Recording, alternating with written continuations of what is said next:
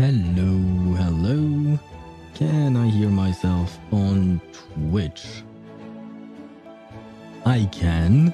Can I hear myself on YouTube? I can as well. Everything is working, which means that I can switch scenes. And why do I still hear music? Just yapping, switching, everything is working, I think. Let me check, because, yes, okay, everything is indeed working. Oh, the music I was the music I was hearing is Shit redeeming the rip. That's why I didn't recognize it, because for some reason I heard only a part of it. Probably because I was listening to my own stream at the same time. Okay, now I understand. Everything is indeed working fine. And hello, Shit. How are you? I hope you're doing well. Let me grab my chat. There we go. Do I have everything ready as usual? I have everything ready as usual. Great. The only thing I don't have ready is my notes. By the way, did I say hello? Hello to everyone. There you go. Let us be polite still.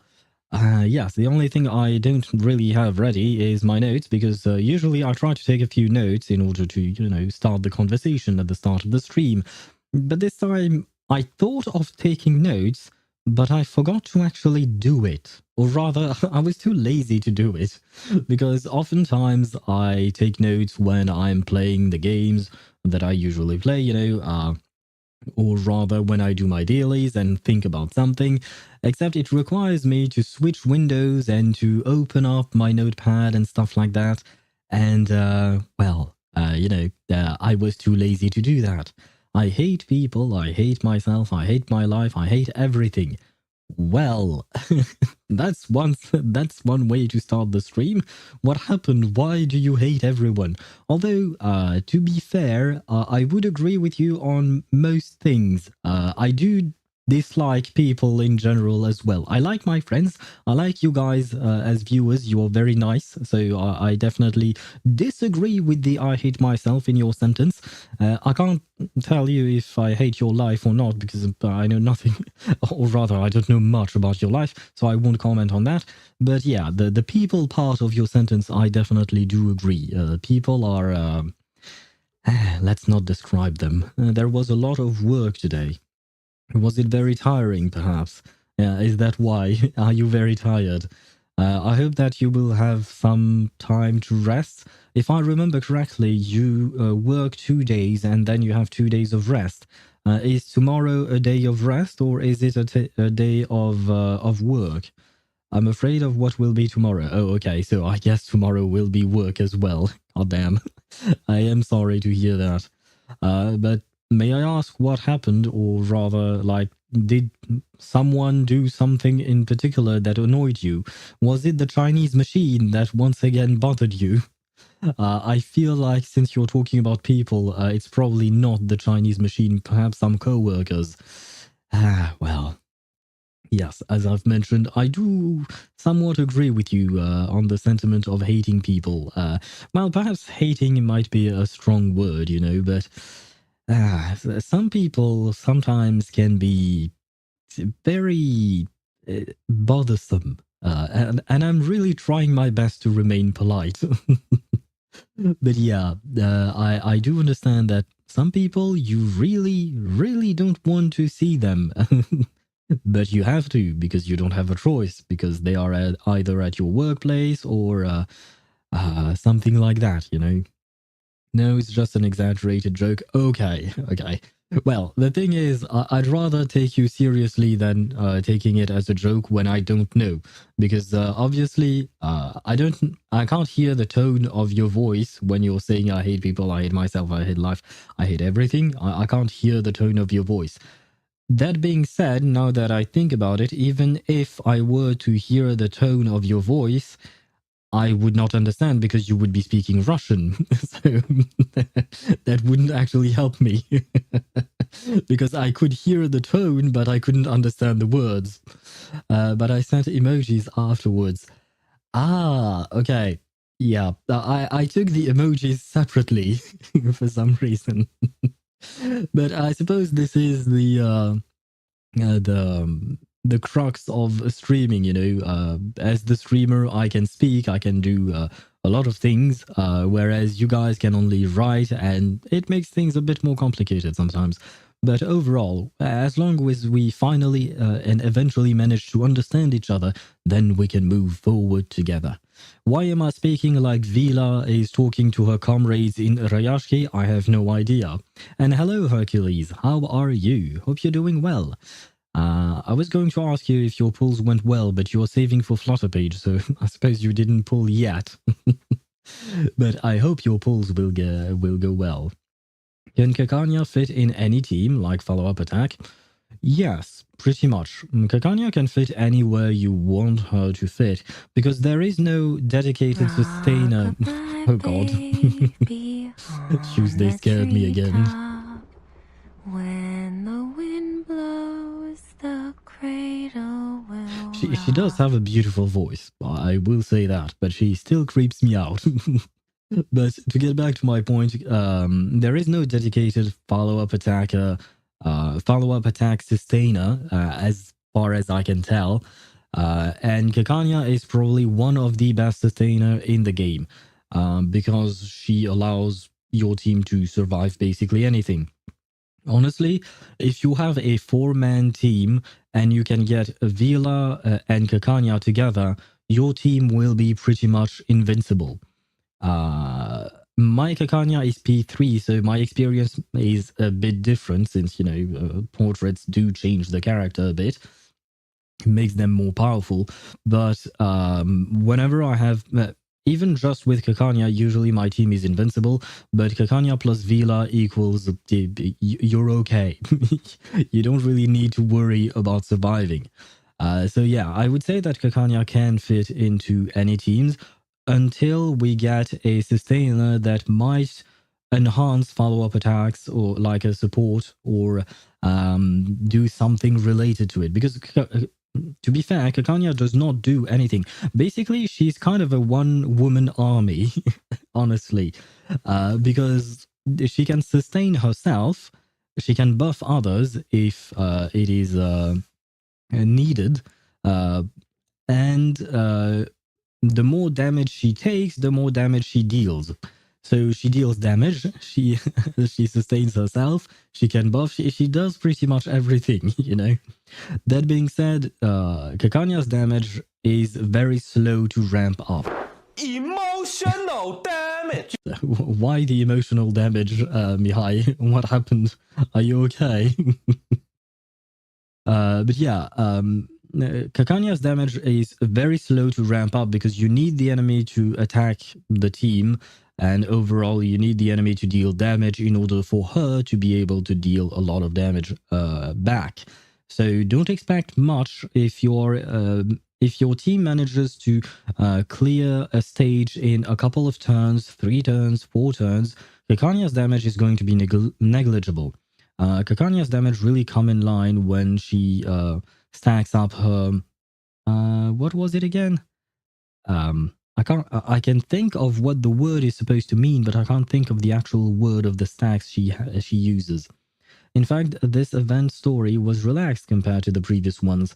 Really? Does that mean that it's not going to be sad? Because I was trying to find some image to use as my YouTube thumbnail, and the only thing I saw was a video of Willow Story, and someone writing, the title of the video was "Willow Story is so sad" or something like that. So I was expecting something... Well, technically speaking, it can be sad and relaxing. So both of them are not mutually exclusive. So maybe I was wrong. I mean no Willow Story. Oh, you don't mean Willow Story. You meant the event story, right? Okay, never mind. I misunderstood. The event, yes, it was rather relaxing. It was not. I was very surprised by the happy ending that we got, because usually, there is always something that goes wrong. Especially, I often take example with the Rayashki event. We had a sacrifice, we had a somewhat happy ending, and then the game hints at the fact that the storm is about to hit. And then you realize that all the happiness of the people of Rayashki is gone. So, rip. Yes, exactly, Mihai. That's how the Rayashki ending fell to me. Like, I was happy 1 second, and then I heard the radio broadcast of some people talking about basically what amounts to be the storm syndrome, which is a precursor to when the storm hits. And I was like, oh, so they're all going to die. Great. Although I still have my theory saying that people who are hit by the storm don't actually die. I still have that little hypothesis. I'm waiting for confirmation from the game. How about Kakanya and Fatutu team? I don't remember what Fatutu does. Should I go for Kakanya and Flutterpage? I mean, as I've mentioned, Kakanya, you can fit her in any team. As for Flutterpage, you should fit her with another follow-up attacker, such as Lucy on Dranala, or 37 maybe, someone like that. So it's not so much about Kakanya and someone else. It would mostly be someone else with someone else. That sentence made no sense. But yeah, you don't really have to think about who to pair Kakanya with. Kakanya is good on her own. You don't really need to think about what to put beside Kakanya, unless you really want to focus on Kakanya. In that case, Vila would be the best way to go. If you have P0 Vila and P0 Kakanya, you can pair them together. But otherwise, you don't really need to think about that. Build your follow-up team however you want. I don't remember what Fatutu does, so I can't really speak about her. But as for Flutterpage, you can pair her with other follow-up attackers, and it will work. Where was I? Did I miss anything? If she does more damage by how much damage she gets hit with, then hit her with emotional damage. Brother Mihai, Kakanya has been hit with a shit ton of emotional damage. Like, honestly, the last scene of chapter 7, I believe it was chapter 7, right? The ending of the first arc. The last scene of Kakanya in chapter 7 was heartbreaking to watch for her. So, she has had emotional damage. On top of that, her best friend / girlfriend, depending on how you view Isolde's relationship to her, Isolde went completely ballistic. She went completely insane. So, Kakanya has been through a lot of emotional damage already. Happy endings in my gacha game.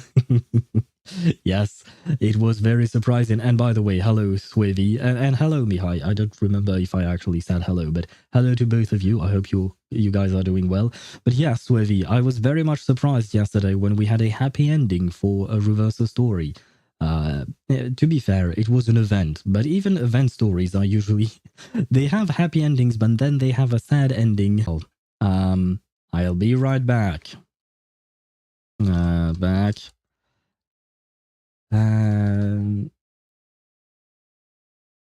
OBS died once again.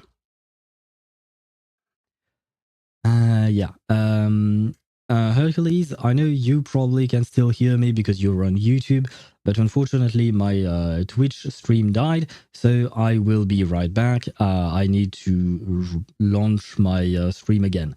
So sorry for the inconvenience, but I shall be right back. I think I am back. Things should be working. Let me refresh this. Let me know if you can hear me. Hopefully you can. Let me see. Of course, then my replay of my own stream is dying on me. Okay. Does Twitch work again? Yes, I believe I am back, guys. Sorry for the inconvenience. I still don't know why my OBS dies sometimes, because yesterday nothing happened. Everything was fine. So, yeah, it pisses me off because it always happens about 5 minutes into the stream. Or perhaps not 5 minutes, but 10, 20 minutes into the stream. It happens once. I have to restart everything, and then we are fine. So why is it doing that? Oh my god.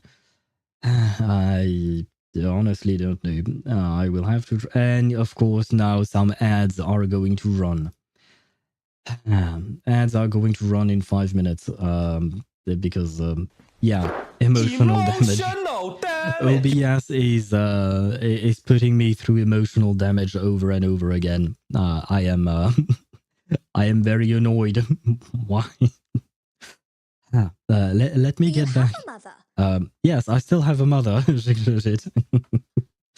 But let me get back to all the chat messages that I've missed. Mihai, why are you playing Yu-Gi-Oh? And is there a video game for Yu-Gi-Oh, or are you just playing the card game? Because I have not looked into the Yu-Gi-Oh franchise in quite a while, so I don't know what exists there. Is Willow good with Tuesday? And is Winsong good? Hercules asked. Willow is still good without Tuesday, apparently, but her damage will take a big hit. Like, she is going to deal a lot less damage than she would with Tuesday. Basically, Willow with Tuesday is a powerhouse of a team. It's a powerhouse of the core of the poison team. So ideally speaking, Willow goes with Tuesday. But she's still usable without Tuesday. Still, don't expect her to deal as much damage without her, because they really are a pair. As for Winsong, yes, she's extremely good. She is she's very slow to ramp up her damage, but once you have enough cards on your deck, then she is and you use her ultimate ability. Her ultimate is going to nuke anything and everything that is breathing on the other side of the fight. Like, seriously, her ultimate ability is extremely powerful. It just takes a little bit of time to ramp up. Usually it takes me about 3 rounds to at least get her ultimate, but even then I would suggest waiting for a few more rounds in order to get even more cards stacked up. And once you believe you have enough cards to kill the enemy, use her ultimate and she will devastate the enemy's side. Emotional damage is how you create a super OP shonen protagonist. Well, unfortunately, Kakanya is not the protagonist, so I wouldn't say she's overpowered. At P0, she's a great sustainer. She's very good, but she's not overpowered. When you get her portraits, then she starts getting overpowered a bit. More trauma, better? I mean, well, yes and no. I feel sad for her because she seems to be a really good person, She seems to really be trying her best. And things always backfire on her. Despite all of her efforts, everything went to shit, basically. And a lot of people died. And she's a very caring person. Well, to be fair, she is a psychiatrist, unlicensed, but she is a psychiatrist, so she has that will of taking care of others, and watching a shit ton of people die around her while she alone survived, that is really difficult to watch, in my opinion.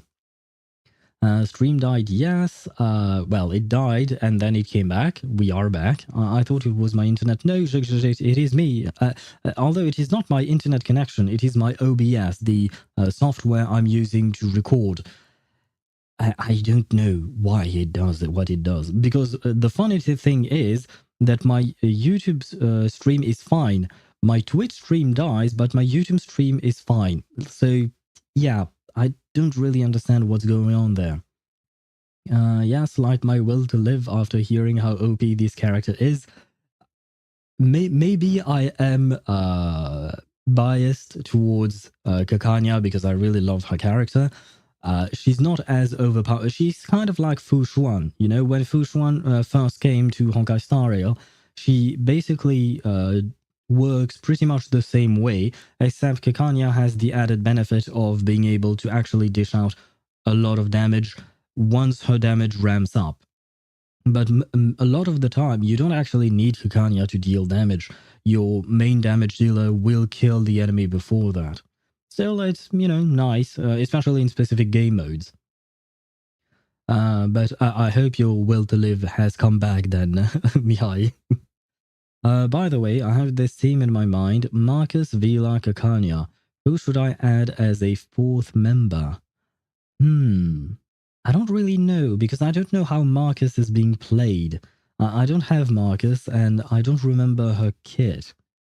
I know she's a damage dealer, and you already have 2 sustain in your team right now, so you would probably want to go for a support, right? Yeah, I'd say you would probably go for a support, but I don't know who. Because I don't even remember if Marcus deals mental damage or reality damage. Because depending on that, you might want to switch supports. Yeah, I don't really know. And hello to our moderator. Indeed, he is here. Hello to you, Satoru, and I will check my Discord in just a second. And I will drink some tea because I made some tea. I think mental damage. Ah, shit. I say that because most of the supports that I have in mind are mostly, what do you call that? Reality damage supports, such as Shamaine, Corin Bloom.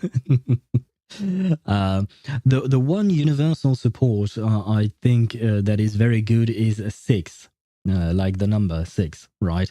That dude you can fit in pretty much any team, because he's going to buff your team, he's going to debuff the enemy, he's going to cleanse your team, and on top of that, if you manage his Eureka stacks properly, then you can deal a shit ton of damage with his burst or his ultimate. So 6 is one guy that you can put anywhere, at least as far as I know. There are probably better options, but overall, I would say that 6 is someone that you can really fit anywhere. Let me check quickly on Pride to see who could be put with Marcus, because overall, Kikanya and Vila, they are sustainers, so they don't really count in a way.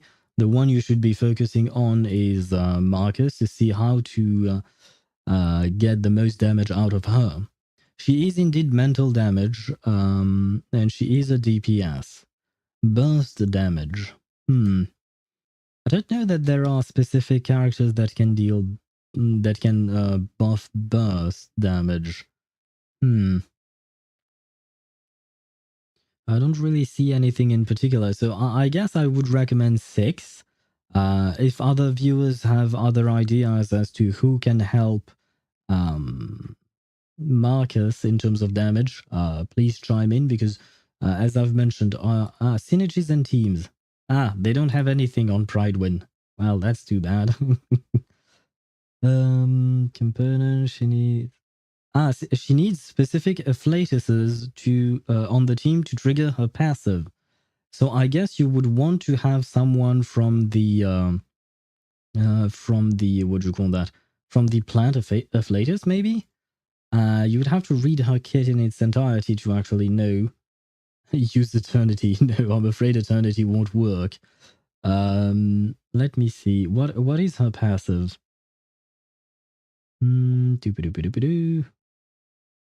I don't know. I can't read.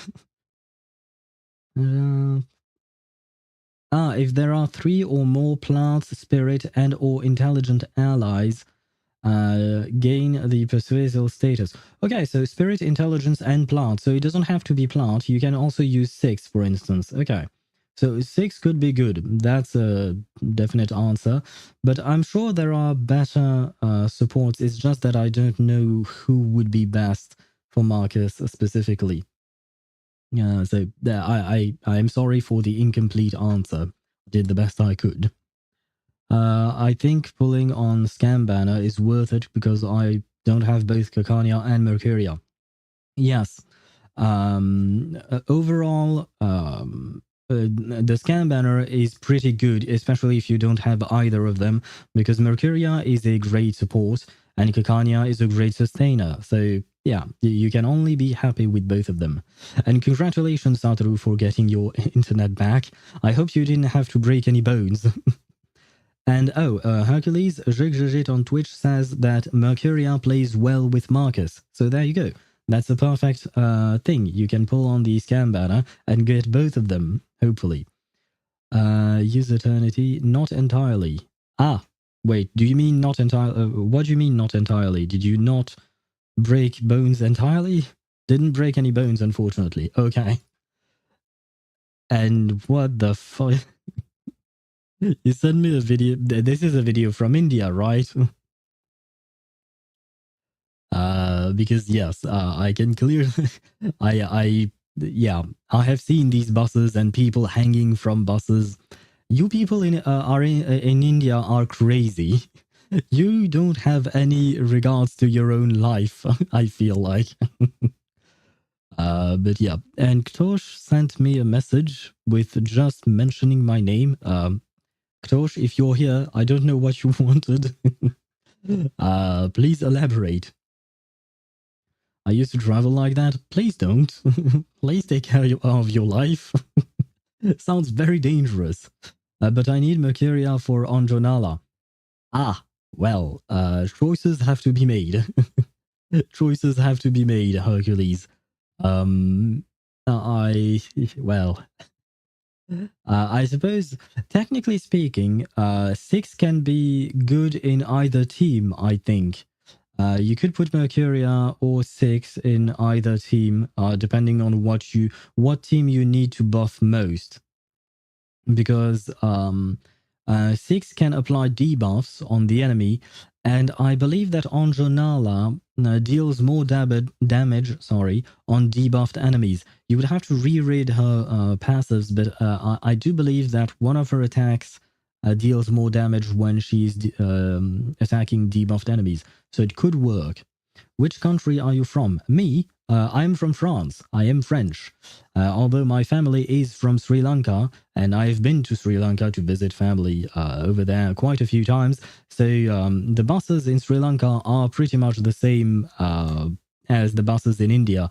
And Satoru, the viewer who sent me a video, is from India. So I do know a few things or two from there. Oh, I am from India. Hey, Satoru, we have a friend from India in Hercules. Hercules is from India. Oh, well, isn't that great? You've got a new friend. Although Hercules is on Twitch, I suppose, Satoru, you switch sometimes from time to time from Twitch to what do you call that? To YouTube. Where in YouTube? He's a viewer on the YouTube channel, on my YouTube channel. He is a viewer right now on the live stream. I once climbed on top of a bus because the bus was full. God damn. Why? Why would you do that? I mean, I suppose Hercules might understand why you would do that. I honestly prefer YouTube when I'm using my phone. Understandable. Ask which part of he's from. Well, Hercules, a viewer from Twitch, wants to know which part of India are you from, south or north? Although technically speaking, Hercules can see your messages because they are, well, YouTube can see my Twitch messages, but Twitch can't see the YouTube messages because of Twitch terms of service. South. Satoru, Hercules is from the south. I believe, Satoru, you're also from the south, right? So, maybe you know each other.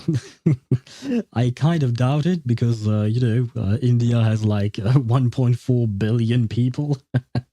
So it would be quite the coincidence if you two actually know each other. But to get back to what Swizzy was saying, preferring YouTube when using your phone, is there a specific reason? Is the YouTube app better than the Twitch app on phone? I almost never use my phone to watch streams or anything like that. I always use my computer, so I don't know much about that. South, my guy asked him if he knows Telugu. Well, Hercules, do you know Telugu? And Satoru, Hercules is asking if which state you're from. Sorry, for some reason my brain died. But well, I don't know the states of India, so nope. Satru, you are going to be sad. He does not know Telugu, so have YouTube Premium. Just feels more clean, easy to use. Then again, I also don't use Twitch much. I see. Well, you're always here on Twitch. I mean, Swivy. So you know, I'm used to seeing you here. Sorry. Probably Tamil then. Maybe. Could be. Hercules, if you want to answer the question of whether or not you're Tamil, it's absolutely up to you. You started my recent descent into Twitch. Am I sorry? I am from Kerala. I don't know if I'm pronouncing it right. It's written Kerala. You know what? It's really annoying that I have to go back and forth between Twitch and YouTube. I really wish I could just put the YouTube chat on screen. That way everyone sees everything, you know? Pretty close? Oh, apparently you guys are pretty close. I mean, I might just do it, but I know it's against terms of service to put Twitch YouTube chat on my screen if I'm streaming on Twitch as well. But god damn it, why do they have to have these kinds of rules? I meant your pronunciation. Oh, okay, so maybe Kerala is not actually close to where you are. To be fair, I don't know much about the geography of India. Kerala is quite far. Ah, never mind. So you are not neighbors. You will be right back. Very well. Enjoy your shower, Sadhru. And hello, Kim. How are you? And what the emotes you're using are kind of scary. I mean, the cat ears are nice, but the one in the middle on the second message, the staring eyes, that one is kind of scary, man. But hello to you and welcome to the stream.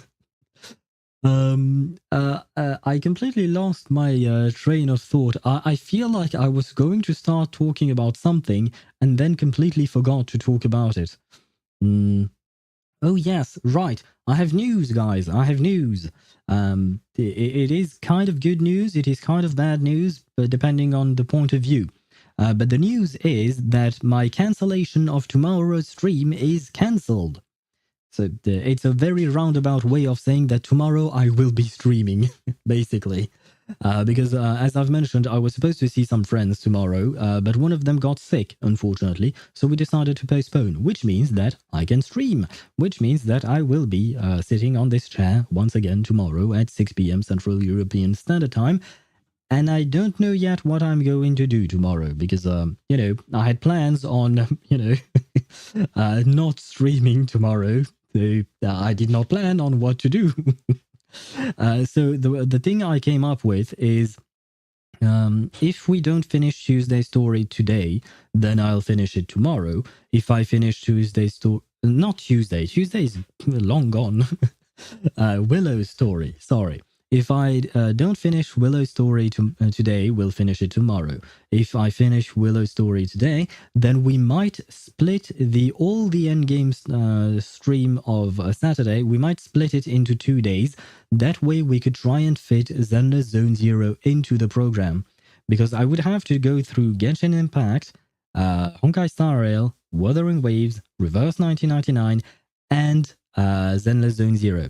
So that's a bit much, you know. That's like 5 types of endgames, and I don't know if we can have the time to do all of that in one single stream. So we might have to split it. That being said, the problem is most of the reset happened on Saturday, and I need to wait until Saturday for my Kakanya pulls, so I would like to stream Reverse on Saturday. Because regardless of all the endgames type of stream, I am going to stream at least a tiny bit of Reverse no matter what, just because I want to pull for my P5 Kakanya. Bro, how many gacha game do you play? 6. 6. I play 6 gacha games. I play all the ones that I just mentioned, the 5 I mentioned, and these ones are the ones that I stream. And on top of that, I also play AFK Journey on my own time, on my free time, which might be a lot. Yes, I know. But I somehow managed to find the time, you know, somehow. But yeah, that's my thinking for the next couple of days. Now, the one question I have, it's too bad that Chip isn't here because I know that Chip has a friend who finished the story for Honkai Star Rail. Has anyone here finished the story for Honkai Star Rail? The 3.1 story, I mean. Because, sorry, I was drinking tea again. Because I was kind of wondering whether or not the story was good. Whether or not it was interesting. Because if it is, then I would be a bit... Because, yeah, okay. I'm going to be honest. I'm not really super excited about Honkai Star Rail. At least these past couple of patches, they were kind of meh for me. I mean, I liked the story in 3.0, but I am growing increasingly frustrated with how the endgames is... what do you call that? Is progressing in Honkai Star Rail. So the gameplay is starting to annoy me. I like it, but at the same time, the HP inflation for me is just pure insanity. Like at this point, there is no point in playing your older characters. There is no point in me playing my Kafka, even though I love playing Kafka with Black Swan, with Ruan Mei. I just can't. There is no point. So it's kind of annoying. Watch someone else play it. I liked it. Then again, I like Amphorius more than Penacony. So do I. Honestly, so do I. Just because I prefer the context of Amphorius being from ancient Greece and all of that. Penacony being kind of like a dream Las Vegas was not exactly my cup of tea. I still quite enjoyed Penacony's story. But yes, Amphorius is more my kind of thing, you know. Have you played Clash Royale? No, I've never actually tried the game, never. I don't think I will, honestly, because I already play too many gacha games, but, you know. I know that a lot of people play it. Do you play it, Hercules? Are you playing Clash Royale? Now that I think about it. Now that you think about it. You like Amphorius more than Penacony now that you think about it. I assume that was the meaning of your sentence. Fair enough. As I said, I am like-minded, I suppose. I do like Amphorius more in terms of context and overall atmosphere. But what do you call that? Yeah, I don't know. Maybe I'm just being frustrated with the end game, and it's clouding my judgment of the overall game. Because overall, I quite like the 3.0 story. I don't really know how to feel about all of that. I do have a type, 86 ZZZ, Yarelo, Amphorius. Do I like post-apocalyptic? Probably, maybe. Shitty situations where people just keep living on. Yeah, you do. Do you play Wuthering Waves, Swivy? I don't remember. I know you play ZZZ. I mean, it was in the in the previous sentence, but I know you came to watch me while looking for ZZZ content, I believe. But I don't remember if you play Wua. You don't play Wuthering Waves. Well, Wuthering Waves is definitely post-apocalyptic, and people are just they keep on living. It's not exactly the same vibe, but you know. Hello, Chip. Why are you eating? Who are you eating this time? But hello, Chip. Yeah, and it is not a gacha. I have played the game for almost 6 years. God damn, that's a long time commitment. Okay, but wait, if it is not a gacha, then how is the game sustaining itself? Because I do believe it is quote-unquote free to play, right? So how there must be some microtransactions in Clash Royale. I don't know enough to tell one way or another, so that's why I'm asking. A larger community kind of drove / turned me away. It's kind of too bad because honestly, Wuthering Waves is a great game. I understand that a lot of communities can be toxic, just like the one in Genshin. Yes, because I see you mention it. With Genshin, a lot of the weird ones at least seem contained to Hoyoverse or Twitter. But with Wuwa on YouTube, it's like 40% of the comments under any content. Yeah, I have nothing to say. I don't have an excuse for those guys. Not that I would want to excuse those guys. Some people are just annoying. And they are annoyed at everything, and they decide that annoying others because they feel annoyed is the way to go. And well, that's just the way it is, I suppose. But honestly, Wuthering Waves is a great game. Like, seeing it ascend to the way it did, because 1.0 was, honestly, I quite liked 1.0, but it was far from an ideal launch, that's for sure. That being said, they have improved so much, and today, just in terms of quality of life improvements, I feel like Wuthering Waves has surpassed Genshin Impact, despite the fact that Genshin has been out for 4.5 years, and Wuthering Waves has yet to celebrate its first anniversary. So I feel like Wuthering Waves has so much potential. On top of that, I absolutely love Rinascita, the whole Italian vibe. The voice acting in 2.0 is really, really solid compared to 1.0, where it clearly was a bit lacking, not gonna lie. But yeah, in 2.0, they had such a massive improvement. Like, yeah, I just really, really love the game. So that's why I would recommend playing it. But I don't want to insist or push you to do anything, especially since it is a gacha game. So there is that whole gacha component as well. So yeah. But yeah, I just genuinely love Wuthering Waves as a game, and seeing it improve, seeing it, people fall back in love with the game because of how it improved makes me feel happy, you know? Kind of like in my name, Happy Owl TV. Well, that's the happy. I missed Chip's message. I lose track of time defeating this dang boss on AK Arc Knight. Are you still playing Arc Knight then? How are you doing in Arc Knight? Has your brain adapted? Because I remember reading on Discord you mentioned that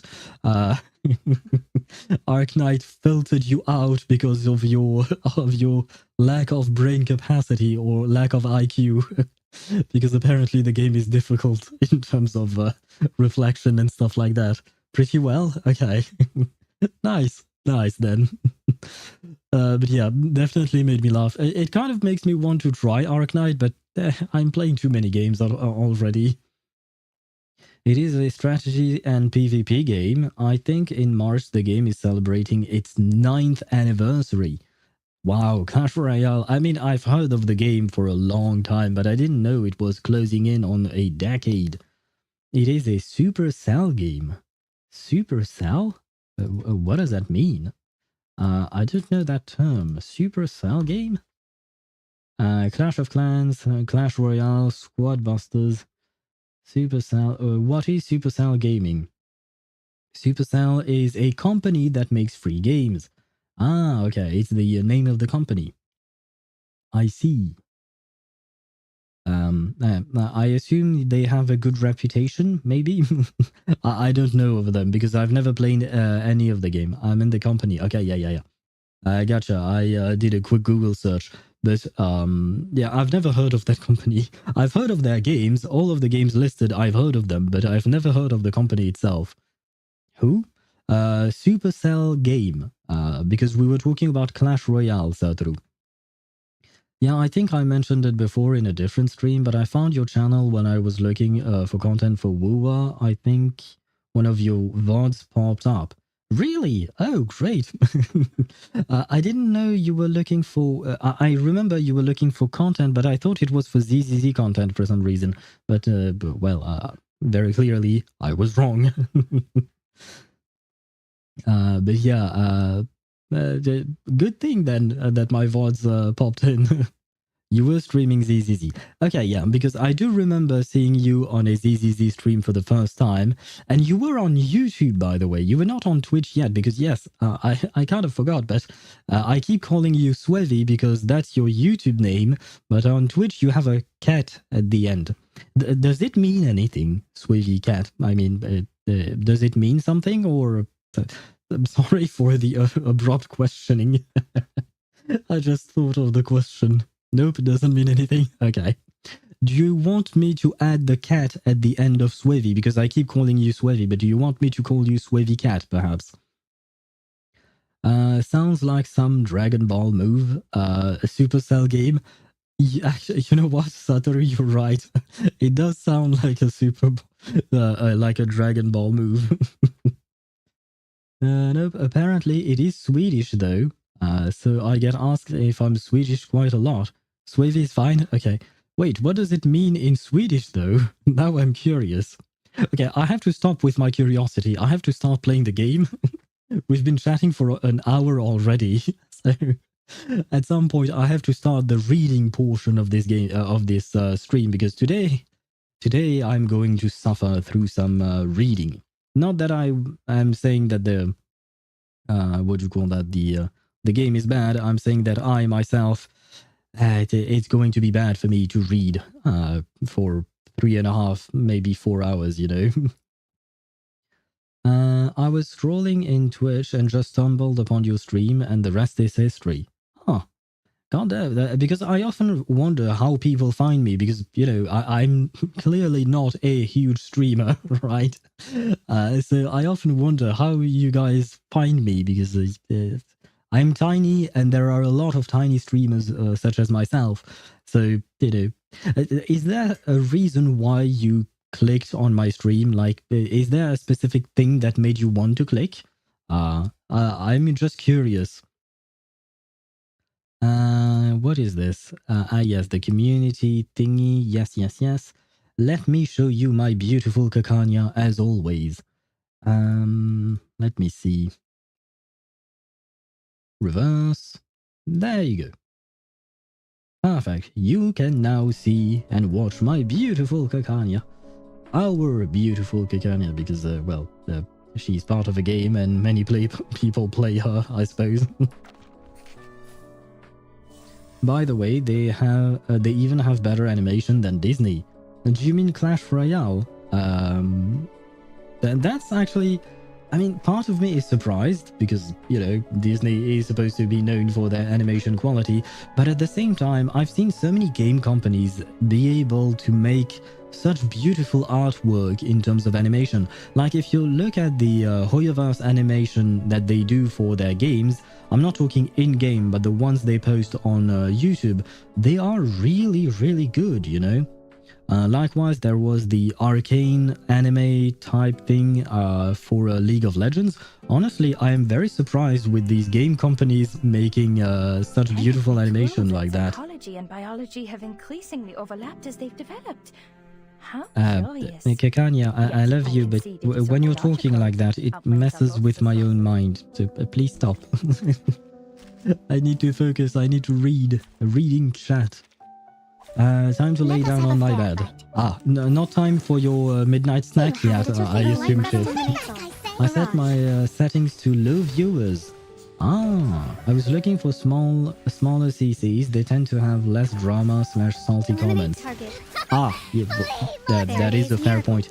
I mean, I suppose, unfortunately, you know, what do you call that? Drama sells, you know. Drama allows you to make clickbait titles, clickbait thumbnails and stuff like that, and a lot of people actually enjoy drama for some reason.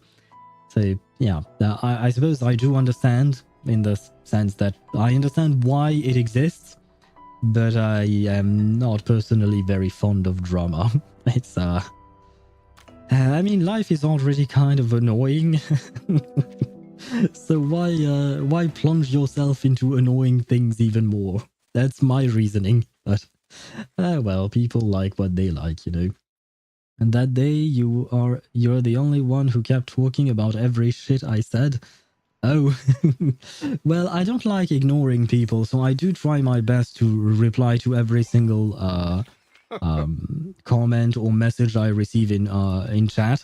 Though to be fair, at the time you were pretty much the only one who was writing because you were my only viewer back then, Satoru.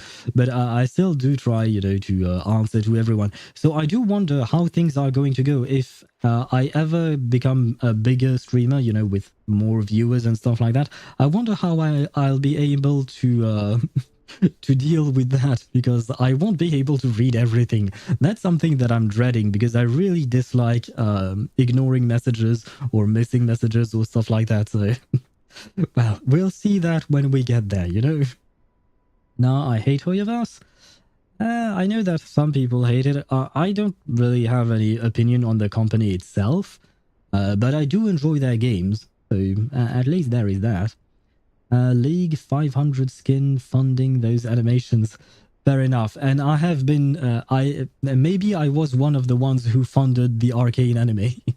Although to be fair, I stopped playing League long before that, but I have sunk a lot of money into buying skins and characters in League. Let's not talk about that. Oh god, what an idiot I was. I mean, I don't really regret it. It brought me fun. Trade. Reset you. Not great. Nah. No 200%. I sad. I am sad. Okay, fine. For me, playing Genshin is like a chore. That's why I don't play it anymore. No, I understand that. A lot of people can burn out, especially for gacha games, because, gacha games are quite repetitive. Once you're done with the current update or something like that, it becomes quite repetitive and people can dislike it quite a lot, which I certainly understand. I don't, strangely enough, I don't really mind it. And on top of that, I would say that in Wuthering Waves, I actually don't mind it at all. Like, on the contrary, I really like the gameplay of Wuthering Waves. I really like the combat aspect of it. So it doesn't really feel like a chore. It's interesting. What do I need? Right, I need to take care of my workers. And I talk too much. Nah, you don't talk too much, Satoru. I am the one who talks too much. 10-hour yapping session, but probably gonna have to mentally filter. Yeah. I wish I could do a 10-hour yapping session. It would be really fun. But number one, I think my voice would not allow it. And number two, at some point, I do enjoy playing the games as well, So I don't think 10 hours of yapping is going to be something ever. I will probably have to filter some of the messages and ignore some of them. I really just dislike that. But, well, I am not there yet, so there is no need for me to wonder about that. Well, I mean, it's better to be prepared. I have to prepare myself mentally to mentally filter your messages, guys. Oh, God. Let me see. What else do I need? Production. I need to produce. Where was I at in terms of messages? Probably have more mods and they will have to remind you if the message is important. Yeah, that is a fair point. I will need more moderators at some point. But for now, you are our moderator-in-chief here, Satoru. I bought the 11th book of the beginning after the end. Wait, there are 11 books? That sounds like a lot. I assume that means you really like that that book series. And the Genshin community is scary. I suppose yes. It depends on where exactly you go to see things, I guess. I know that some... honestly, I somehow managed to avoid all the scary parts of the Genshin community. I don't know how I do it. But I tend to try to not gravitate towards any kind of drama or stuff like that, just because Uh, yeah, I don't want to, but I somehow managed to not see that. So I am somehow fine with the Genshin community, which maybe sounds strange. I don't know, but I do know that some people can be scared off from Genshin just because the community can be very salty and very mean. Like, yeah. Like, for instance, I saw some posts of people wanting the VAs to be fired because the VAs weren't working, so why keep them and they should be replaced and stuff like that. When the situation is so much more complicated, and I feel like these people are just venting their frustration in a terrible way because they don't realize that they are hurting others. But that's the thing that you see pretty much everywhere. It's not about community, it's just about people being assholes, basically. But the thing is, the bigger your community, the more likely it is for you to have assholes in the community. Which is bad, but it's just how things are, because we are humans, and humans are annoying. Do you watch anime? Yes, I watch a lot of anime. Currently, I have like about 20 anime in my seasonal list, I guess. I don't watch all of them right on time, and I am going to drop a few of them because I simply didn't like them. But yes, I do watch anime. I'll download Wuwa again when Cantarella releases. I fucked up her name, I know. Fair enough. Cantarella, I believe it's just you added an H that was not supposed to be there. I think that's the only little thing. So otherwise, you're fine. Yeah, pretty much. Best isekai in my opinion. That is quite the statement. Better than Mushoku Tensei. I know that a lot of people consider Mushoku Tensei to be one of the best isekai. So how would you compare the two? And Book 8 is my favorite. It was absolute peak. Could it be adapted into an anime one day, do you think? Yeah, I think a lot of the scary ones in Genshin self-isolate to Twitter and HoYoLab. Ah, well, I have a Twitter account for my streaming stuff, but I am almost never on it. I just post stuff whenever, I'm on stream or stuff like that, but yeah, I tend to avoid Twitter because, in my opinion, Twitter, it was already bad, but at some point recently it became even worse. So I decided, you know what, I'm gonna use it, but from afar. And as for HoYoLab, I simply don't use it. I have the app on my phone, but I never go on it because I'm afraid. I'm afraid of people. They are just couch potatoes who don't care about anyone other than themselves. Yeah, on top of that, you have to understand that your needs are not always the needs of the many. Your needs and your wants don't always matter, and that's just a fact of life. Just because you want something doesn't mean it will happen, and sometimes you just have to accept it. Ask for it politely. If it happens, that's great. If it doesn't, move on. You have better things to do with your life than just what do you call that? Keep spouting negativity towards people. And hello, Noel. I saw your message, but I'm trying to get down to the list of messages that I missed earlier. But hello to you and welcome to the stream. Are you French by any chance? Because noir in French means black, and I am curious. Could you be French by any chance? I am French, by the way. This is why I'm asking. Have you watched Ben 10? No. No, I never watched Ben 10 because I think that Ben 10 came out at a time where I kind of stopped watching cartoons and stuff like that. And I only picked up anime like a few years ago, like 4 years ago, I started watching anime. So I had a big chunk of my life where I didn't watch any kind of anime. I would watch TV shows and movies, but no anime, no cartoons. And in recent years, I came back to it. I only use Twitter to follow artists. Yeah, that's, in my opinion, a good way of using Twitter. Otherwise, yeah, but don't hang around Twitter for too long. It will destroy your brain, and probably more. At least that's my opinion. do whatever you want. It's absolutely fine. But yeah, to be honest, the longer time goes, the less I want to even use Twitter. Period. But I know it is a platform that is quite used by a lot of content creators, so I feel like maybe it could be useful. So just in case, I keep the account and I keep posting stuff on it. But yeah, I really, really dislike Twitter. The only social media I use is YouTube. Is YouTube considered a social media platform? I mean, I suppose, yeah, it is kind of social. You can comment and chat on stream and stuff like that. Huh.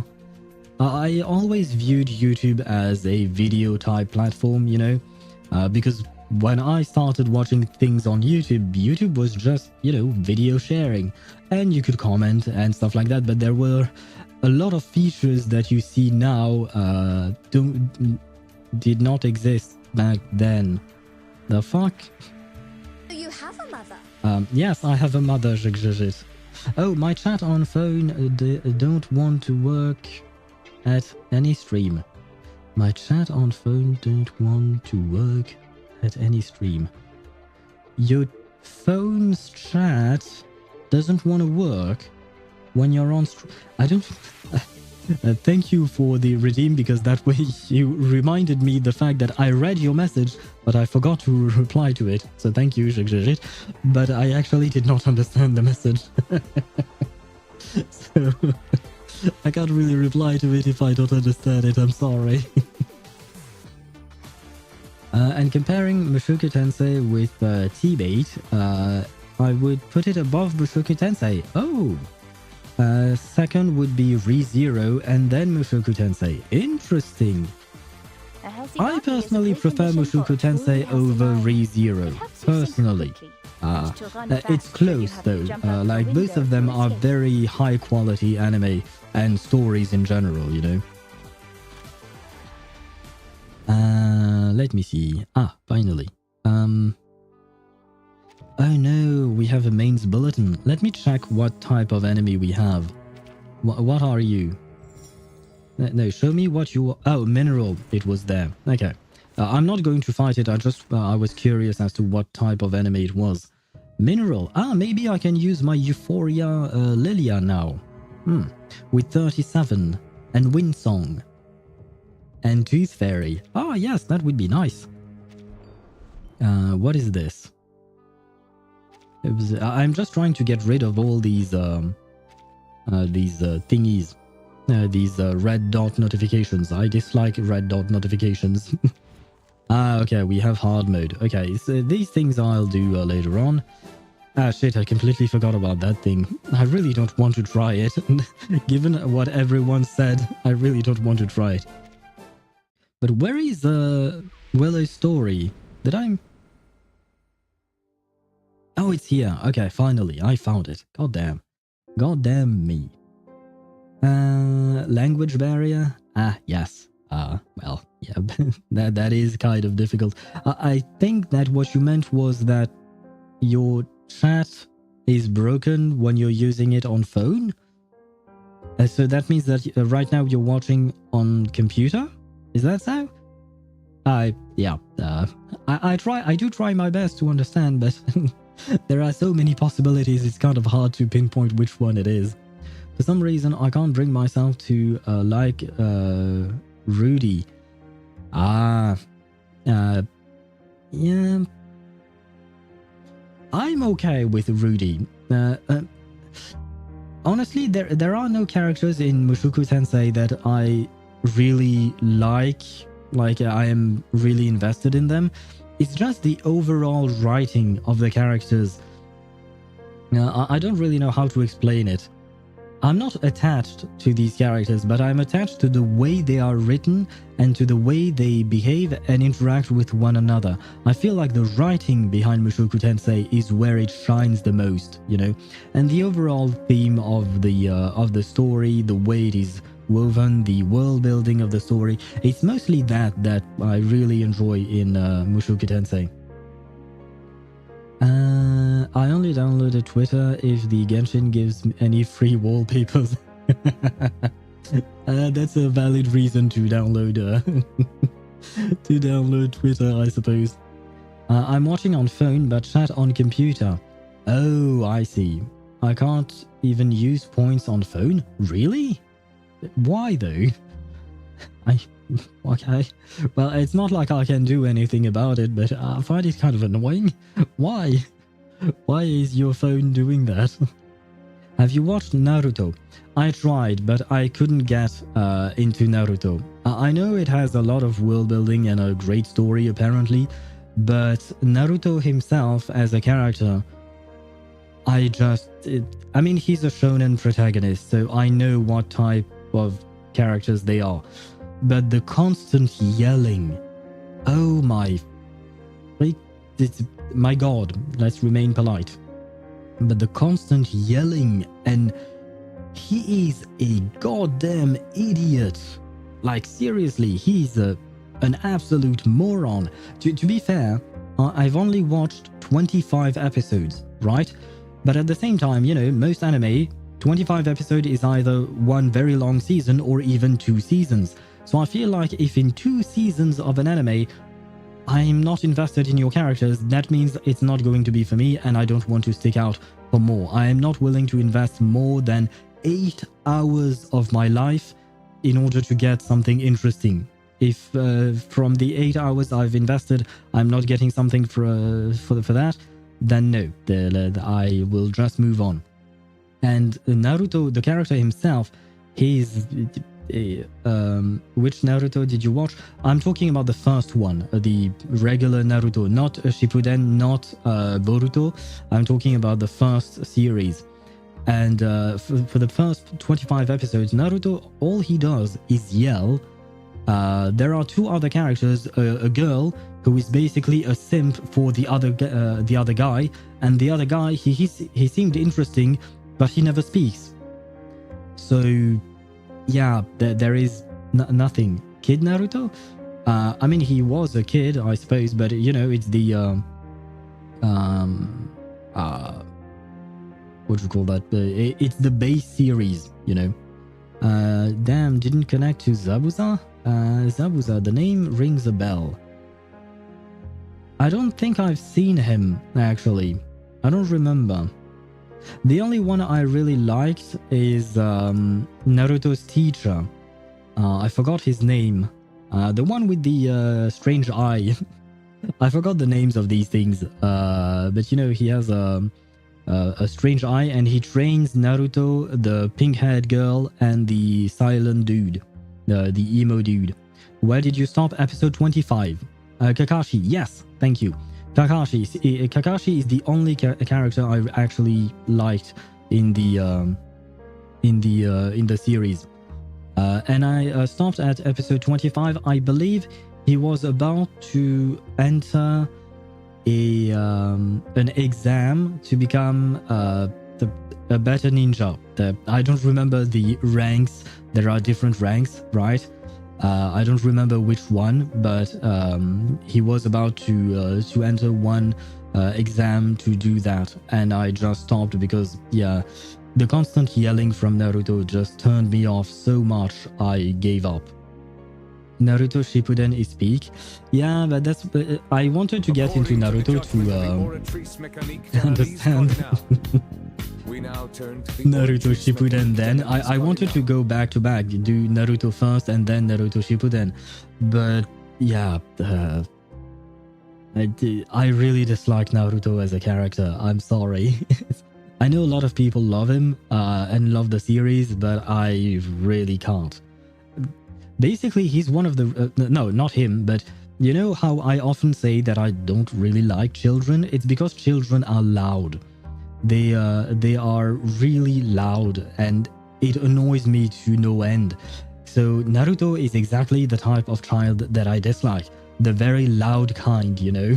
So, yeah. I couldn't get into it. Damn, dude, you missed one of the best arcs. Probably, I missed probably a lot of good things, but yeah, if I'm that infuriated with the main character of the series, there is no way I can keep on watching. But yes, Kakashi. That's Kakashki? Wait, you didn't write the same thing, Zhigzhigit. What does Kakashki mean in Russian? Is that something different? Have you watched Black Clover? Yes, I have. I almost finished the entire thing. I believe I stopped at episode 140 something, maybe? For something like that. Wait, you answers with parentheses. That is not an answer, Zhigzhigit. Let me see, because you wrote Kakashki and then you used the redeem for the prison. Does Kakashki mean something about prison? I am genuinely curious. Oh, Kakashki means poop? Ah. Wait, no, it means poop in Bulgarian. It doesn't mean poop in Russian, does it? I don't know, but apparently... well, that is not what I had in mind. And the Chunin exam arc is the best arc in Naruto. Yes, but I still don't like the main character. No, to be fair, I don't like the three main characters. Like, the girl is just a simp for the other dude, and the other dude, he seemed interesting, but he was too silent and not much happened around him in the first 25 episodes. So... I will say that I'm holding out for him, but the girl, she's utterly pointless. All she does is shit on Naruto and praise the other dude. I forgot his name, but that's all she does. She's just a pom-pom girl for the other dude. That is, for me, one of the worst female characters that I've ever seen. Honestly, I have been so much infuriated with that character. You can do so much more with a female character, and that is what you give us? Sorry. I'm getting pissed. I really... oh, right, her name is Sakura, right? I think? Sakura caught simping. Yes. Man, yeah, never mind. I don't want to get angry. It's just the way they wrote that character, I was like, my god, why? Why do you have to do that? She could be so much more. You're the only one who doesn't like the female character. You're not the only one who doesn't like the female character. Okay. Sakura has a name, Trash Can. I see. I see. I see. Well, at least I feel vindicated. That means I'm not alone, you know? But yeah, no, the writing for Sakura was really painful. I don't get it. Fine, then watch Boruto, because Naruto will be a side character. But isn't Boruto exactly the same thing? Like his son is an idiot who yells. Isn't it going to be exactly the same thing? On top of that, I often hear that Boruto is much worse than Naruto. Or rather, at least Naruto Shippuden is supposed to be peak, and Boruto is kind of like a cash grab. That's what I heard. I don't know how true it is. Now, I wouldn't recommend Boruto. She was fine in the manga, but in the anime made it worse somehow. In my opinion, in the anime, she was... she was useless. Like, honestly, if she didn't exist in the anime, it wouldn't change anything in the first 25 episodes that I watched. Okay, guys, I've been yapping for an hour and 20 minutes. It is time for us to start. Slithering snails. God damn. An hour and 20 minutes of yapping.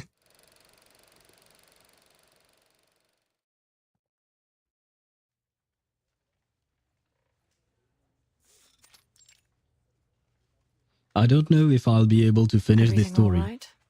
Ah, wait. Do they speak? Wait, that is not Coach Raven, the one we saw yesterday that I was pissed off against. No. Ah, never mind. They don't speak. It's only been an hour for me.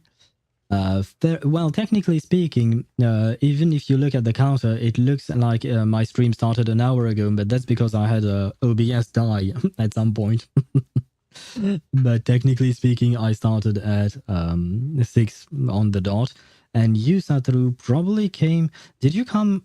I believe you came right after my OBS died, so you came at the right time. No, not really. My leg's still painful. I probably overdid it when I was stretching. No excuses. Charlotte, I'm giving you 5 more minutes to warm up. 5 minutes? If you want. If you want, I can send you off on a permanent break. Oh, okay, so she is an asshole. Great. Carry on then, I'm just gonna lurk. Very well. Happy lurking to you. And this woman, I don't know if she's Coach Raven because she did not look like Coach Raven, but she seems to be just as much of an asshole as Coach Raven was. Just saying. And by the way, just so that we're clear, I prefer to say it just in case, but everything I said about Naruto and stuff like that, all of that is just my opinion, okay? If you like the anime, if you like Naruto, Boruto, Sakura, whoever you want to like, that's absolutely fine. Just so we are clear, it's just my own opinion. Rock-a-bye, baby, on the treetop. When the wind blows, the cradle will rock. And Jit is wishing a good night to our moderator if he fall asleep. If you fall asleep, Satoru, then good night to you. And Chip actually woke up, apparently. What is up with my viewer? One is going to sleep, the other one just woke up. And he upset Chip. Oh my god, no. It starts again. A smirk appears on the young girl's face. She can hold her feelings back no longer. I followed the choreography to the letter. Why?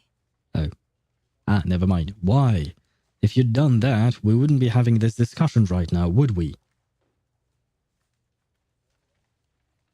I was looking for my charger. What? What are you talking about, Chip? Did your phone die then? Did your phone fall asleep? Is that what happened? Come on then, Charlotte. Speak up. What is it? Cat out your tongue, or what? Your pathetic pride? You know what? This coach, I could throw her with Sakura. Throw them both in a trash can, you know? I don't want to hear any excuses. Wait. This coach. The voice of this coach. It sounds more like Willow herself. And she kind of looks like Willow. Hold up. Is this character story? Yes, it is. We are doing Willow's character story today. Did you not read the title of the stream, Chip? It's in the title. And I even talked about it yesterday. I said we were going to do the story today. But yeah, this is Willow's story. This is the first stage, by the way. What on earth? How many nodes I missed? I don't remember. He's in another realm, probably. I don't know. We did 6 yesterday. I mean, in terms of the main story of the event, we finished it yesterday, and we did 6 of them yesterday. We did 6 on last Saturday, and then before that, we did 4 on Friday and 4 on Thursday. That's how the event story went in terms of in relations to my streams. But yes, we finished the event yesterday, and now we are learning more about our depressed dancer. Oh, I didn't realize. Oh, I thought we were doing event story. Well, we were yesterday. You're just a day late, I suppose. We'll call it jet lag, right? It's time zone difference. She waves her hand impatiently. Again. Don't let me think you're a failure now, Charlotte. Okay, this is Willow. I recognize her voice. This is Willow. Or Charlotte. She turns on the wire recorder and the music pierces Charlotte's eardrums. The young floor ritualist takes a deep breath. When she lifts her head, a smile is plastered on her face.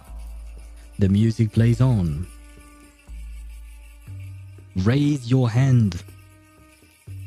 She grabs her wrist and lifts it higher. kick. With range, I say. She points her toes as she extends her leg to capacity. Good. Ah, finally, a compliment. I was definitely not asleep that time. Yes, you were definitely awake throughout the entire stream. I believe you, Chip. And bonsoir, Kai. How are you? Welcome to the stream. I hope you're doing well. An objective and fair assessment. She feels a bit relaxed and proceeds to the next move, the most crucial step of any flow ritualist routine. The performer must integrate their understanding of Arcanum into their performance, unifying body, mind, emotion, and arcane skill. For competitors, this is also the most challenging part. Wrong.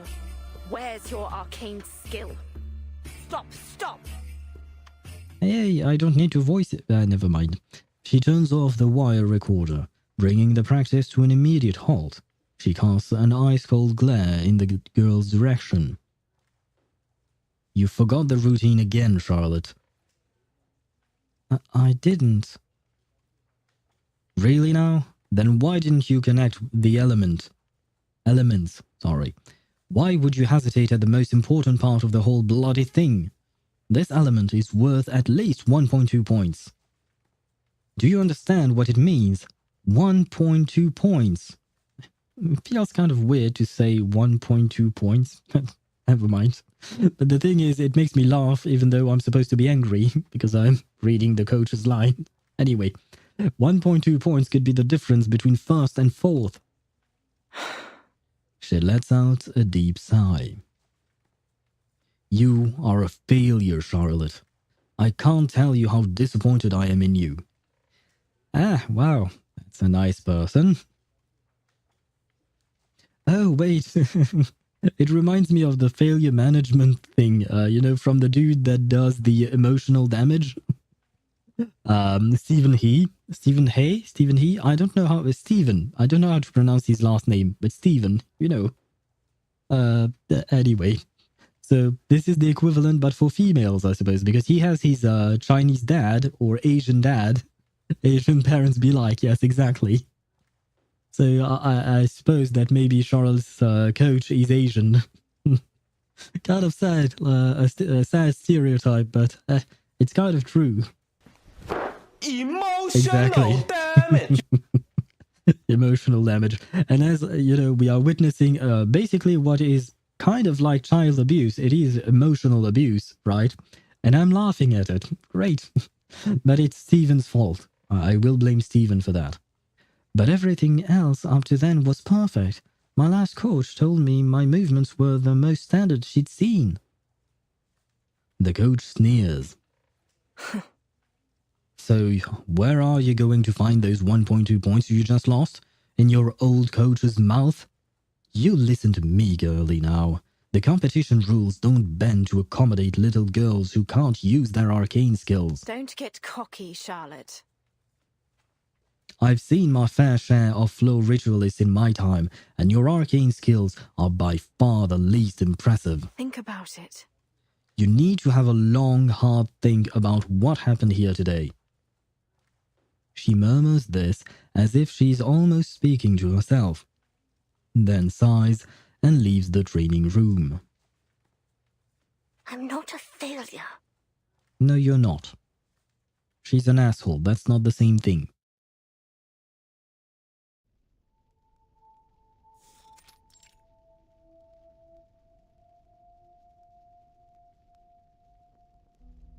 A terrible nightmare. She grits her teeth in the dim light of her bedroom. The clock on the wall inches towards 7 o'clock. It's almost time for her appointment. She slides her leg off the edge of the bed and attaches her prosthetic limb. Her stump is always slightly swollen due to the constant and prolonged pressure of her artificial appendage. As she moves, its creaking echoes through the otherwise silent room. Bloody hell. Just perfect timing. She hastily fastens the leather strap of her prosthetic leg. As she stands, her poor fastening comes loose, causing her to fall heavily to the ground. Miss Willow, I heard a loud bang just now. Have you taken a tumble? And now, I am going to put on some my joke failed because I couldn't find the right words to make the joke, but we're gonna have to wait for a bit before we continue because some ads are going to run, and I can't postpone them forever, unfortunately. So yeah, there is that. Sorry. It's because my stream died at some point, so it restarted, and then the ads are not aligned the way I'm used to them being aligned. Because usually I do them at 6, then 7 p.m, 8 p.m, etc. But here now it's 7:30, so usually there are no ads at this specific time when I'm anyway. You don't need to understand the full process. The point is, we're gonna have to wait. How her home not burning because of the fire? That's an excellent question. Let me check. Because she has yeah, but even then the embers from the bonfire will move and burn the curtains.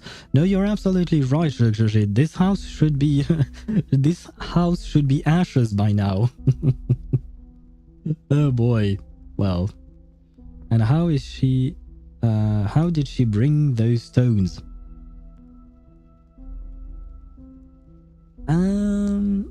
I may have an explanation. Because she is teaching Willow how to float, right?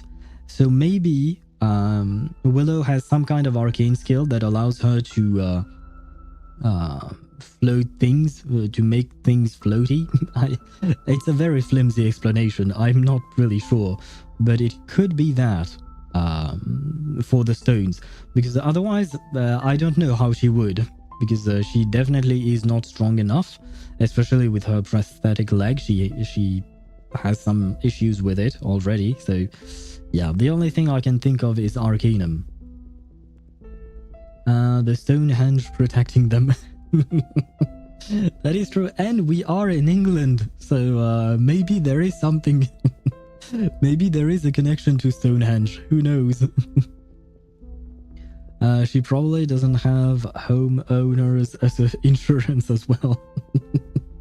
Probably not. Yeah, if her house burns down, no insurance is going to pay. I mean, to be fair, if she burns down her own house, then no one's going to pay. My brother, take care. I will join the stream tomorrow. Thank you very much, Hercules, and good night to you. Because I assume it is nighttime for you, right? It's probably like 11 p.m. or something for you. So good night to you, and see you tomorrow then. But yeah, the the insurance. God. And how does she breathe? Because there is that, you know. If you have a fire makes smoke, and if smoke builds up inside your home, you die. A lot of questions. A lot of questions for Willow's home. We're almost there. The ads are going to die in 2 seconds, but I do need to drink a bit first.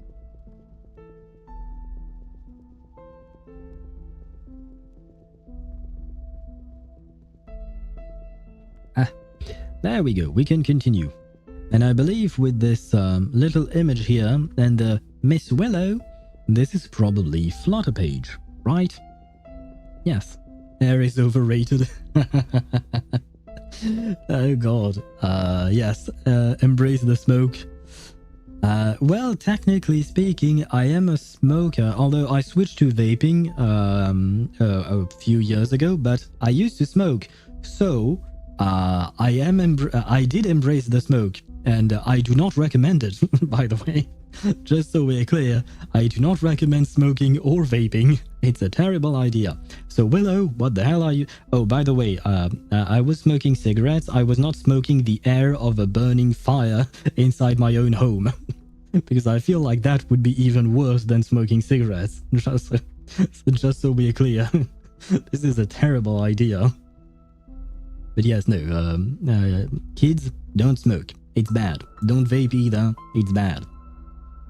And there should be also soot all over the house. Yes, maybe that is why the house is so dark. It's because of all the soot that accumulated. We are finding so many issues with her home. Poor Willow. A young voice echoes from the other side of the door. Miss Willow, could you open the door for me? One of the snails is about to crawl up my hand.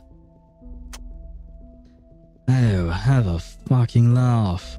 Fucking laugh, apparently. Is feck an actual word in English, or did they just do that to bypass the the censorship of using the word fuck? Is feck something that actually exists? Kind of like freaking, that sounds like... I mean, freaking means... it has an actual root, but feck, I don't know if F-E-C-K means something in English. God dang, the weather drizzling makes me want to not go for tomorrow's events. Drizzling? I mean, drizzling is like a light rain, right? Light rain is okay-ish, right? Maybe not. I mean, if you have to take pictures, any kind of rain is probably going to be terrible for your camera, right? She hops over to the door and opens it with a sullen expression on her face. Her prosthetic is left lying on the floor. Here you go. Here you go, Miss Willow. Your snails for the week. Sorry. You all right? Mind your own business, will you? Give me the snails. Flutterpage blinks, then holds the jar of snails up to Willow. Hurry on to the letterbox and pick up your reward for the week. Could you? Could you give me a different reward this week, Miss Willow? What? I'm thinking. For my reward, could you tell me what you do at home all day? That's actually an excellent question. I am curious about that. Thompson says there are strange noises coming from this house every day, like 100 frogs croaking at the same time. Is that your arcane skill? Why is your arcane skill like that? Miss Willow, can you tell me how I can... Get out of my garden! Holy shit. But... Did you hear me? I said... Get out of my garden. Get out of here. It reminds me of the get over here, but that's not the same thing. Before she even finishes her exclamation, she has already slammed the door shut.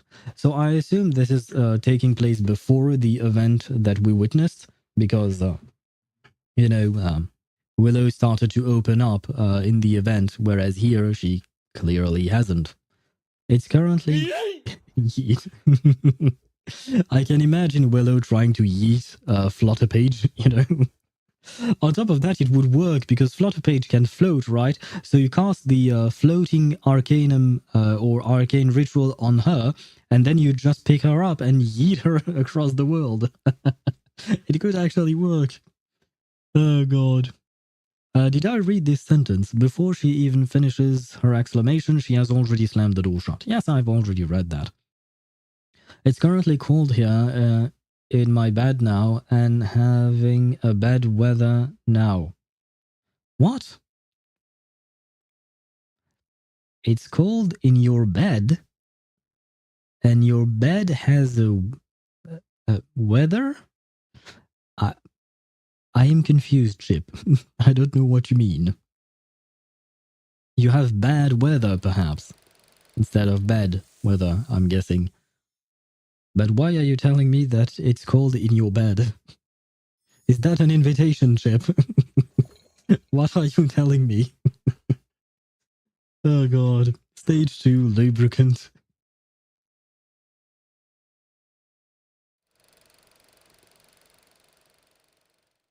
Oh no, I'm getting Mara struck to sleep now. I see. Mara's tried to sleep. Be careful, Jing Liu might be coming for you, and she may be hot. She's also very cold. It made more sense in my head, but you know, she's hot in the sense that she's pretty, but she's also cold in the sense that she's going to murder you. So be careful with you, with that. But just in case you fall asleep, Chip, good night to you. As the door closes, her solitary leg can no longer bear the weight of her body, and she falls to the ground in disgrace. Huh. She reaches for her prosthetic leg and closes the metal clasps around her stump. At least, now she looks like an ordinary person. Alright, let's take a look at these snails. These footless little things. Or I suppose their entire body is a foot. That's why they're called gastropods. I was actually thinking exactly that when she said that. Because I have studied these things. Well, no need to remind me of that. Anyway, the swelling in my leg has gone down since I started using their mucus as lubricant. One by one, she places the snails on a table, arranging them neatly side by side. As they crawl forward, they leave a trail of shiny mucus. Good, just like that. Keep it up now. The baby. And then, oh, the chat on the phone is working. Congratulations. Did you do anything to make it work, or did it just suddenly start working for some reason? This looks like a snail's... Wait, what is going on with this one? Can you guys see this one? I know it's very tiny, but... all of these snails are looking towards that direction. This one is bent over to the other side. What happened to it? OMG, it reminds me of that Turbo film. I'm not sure what film you're talking about. Peak Snail Racing, yes. Rebooted my phone. Sometimes that does help. She closely monitors the snails as they make their way across the table, and its surface starts to shine with mucus. You're falling behind number 3. It's actually number 2 who I'm more concerned about, if you number them from 1 to something here. 1, 2, 3, 4, 5, 6, 7, 8. So this is number 2 out of 8. The third snail has curled up inside its shell. OMG, they are racing indeed. Yes, they are. Although these two, I don't know what they're doing. They don't seem to be racing. They might be procreating or something. Number 5 is gaining speed, overtaking number 1, but victory is still far off. The 5th snail extends its body, slowly overtaking snail number 1. Bloody hell. Honestly, number 8, don't you know the rules? You can't climb on top of number 5. Oh. The 2 snails roll into a ball and fall off the edge of the table. Okay, so I was wrong. She numbered them the other way around. This is number 1, 2, 3, because this one was curled up before. So I misnumbered them. And the 2 snails roll into a ball and fall off the edge of... Oh, okay, so we lost 2. Well, too bad. So this is what Willow does all day. You're right. She does snail racing, but on her own. I feel like she should start a betting type of thing. You know, people would bet on these snails racing. She could make a lot of money like that. I'm afraid you're both disqualified. Number 7 has crawled the farthest, but Willow says nothing. She simply looks down at it with a strange coldness in her eyes. She waits until it reaches the other end of the table. If this were a real race, the timer would end now.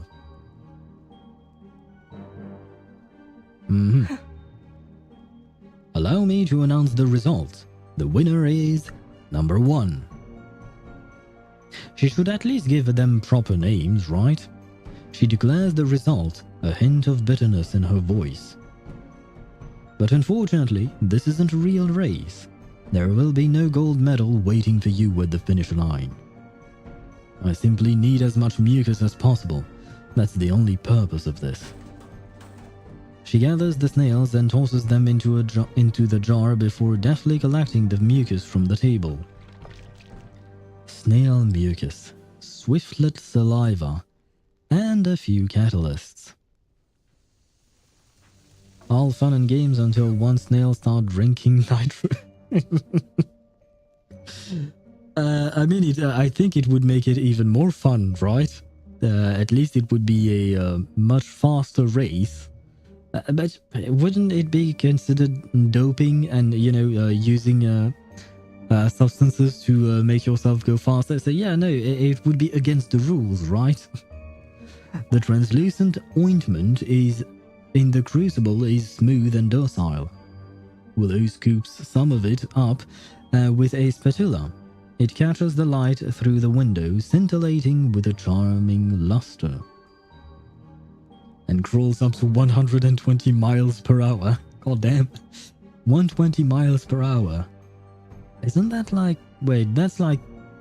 2... Wait, no.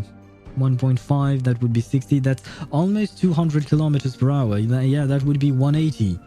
Well, you can go that fast on the German Autobahn. The... what do you call that? The freeway? I believe that's what what it is called in English, right? So we could put the snail on the freeway, I suppose. What is that conversation even? A fine semi-finished salve. Salve? Salva? Salve? I know the word, I don't know how to pronounce it. All it needs now is a cooling incantation. Howling winds of winter. The ointment solidifies, becoming a pale yellow. As usual, she removes her prosthetic and applies the lubricant to the joints. She moves it around, ensuring that it no longer creaks. Just some Turbo references. So Turbo is a movie? Because I used to know of a TV show. It wasn't like a TV series, you know, like I can't think of it, like The Witcher or Game of Thrones. It wasn't one of those. It was just a presentation of cars, and it was called Turbo, but it was French. So I don't know if that is the same Turbo movie. Oh, it's 2013. Oh, it's an actual movie about snails racing. Oh, I did not know about that. I don't know if I wanted to know about that, to be fair. And it's starring Ryan Reynolds as Turbo, the titular character. I see. Chip, you have some very strange references, if I may say so. I'm not gonna lie, I'm not gonna watch it. I suppose that'll do. She fits the prosthetic once again and hops with a faint lightness, the metal limb clanking on the floor as she does so. She lifts her good leg, using the prosthetic for support. Hey, you hear that? It's coming from the hag's house. Children's voices seep in from outside. I wonder what kind of curse she's cooking up now. My uncle told me to watch out for Irish witches. They have big red eyes and webbed toes like a frog's. Have you ever seen her feet, Thompson? Oh god, is this kid Ktosh? We all know that our dear Ktosh has a foot fetish. Well, perhaps not a foot fetish, but every time we mention feet, he's always there. But is this kid perhaps Ktosh? And why is he interested in her feet?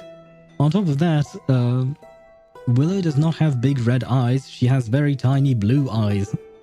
So you know nothing about her. My god. No.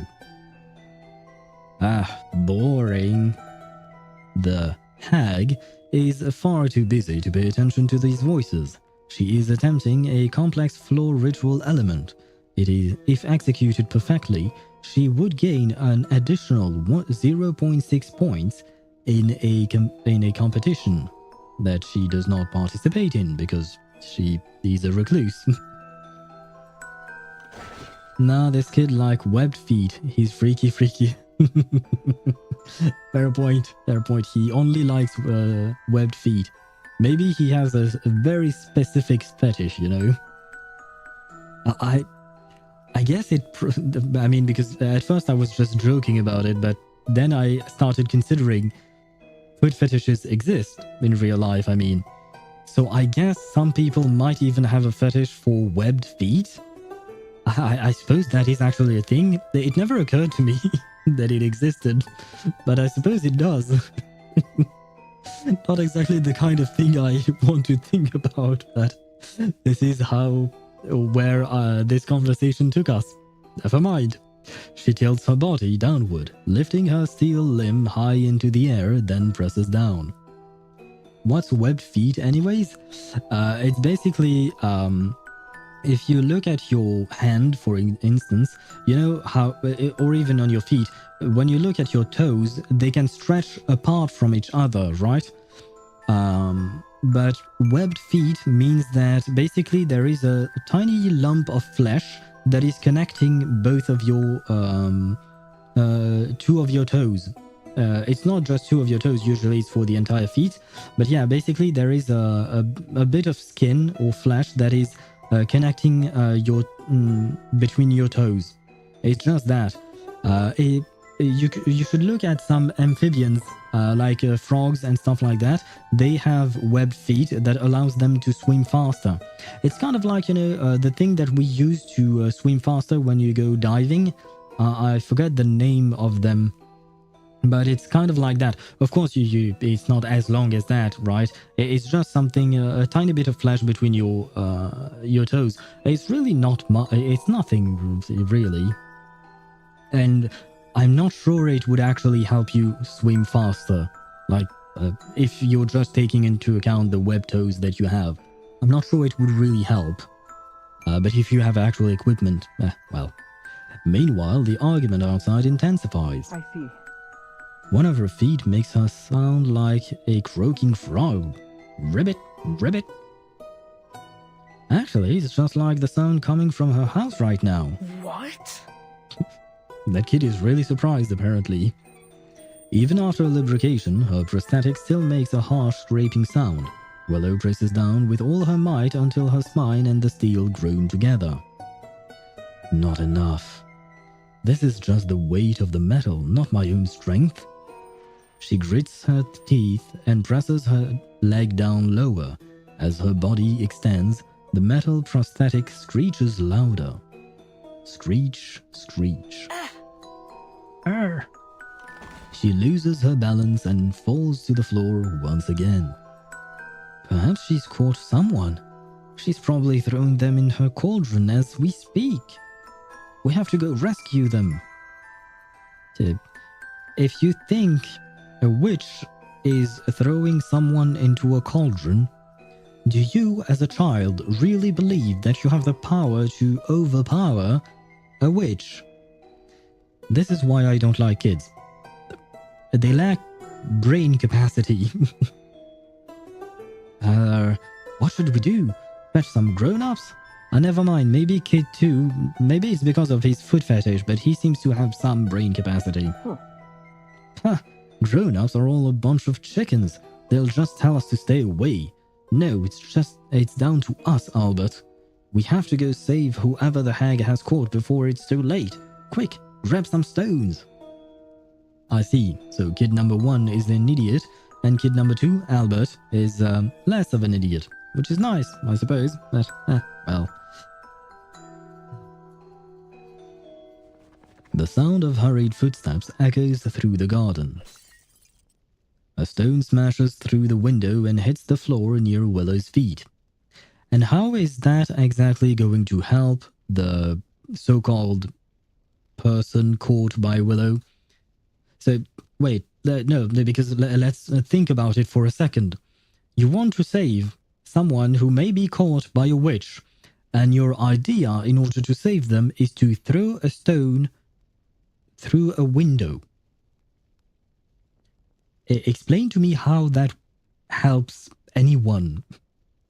Like, this accomplishes nothing except breaking a window. Kid rolled intuition 5. Yeah. I don't know if it was a 5 or a 1, like a natural 1, because that's... I think that kid, when he, created his character and wrote his character sheet, he just put in 1 into intelligence, like nothing more than that. He put everything into strength and into throwing rocks. Never mind. You wicked old hag, come out and catch me if you can. Ah, so his plan is to make her come out so that the person inside can escape? Maybe. Maybe you are right. Maybe he rolled a 5 in intuition. Maybe. It's slightly higher than 1, you know? But that is not even going to work because Willow is not going to come out. She never comes out. Bloody hell. Another stone and another crash of breaking glass. Scheming little devils. Ignoring the pain in her limb, she goes to the window to yell at them. Get away with you! Whoa. Ah, it's the hag!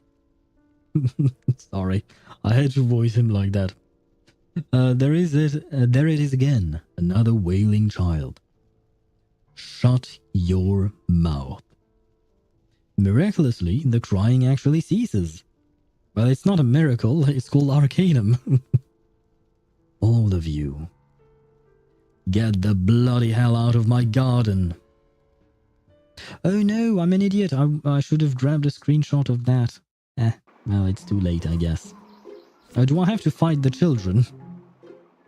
Ah, great, and I'm weaker than them. Ah, well. Are these the... Yes, Tommy and Little Ringleader. I thought one of them was called Albert. What happened to him? What happened? A bold attempt. Oh, but we fight with our little critters. We just need to beat the witch. Then we can rescue the people inside. Bothersome little pests. We need a spell to strengthen the critters in the garden. That should send the blighters packing. Each of these critters has its own unique characteristics. And maybe make the most of them to wear the children down. What? Oh, is this gonna be Pokemon? Well, I think it is. Because as far as I can tell, Willow is not going to fight.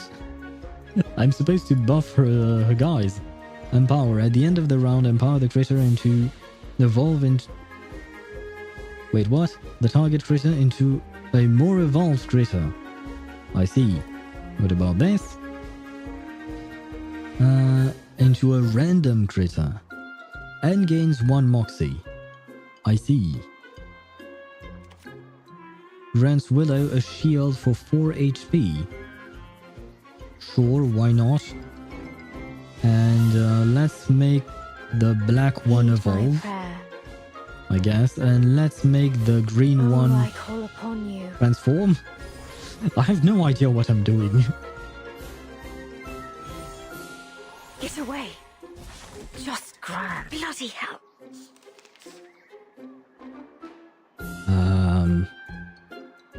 I guess I'll make him evolve. The hell am I supposed to do?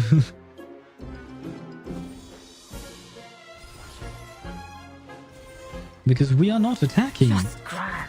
Get away. Get away. Why aren't we attacking? What am I supposed to do? Oh, I call upon you.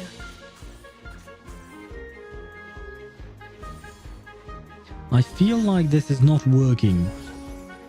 Splendid. Just splendid. Get away. Why are the critters not attacking? Oh, perhaps they can only attack here. Never mind. Stronger form. Let's my prayer. level you. Light the bonfire.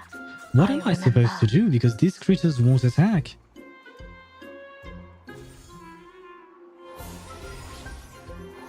Get away.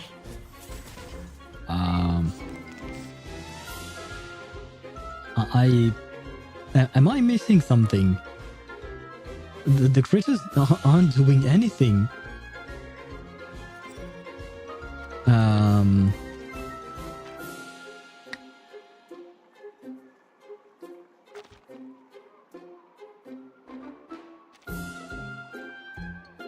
Have you actual attack cards? No. All the cards I have are buff cards. I can't show them to you because... But basically the cards that are behind my back are the exact same as this one. The one I'm moving here. I have 4 of those.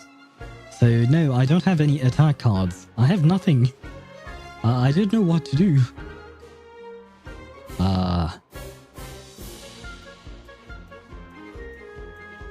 Maybe you should lose. Maybe it's that.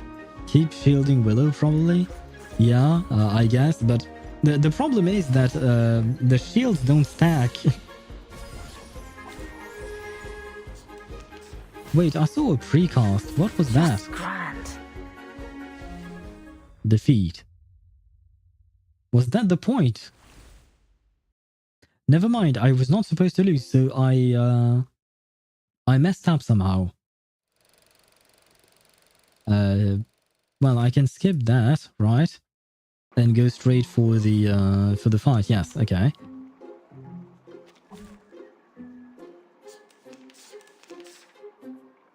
Yes, we read all of that.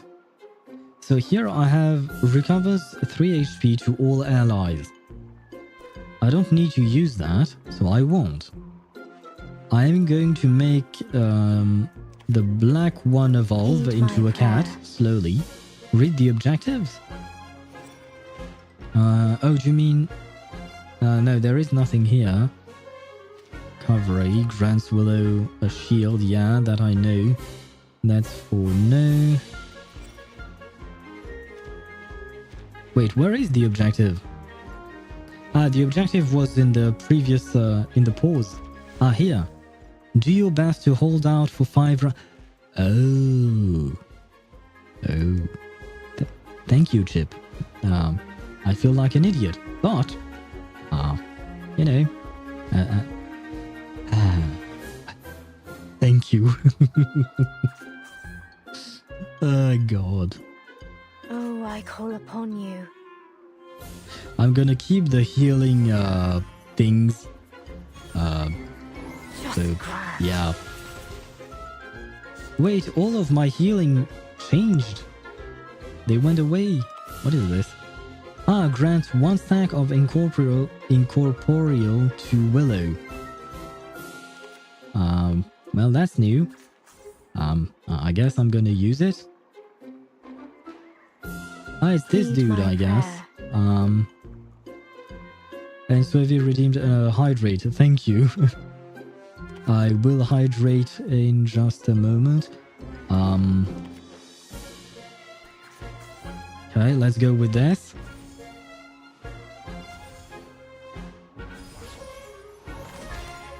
Get away. We could have made it earlier. Yeah. I should have read it. It's my bad, I suppose. Oh, I call upon you. Let me see. Grants 2 stacks of dodges. Yay!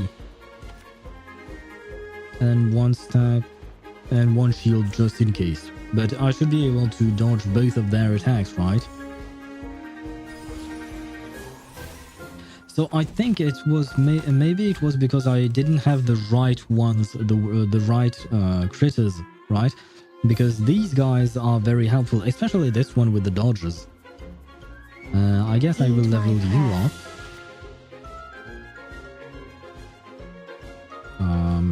Sure, we can use that. I mean, I remember.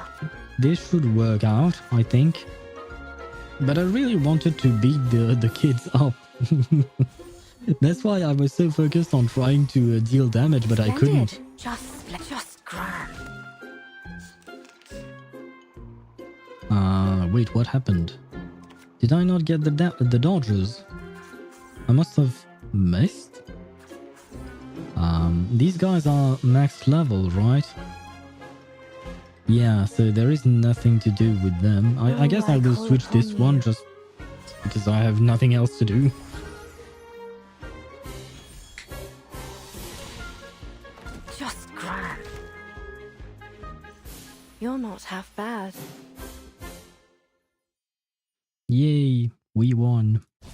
Thank you once again, Chip. Ah.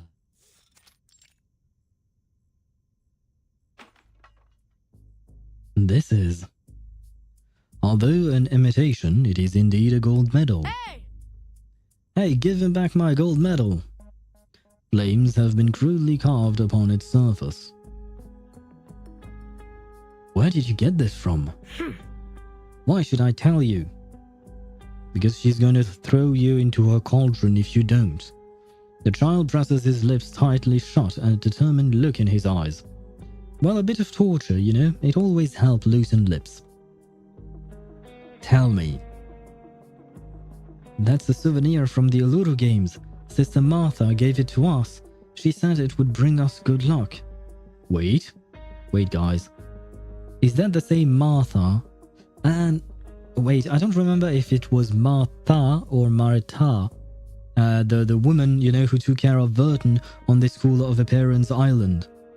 But there was a Martha there, who looked, strangely enough, just like Besmert, who was blind just like Besmert, and just like Dr. Dores during the Brazilian event. So is this the same Martha? Has she traveled from the Aegean Sea to London? Thompson? That's everything I know. Can you let us go now? The hag gives a mocking sneer. Is that so? So the medal did bring you good luck after all. Go on, take it. Take it and... Get out! Dr. Dottore. You really want Dottore to be everywhere.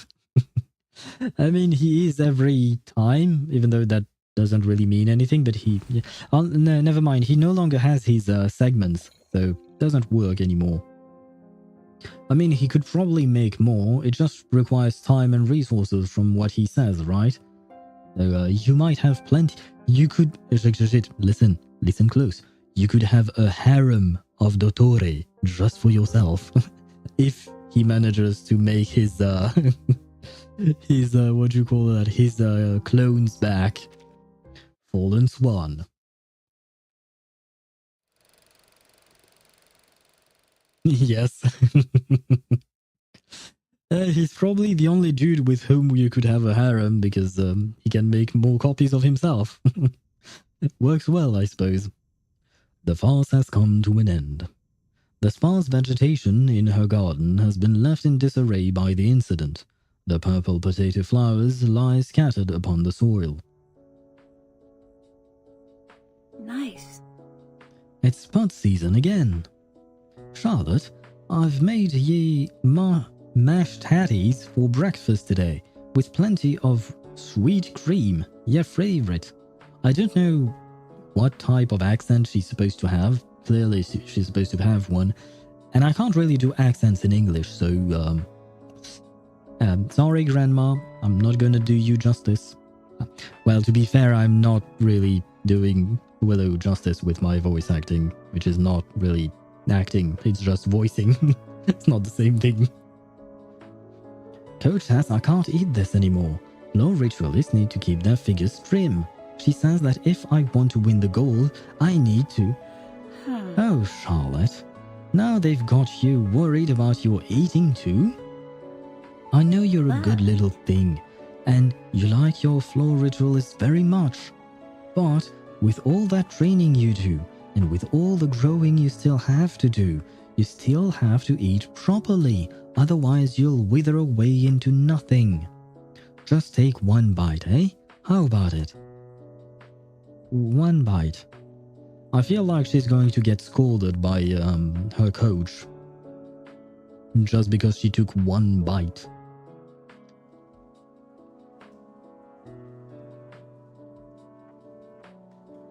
Well, there you have it. What did you have for breakfast? Her eyes are fixed on the small clump of mashed potatoes left hanging on the girl's chest.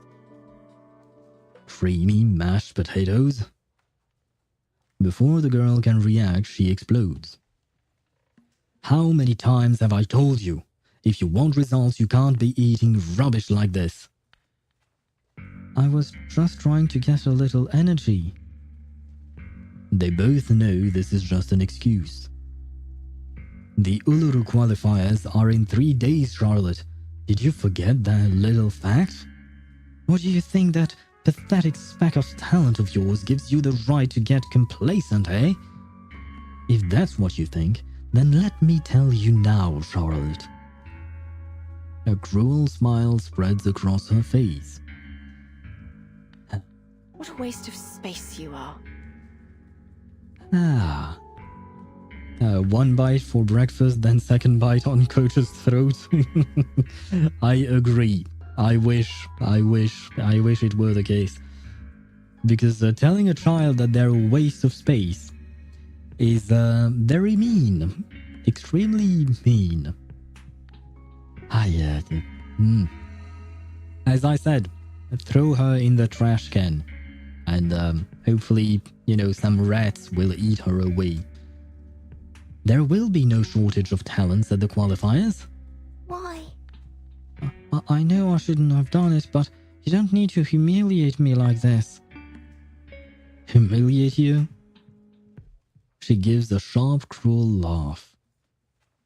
You're right. I don't need to humiliate you, because the moment you walked out on the floor beside real athletes, you'll have already done that to yourself. Go ahead. I won't stop you. Okay. Never mind. She is casual in the face of this cruel remark. Go ahead and eat your creamy mashed potatoes if you love them so much. Oh, and Her Majesty needs her beauty sleep too. Why not go ahead and cancel your morning training? In fact, why not take the whole day off? Sports are just too exhausting, I know. Not only do you have to put up with your aching muscles, but you have to watch what you eat and deal with your bossy old coach. After all, you're Lady Charlotte, a fine, noble woman. How could a noble be asked to sweat on the red land of Uluru? She should be sitting in the audience, yes, in the audience with a parasol and a cool drink, no? I shan't waste my energy on you any longer. She turns and exits the training ground without a backward glance. Charlotte slowly clenches her fists. Feck! I'm not. She punches the wall and the pain in her knuckles fills her with bitterness. I'm not Lady Charlotte. She grits her teeth as her sinuses sting. She holds back her emotions, not letting the tears flow from her eyes. I will win that gold medal. She presses her leg hard against the wall, her whole body bending into a gentle curve. She begins the routine she has practiced 1,000 times before, but this time alone in the room. Her body traces arcs in the air as she leaps and lands through each element. 0.2, 0.5, 0.3, 0.7, 0.4. She silently records the score of each element as she goes. Next comes the most important part, the arcane skill segment. Huff, huff. She closes her eyes. Invisible energy flows through the air. Eye of day, keeper of balance. You are the endless well. Healing Sulis, shining Sulis, holy Sulis. To us you tell. Who is Sulis, or what is Sulis? Oh God. A faint glow appears before her eyes. And it disappeared. Warm our souls, heal our wounds, and grant us endless peace. The light is as warm as spring. She reaches out her hand to it. If only I could touch the hem of your garment, that flowing, loving radiance. Oh? Did I do something wrong? Why can't I see your radiance? The energy still flows beside her, stirring her hair and softly ruffling the feathers on her leotard. Why? Why can't I see you? Why do you reject me? How can I win your favor? In the endless darkness, her voice is the only echo. I'll do anything. Give you anything. Just please, let me win that gold medal. That voice shouldn't be here. She opens her eyes, startled. Ah, of course that bitch came back. What are you? I came to get the wire recorder. The wire recorder? But the wire recorder is for everyone to use. It's always in the training room. She's never seen anyone take it out of here before. Charlotte, the cruelty of competitive sports is that even if you give everything, you're very likely to end up with nothing in return. She continues, half speaking to herself.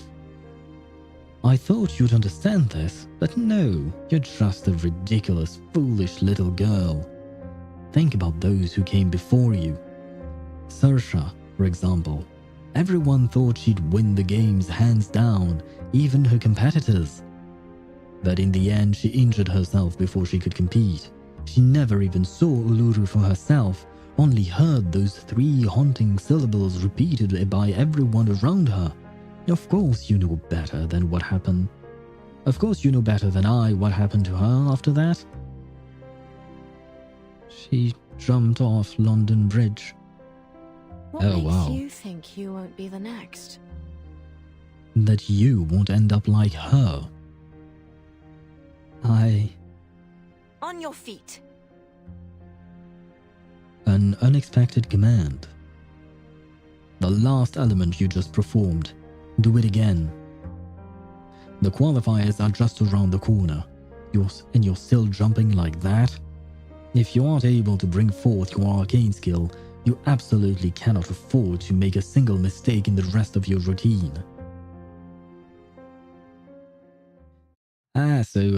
Put pressure on a kid by telling her that if she fails, she's going to commit suicide. Well, that's certainly one great way of taking care of a child. I do not recommend it, obviously, but... not Black Swan. What am I talking? Eula mentioned Flickering Candlelight. That's the name of her trailer. That's the name of the song for Eula's trailer. Flickering Candlelight. I mean, technically speaking, it makes sense. Both of them are dancers. Is Flickering Candlelight something like, something related to dancing? Because Eula is definitely a dancer, we know that. And obviously Willow is as well. Oh, I wonder. Suicide silence? I'm not sure what you mean by that. Suicide silence. Yeah, I'm gonna need a bit more context to your sentence. I'm not sure I understand it. The day of the qualifier is met with unfavorable weather as a faint haze lingers in the air. Everyone agrees that today is not a good day for rituals. Music group. Oh, okay. Is it a Russian music group or is it a somewhere else music group? To be fair, either way, I wouldn't know. No? Okay. I know very little about music groups in general. Google, let me see. My musical culture is very, very poor. I have to admit that. It's an American deathcore band from Riverside, California. Deathcore. I've heard of that, but I don't know exactly what it is. I mean, I know it's a genre of music, right? But I don't think new metal. Oh, I see. Ah, God. It reminds me of one of my exes. She was really fond of metal. She really absolutely loved that style of music. And I have nothing against it. Honestly, I can listen to pretty much anything. It's kind of fine. But sometimes she would put the music just as we woke up. Like, I would wake up, I would prepare coffee for her, and she would put that music. And I was like, yeah, maybe when you just wake up, that is not exactly the thing that you want to listen to. Because it's quite loud, you know? But it makes for fun memories, I suppose. Did I read this? Yes, I did read that. Oh, wait. What am I doing? There we go. A familiar voice speaks beside her. I do the same. Poor neighbors. Oh, you're right. I didn't even consider the neighbors. I was so focused on myself being woken up to that. I mean, I was already awake, but you know, it takes me a little bit of time to be fully awake and ready in general. So yeah, that music is it's nice, but it's very loud. So yeah, I didn't even think of the neighbors. Well, neighbors, if you can hear me, I am sorry. These are only the qualifiers, so I don't expect you to set a world record or anything. Just perform decently well and you'll be sure to make it through to the next round. As long as you feel her on the floor, you'll be able to complete all the elements. Understand? The girl is too focused to speak. She gives a simple, vigorous nod. Alright, go on then. Believe in yourself. Seriously, now you're encouraging her? I mean, well. A warm hand pats her shoulder as she steps onto the floor. As the music starts, the darkest 5 minutes of her youth begin. Oh, Oh, congratulations, Caroline, on your victory on the floor. Thank you. Their voices are vague and distant, yet she cannot divert her attention from them. I must say, when I learned that Charlotte O'Hagan would be participating, I didn't expect to win first place, since we all know she's a world-class floor ritualist. Charlotte O'Hagan has finished in 8th, meaning she'll most likely miss the finals. Floor ritual has always had its roots in Arcanum. If she's only here to compete for technical points, why doesn't she compete in another event? Feck. Feck indeed. I beg to differ. Charlotte is an outstanding player. If you had observed her performance closely, you wouldn't be making light of her efforts. Bliat. Yes, indeed. Although I will mention that Charlotte, we heard her voice here, and she sounds like the Charlotte that we know. She doesn't sound like a child. She sounds like a woman, you know, an adult. But she made a huge mistake. She didn't even complete the ritual segment of her routine. There was a critical failure in the stability of her ritual. Didn't you see? The clouds she summoned poured rain all over the judges' heads. Well, I suppose the judges did not like that. There is scattered laughter throughout the venue. Sorry, sir. I will no longer answer any questions regarding Charlotte O'Hagan. I'm afraid your understanding of sportsmanship leaves much to be desired. So even back then, Charlotte was a true friend. Footsteps approach from behind her. What's on your mind, girl? A brief silence ensues. Nothing. I want to go home. She starts to lift herself from her chair when a pair of hands presses her firmly back down. Are you a coward? Of course not. I I don't want to be a coward. She bows her head deeply, her tears forming little puddles on the back of her hands. But does it matter what I want? Will wanting to win a gold medal make it sprout wings and fly around my neck? I can't control my arcane skill. No matter how strong I will it, the ritual energies won't heed my call. They just turned into a wet clouds, and all I could do was stand there and watch them fly towards the judges' seats. What is drawn on the board in the background? Oh, these things there. They are little X's and circles with arrows. I think it's kind of like, you know, what you would see for a sport event, sport match, and like strategies. I would see it in, well, I call it football, but American people call it soccer. But, you know, or perhaps even in rugby or stuff like that, you know, you would draw some crosses or dots and show how these players are supposed to move and stuff like that. I think that is what is supposed to be drawn there. Maybe I'm not cut out for this sport. Maybe it's just like that reporter said, and I shouldn't even be there. Here, sorry.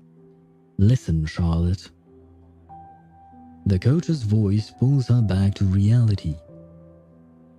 No one said you shouldn't be here.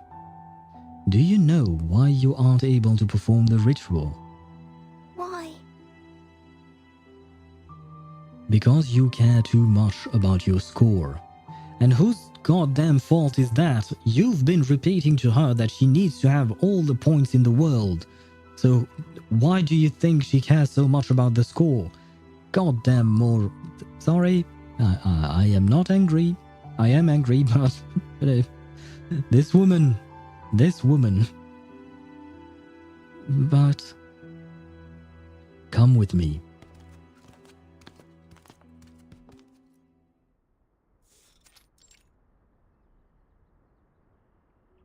The garden is lush with thriving plants and blooming flowers. Energy flows constantly through the air around us. You have to think of it as a friend dancing along with you. After all, who would want to dance with an imaginary enemy? Close your eyes. This isn't Uluru. The first thing you need to do is forget about the scoring rules. Recite your prayer. Eye of day, keeper of balance. You are the endless well. Go on.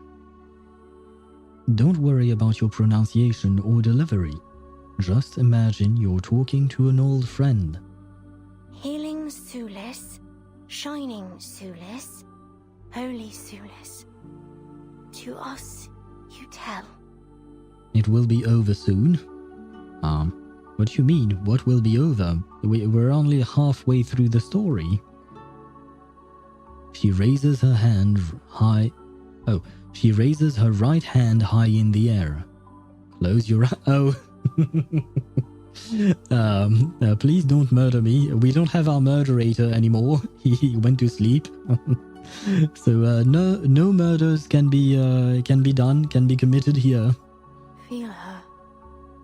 Only the murderator is allowed to murder people. Feel her breath.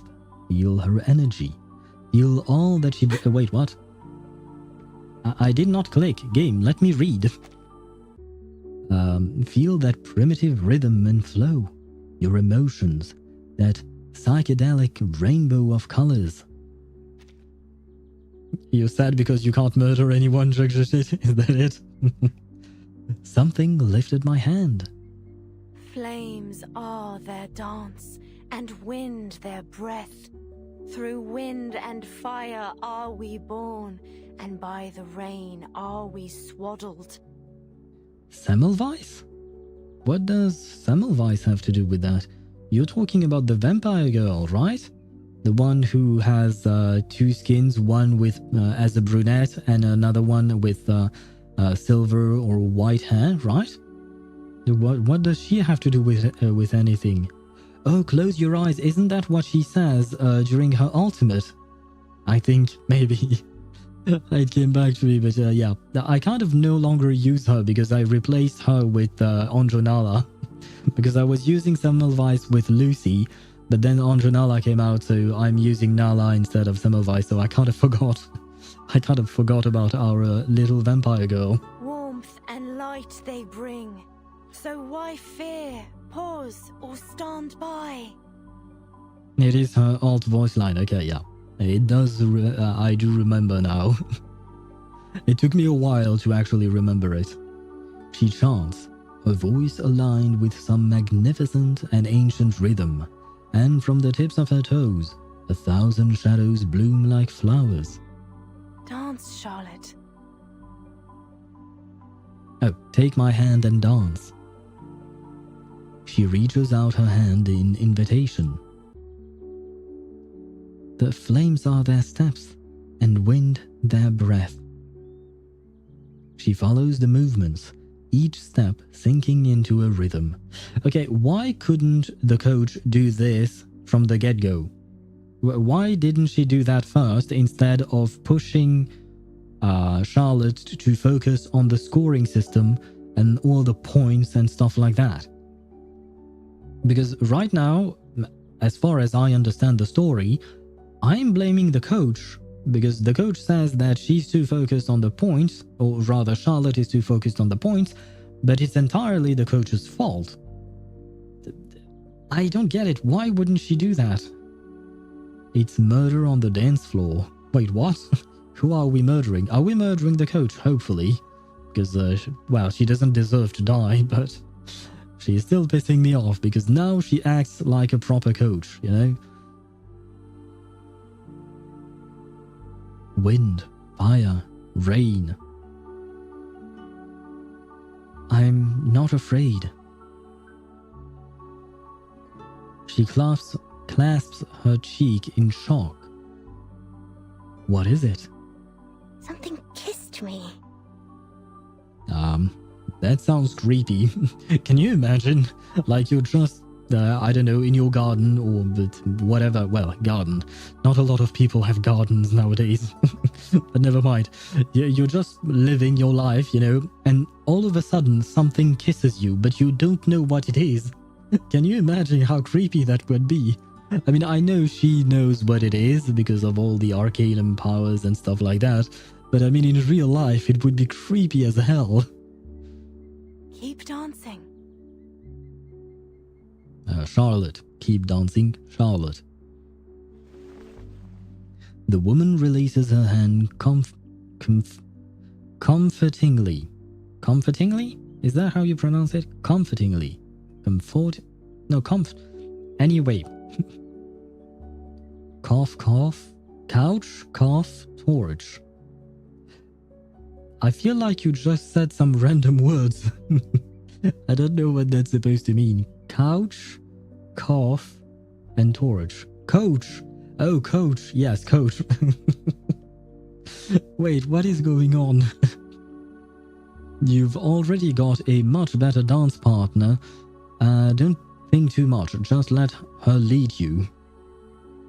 The girl closes her eyes, raising her hand high in ancient ritual. In an ancient ritual. Road destined to be lonely. Have you made up your mind? Never mind. I never know when they're going to read or not. Her voice is so quiet that it is quickly swallowed by the wind. Practice room. Healing Sulis, shining Sulis, holy Sulis. To us, you tell. She arranges the catalyst in the dark of the room. My best friend, Sulis. She follows the guidance of an unseen force, her body gracefully flowing from one motion to the next. The candles surrounding her flicker and the sound of distant wind rattles through the room. What's going on with Charlotte these days? She must be feeling pretty down right now, what with all her practicing for the competition and all. She hasn't played with us for ages, and her coach is just horrible. Caroline told me her qualifier results were rather poor. My mum says that when a friend feels sad, you should try to make them feel better. We should do something nice for her. I'm really worried she'll end up like Saoirse. Hey, what did you hit me for? Stop talking rubbish. The conversation outside continues, but Charlotte doesn't have the time to care. She feels Sulis's invitation to a realm beyond reality. No. Fuck. Some ads are going to roll. I missed time. I couldn't snooze them on time. So, yeah, that's why. Yeah, there you go. God damn it. Sorry about that. I was trying to keep an eye on the ads because I had a warning that some ads were going to roll, and I was trying to snooze them at the very last minute in order to squeeze as much time as I could before using the snooze button. Because basically, if, for instance, the ads, the warning I receive starts 5 minutes before the ads are actually going to start. And if I were to use the snooze button when I still had 3 minutes left, then those 3 minutes are lost because it will just go back up to 5 minutes, right? Which means that I only gained 2 minutes before the ads actually run. So that's why I usually try to snooze the ads during the last 5 seconds or 10 seconds before they are supposed to run. That way I can squeeze as much time as I can before I actually have to run the ads. But this time I was so focused on reading that I didn't see, and the ads have started. So yeah, there is that. Can't do much about it. We are going to wait until the ads are gone before we continue as usual. But yeah, I am going to take a tiny break. I'm just going to stop talking for a tiny bit, just to rest my voice for a bit. Because I've been yapping for over 2.5 hours now, and it's kind of tiring. Never stop yapping. Well, this time I do need to stop yapping a tiny bit just so that we can finish the story.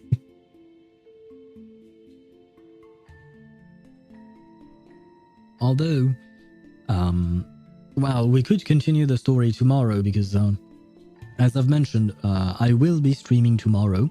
I am cancelling the cancellation, basically. No need to cancel my stream for tomorrow anymore, so I could finish the story tomorrow, but ideally speaking, I would like to finish it today. And tomorrow, I don't exactly know what I'm going to do. I guess we could... I have to take a look at what type of endgame I can do tomorrow or not. Well, I can't do much, actually, tomorrow in terms of endgame, I mean. Because... let me see. Yeah, because... Genshin Reverse, Weathering Waves, I don't know. But Genshin Reverse and Honkai Star Rail will get their resets on Saturday. You know, I wish I could watch the stream tomorrow. Well, it depends on what time you finish work, I suppose. Although, to be fair, you are... how do I phrase this? Your time zone is earlier than mine. So it depends at what time you finish work, and it depends what time that would be for me. But maybe you could catch part of the stream. Not sure. I won't be able to because I'm going to visit my parents. Ah, okay. Well, that's another matter entirely. Well, I don't... to be fair, I don't think your parents would be very interested in watching my stream. You can offer them... You can propose to your parents that you guys watch my stream all together. But I'm not sure. I'm not sure they are going to be willing to do that. No reverse stream day. Day is bad. Well, I mean, I don't stream reverse every day because, well, I do stream other games. There is that. And tomorrow, technically speaking, I might not be streaming reverse. We'll see. Because since I didn't plan on streaming tomorrow at first because I had cancelled the stream, I didn't come up with an idea as to what to do tomorrow.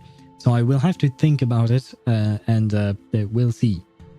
But there will be some reverse on Saturday because we'll do the artificial somnambulism as usual. And also I have almost 300 pulls for Kakanya. I think I am at 277 right now, maybe 280, something like that. So Saturday will be a stressful day for me because I really want my Kakanya to be P5. Watch TikTok. Well, not on stream, and I can't. Can I even watch TikTok? Because I don't have an account. I don't even have an account. And on top of that, I wouldn't watch it on stream because I usually don't watch videos on stream unless it's, you know, related to the games that we play. But TikTok is TikTok is something, you know. It's where your brain cells go to die. At least that's as far as I can tell. Most of the time, whenever someone mentions TikTok or sends me a video that was posted there, it's usually the type of video where you know, you tend to lose some brain cells. So I don't really know if I want to watch that. Depends on the recommendations. That is a fair point. I did mention, I mentioned a dude, he's now on YouTube as well, but he started on TikTok. His name is Mini Minuteman, and he is an archaeologist, and he used to, I mean, he probably still does make video for TikTok, but he started on TikTok, and he's definitely not like brain rot content. His content is actually very informative and quite interesting and presented in a humorous way. That being said, of course, you have to have a liking towards geology and archaeology. If you're not interested, of course, that type of content is not for you.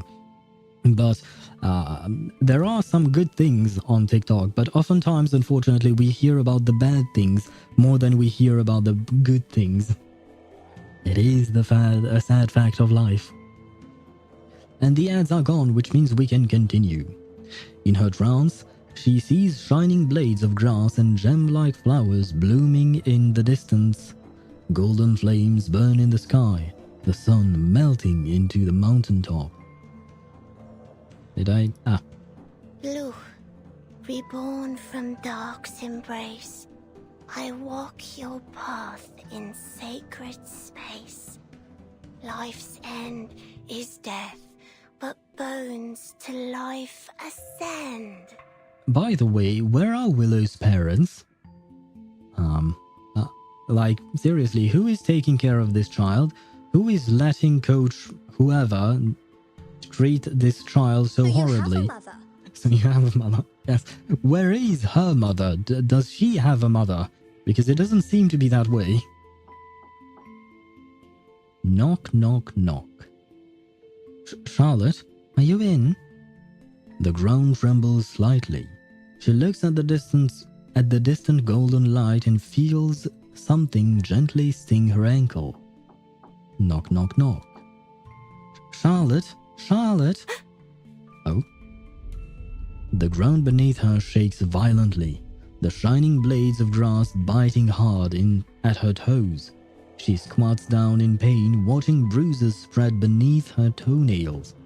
Why? Oh. What's wrong, Sulis? That was Charlotte's voice. She's in there. The ground trembles still. She frowns impatiently, waving away the flies buzzing around her ears. They are making her irritable. There must be a knock-knock joke from Sans? I guess from Sulis, maybe? Because Sans, who is Sans? Maybe your autocorrect changed your words? But yes, there must be a knock-knock joke somewhere over there. But I can't think of anyone. I don't really know any knock-knock jokes. But I have a bad feeling about what is about to happen.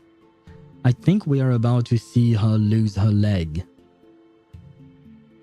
Charlotte, open the door. We're worried about you. Undertale. Oh, I've never played that game. I've heard good things about the game, but I've never actually played it. The sky is dense with white clouds, and the ground is oozing blood. Her feet are stricken with sharp pain. Enough! Stop bothering me! The shining grass fades, and she pulls the door open.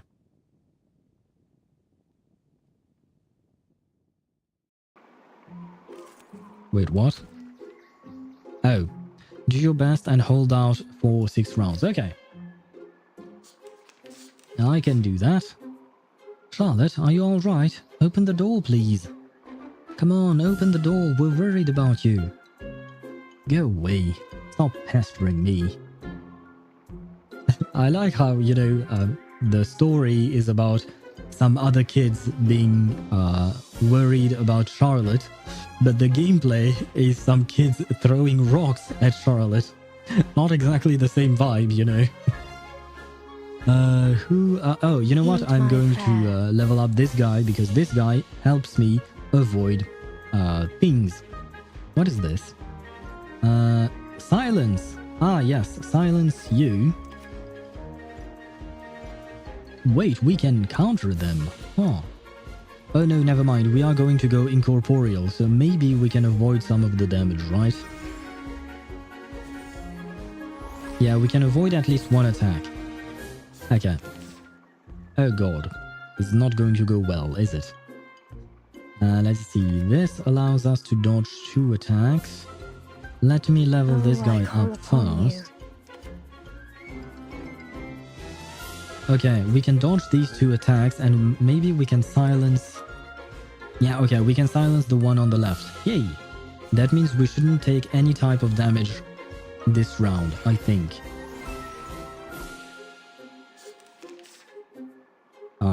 I think I was right? Ah. I guess I'll do... I'll upgrade you, because why not? Then I still want the dodge, and I can silence 1, I guess. Well, I don't really have a choice.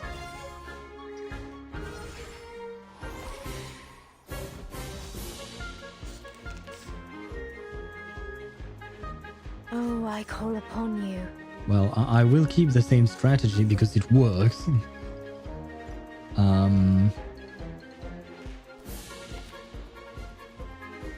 I mean, I suppose I could use the counter just because why not? Music is fun? Yes, it is. Holy... My critter. They killed my critter.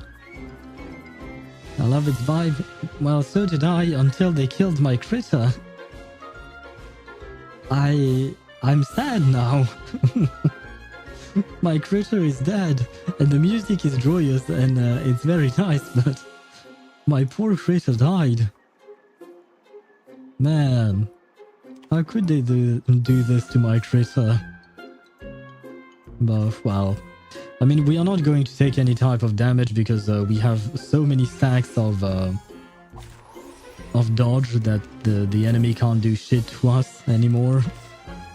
But goddamn, my poor critter, he didn't do anything wrong. How could you do that to me? Or to him, I suppose.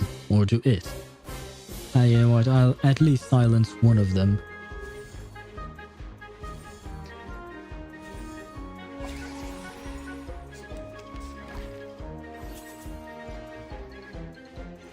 You're not half bad.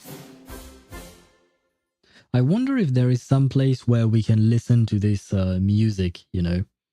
Because I know that most of the other musics, you can listen to them, but I wonder if there is somewhere where we can listen to that one in particular. I never want to see you again. It's the hag's curse. Ah!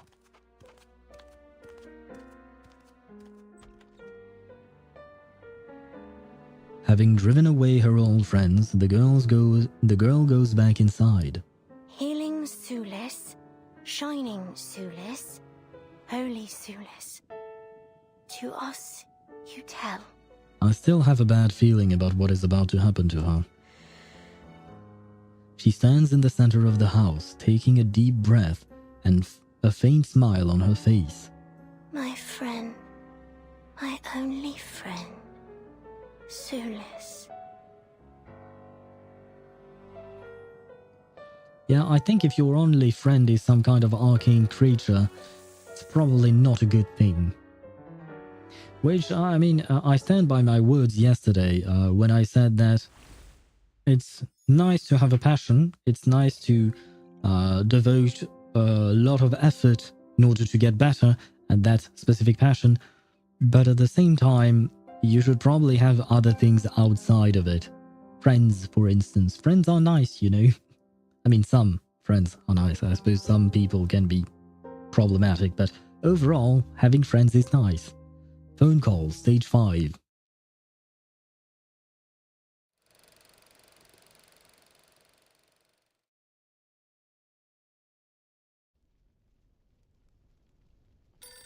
The phone rings.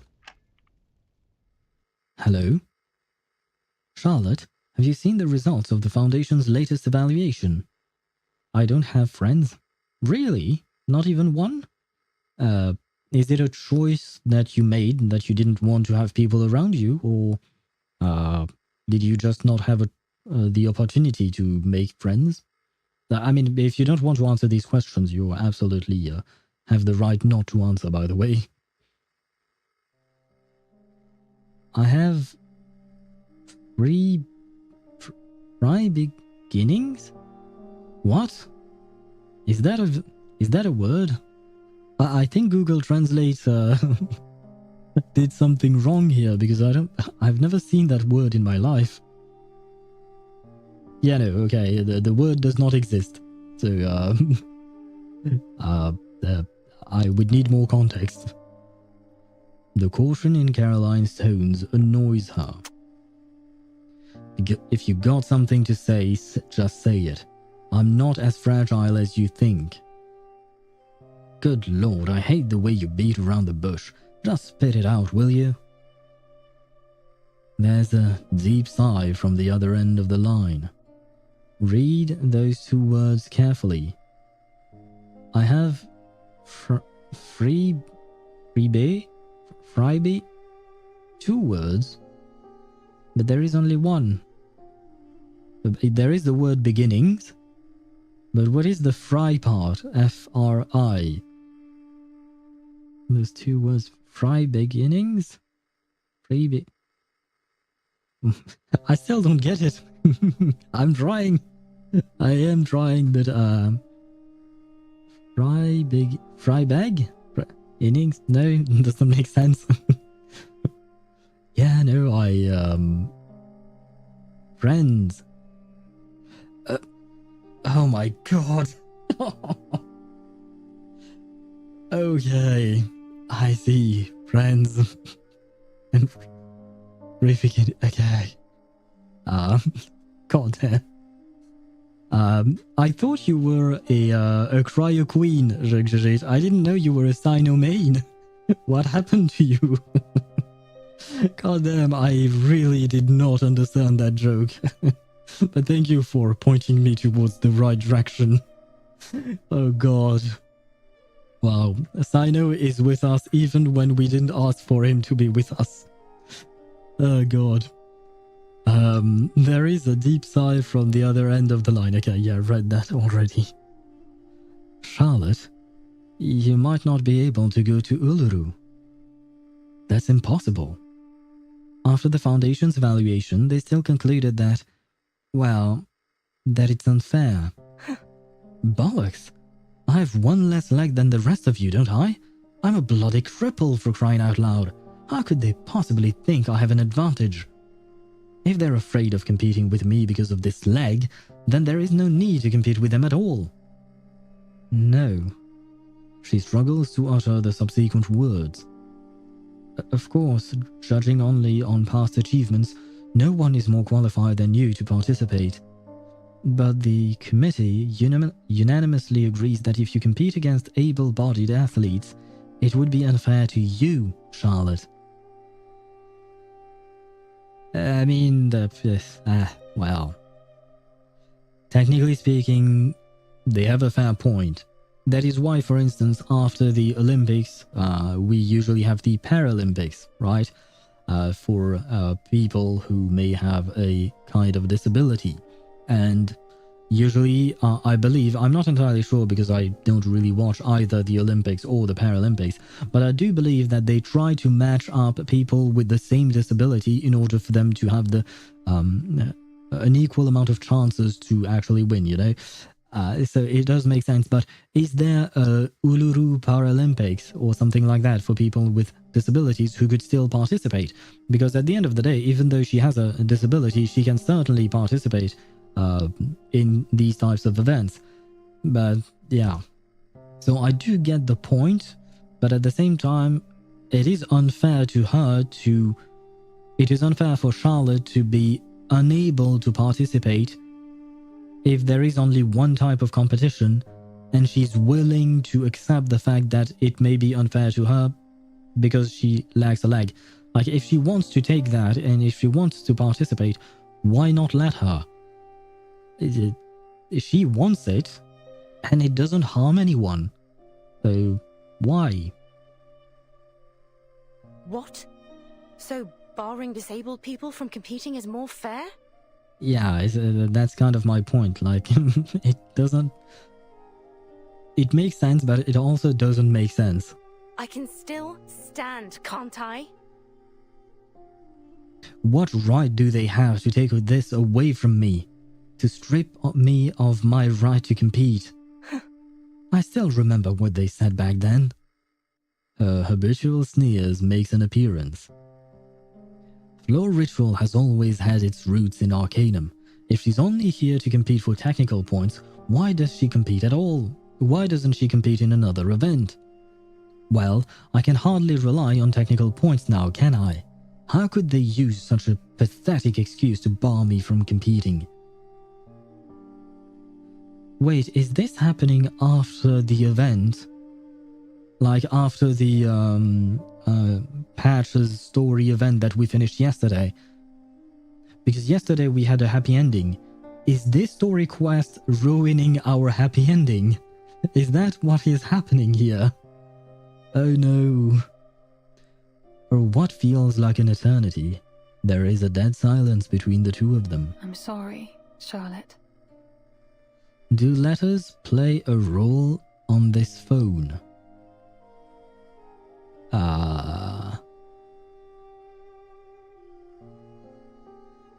An excellent question.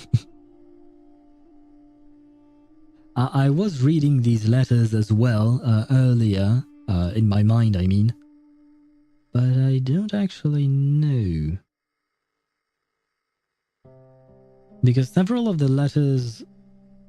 Because at first I thought, you know, it was just... Because here it's 0, but not written properly, because 0 would be Z-E-R-O and not I here. So it's not that.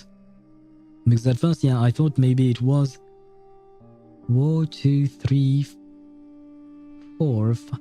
No, actually, it kind of looks like it is a numbering system, you know, because this would be 0. This kind of reminds me of 8, 7, 6, 5, you know, but they are written in another language, perhaps. 1, 2, 3, 4, 5, 6, 7, 8, 9.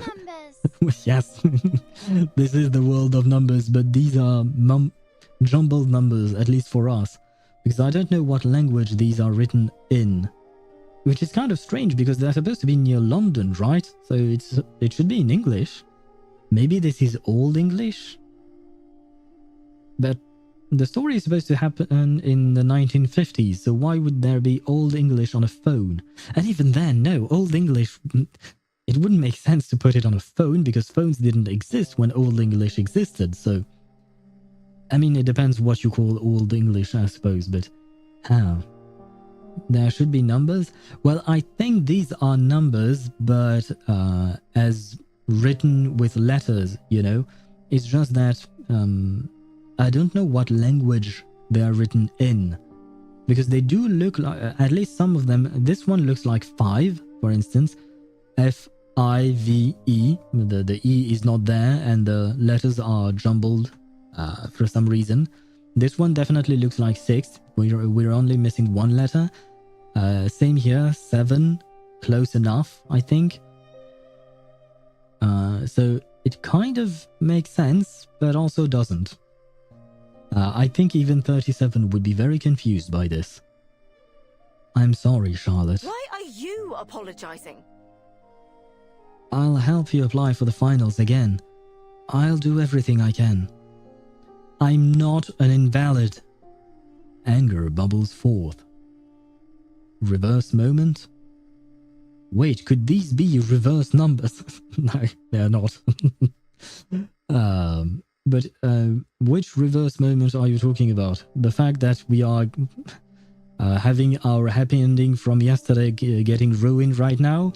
Or the fact that the numbers don't make any sense but also kind of make sense maybe? I can fight my own battles. I fought harder on one leg than most of you do with 2. So you can save your sanctimonious pity for someone else. Oh, you want me to thank you? Is that it? How exactly should I express my gratitude for this magnanimous favor of yours, huh? Let me remind you, I won the gold medal back then, not you. I'm sorry, Charlotte. You don't have to be mean against Caroline. She didn't do anything wrong. She's just trying to help you. The phone call ends. Sorry. She grips the receiver tightly. Leave me alone. She hurls the phone before sweeping her arm across the table, sending a collection of items clattering to the floor. Why? Why? More objects fly around the room. Bloody hell. No matter how much noise she makes, there is no one to answer her questions. Her neighbors have long learned to ignore the strange noises from this particular residence. She screams and crashes around her house. It's the only means she has to expand her energy. Then, her hand touches a small box. She halts and opens it with her pale, trembling hands. Inside, her medal lies quietly on its bed of velvet. There is a small indent on one side. She remembers. How could she forget?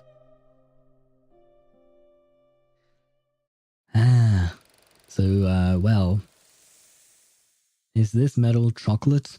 I don't know. That's actually a good question because I don't really see medals like getting chipped like that. Especially gold medals. I mean, I have gotten a few medals through some competitions when I used to play some sports. They were not actual gold because I was a child. Who would give a child some gold, you know? But even those ones didn't get chipped or get nicked on the side or something like that. And they were not good quality medals. So if they gave her an actual good quality medal, it shouldn't be chipped like that. At least not unless she mistreated it somehow.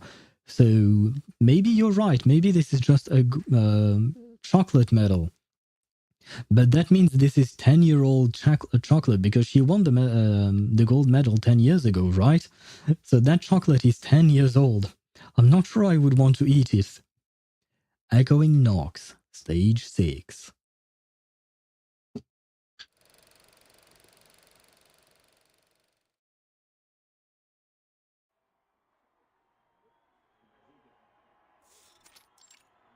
"1921 locker room."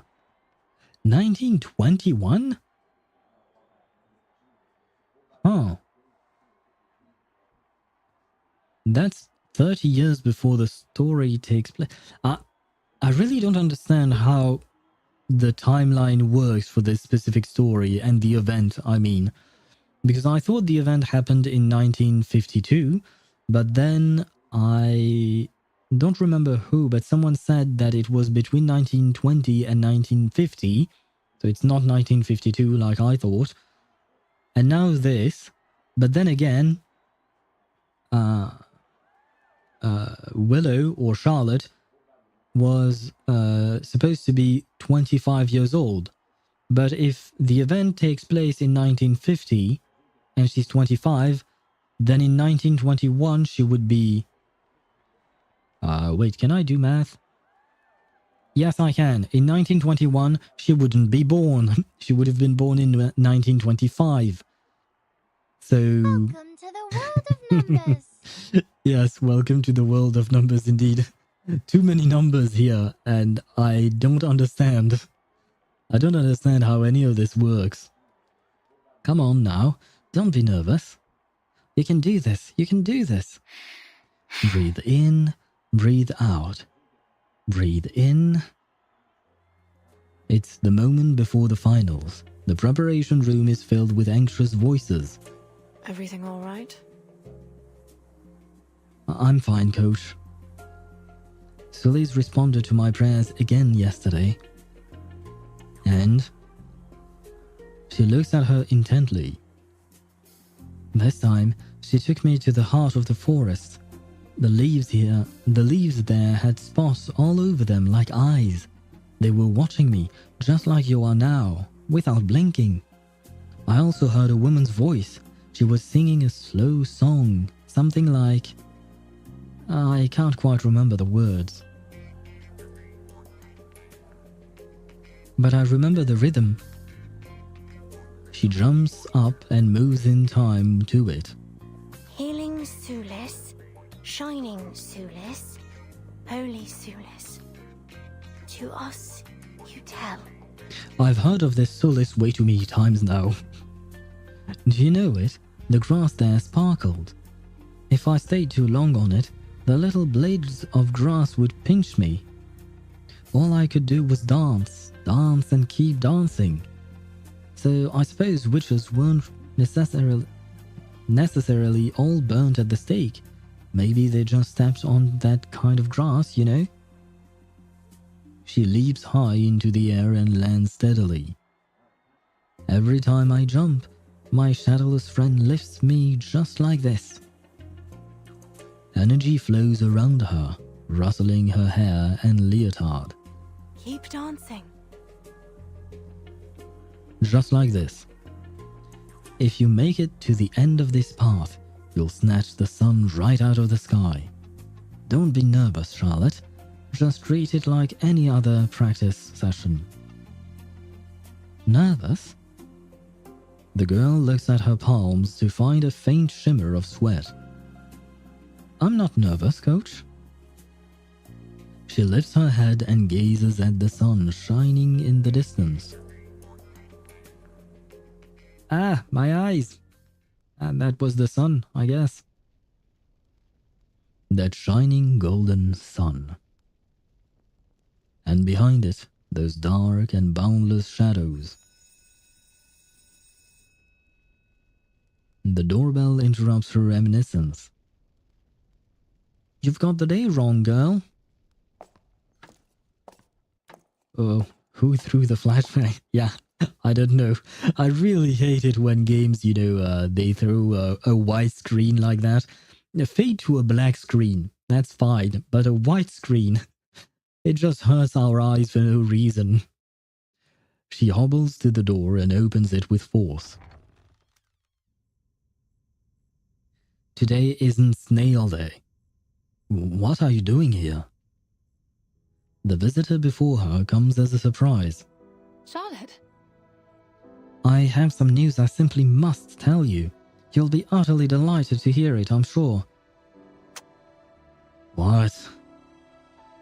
The Foundation has decided that they'll let you participate in the competition as a special athlete. You can return to the floor again. She's not going to like it, is it? Is it? Is she? Sorry. She chatters on. Get out! Why? Oh, you want to know why? She sneers through gritted teeth. What is that you want? You wonder why I don't want to stroke your ego? To pump air into your already overinflated head? You're just here to brag about your achievements. Wait, what? No, she's not. She's here to tell you that you can participate in the Uluru thing. Why are you mad? Then congratulations! You've done the job! Wait, why is she mad? Are you satisfied, Caroline? I'm a cripple, a failure. Not your competition, but the object of your pity. That's what you wanted, right? I'd never thought of it that way. She wants to argue, but in this moment, a word of comfort cuts sharper than any blade. As if they'd invite me to perform in an exhibition. Like I'm some kind of monkey to be gawked at in a zoo. It's ridiculous. Do I have to tell you it all, Caroline? How awful my life has been all these years? How people hate me? How my body has failed me? Does it satisfy your ego? No. From everything Caroline has shown us, she is not that type of person. I don't want to see you ever again. Ah, come on, Willow. Stop pushing people away. You are making progress. Charlotte? No. No. Reverse. Why? Why are you ruining my happy ending from yesterday? And I have to hold out 7 rounds now. Great. No, I don't have my little friend that allows me to dodge. Hehehe. Don't go outside, Charlotte. You don't need nor want their pity. Have you looked in the mirror lately? Still think you're in shape to compete? Shut up, you grub. I don't want to hear another word out of you. Yes, I know what these things do.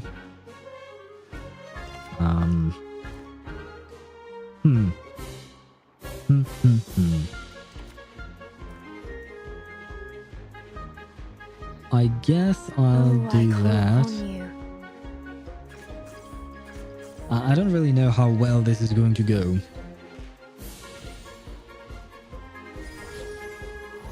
Splendid. Just... Didn't I use a taunt? Why didn't the taunt work? Never mind.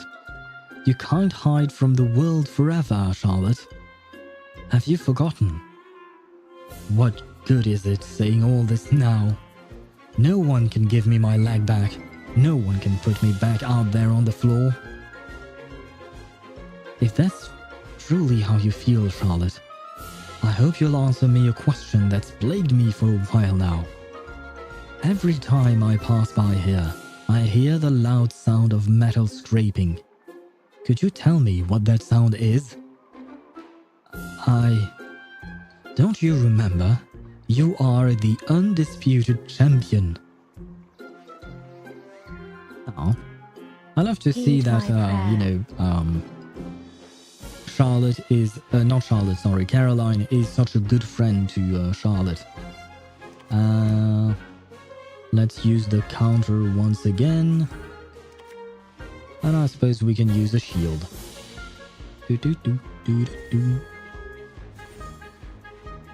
You're absolutely right about this music. It's really nice. Bloody hell.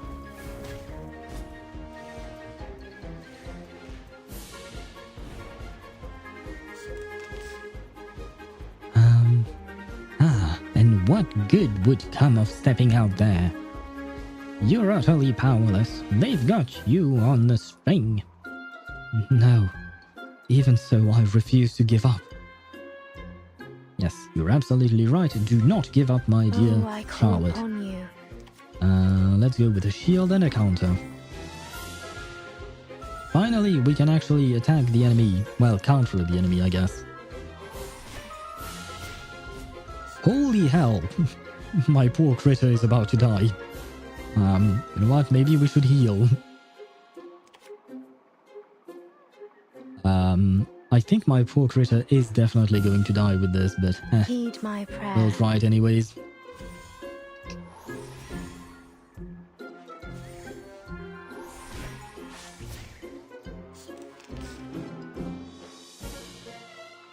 Well, at least he didn't die. Let's restore some HP. I guess the only thing I can do is heal and pray. Oh, I call upon you. No, I can use the shield. That way he doesn't take any damage, I think. Only Willow will be attacked, but she's shielded, so she should be kind of fine. I guess we can use this. We can still heal and use a shield. I'm trying to keep my critter alive, even though it's not the objective. I just want my critter to remain alive. Just grand. It worked. Thus far it worked. Okay, we can taunt, shield, and heal. I think we should be fine. I mean, we are going to win, but mostly I want all of my critters to be alive, you know? Yes, my critter lived. Through misty woods, on paths concealed by haze. He thrice died and thrice was born in ancient days. Guide me rightly, that I may not stray. Children of the earth, come beside the oak and golden spring. The land of Nemeton, receive wisdom and blessings. Good lord, she did it. She won. She's the champion. Wait, what? You're not half bad. Do you have Eula on Genshin? There's a funny thing happening if you have Eula, Farina in the same team. I have seen the videos online. Technically speaking, yes, I do have Eula, but I have seen the videos online. I've been spoiled of what you were trying to tell me about. It's when you put them in the same team, right? But you have to put Eula in first place, Farina in second.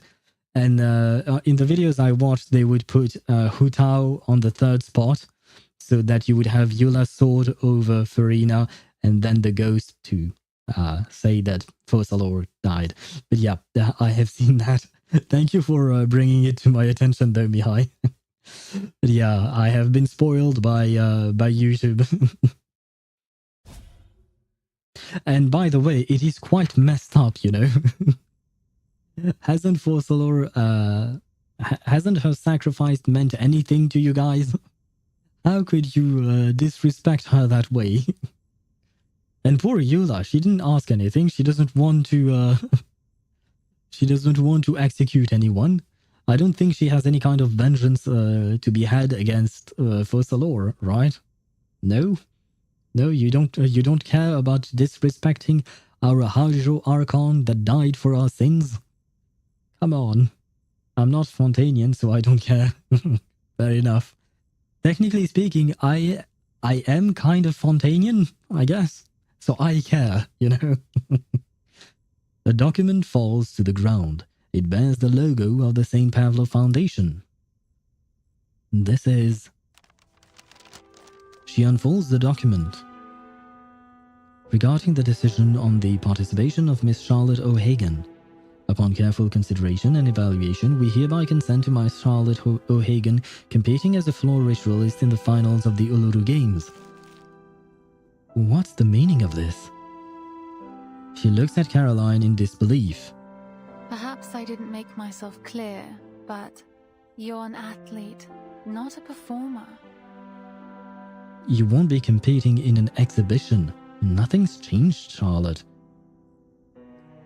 Well, I kind of understood that clearly. I think it was mostly Charlotte who didn't want to listen to what Caroline had to say. Because I thought that Caroline was bringing good news. But well, so they fought for no reason, basically, is what I'm understanding.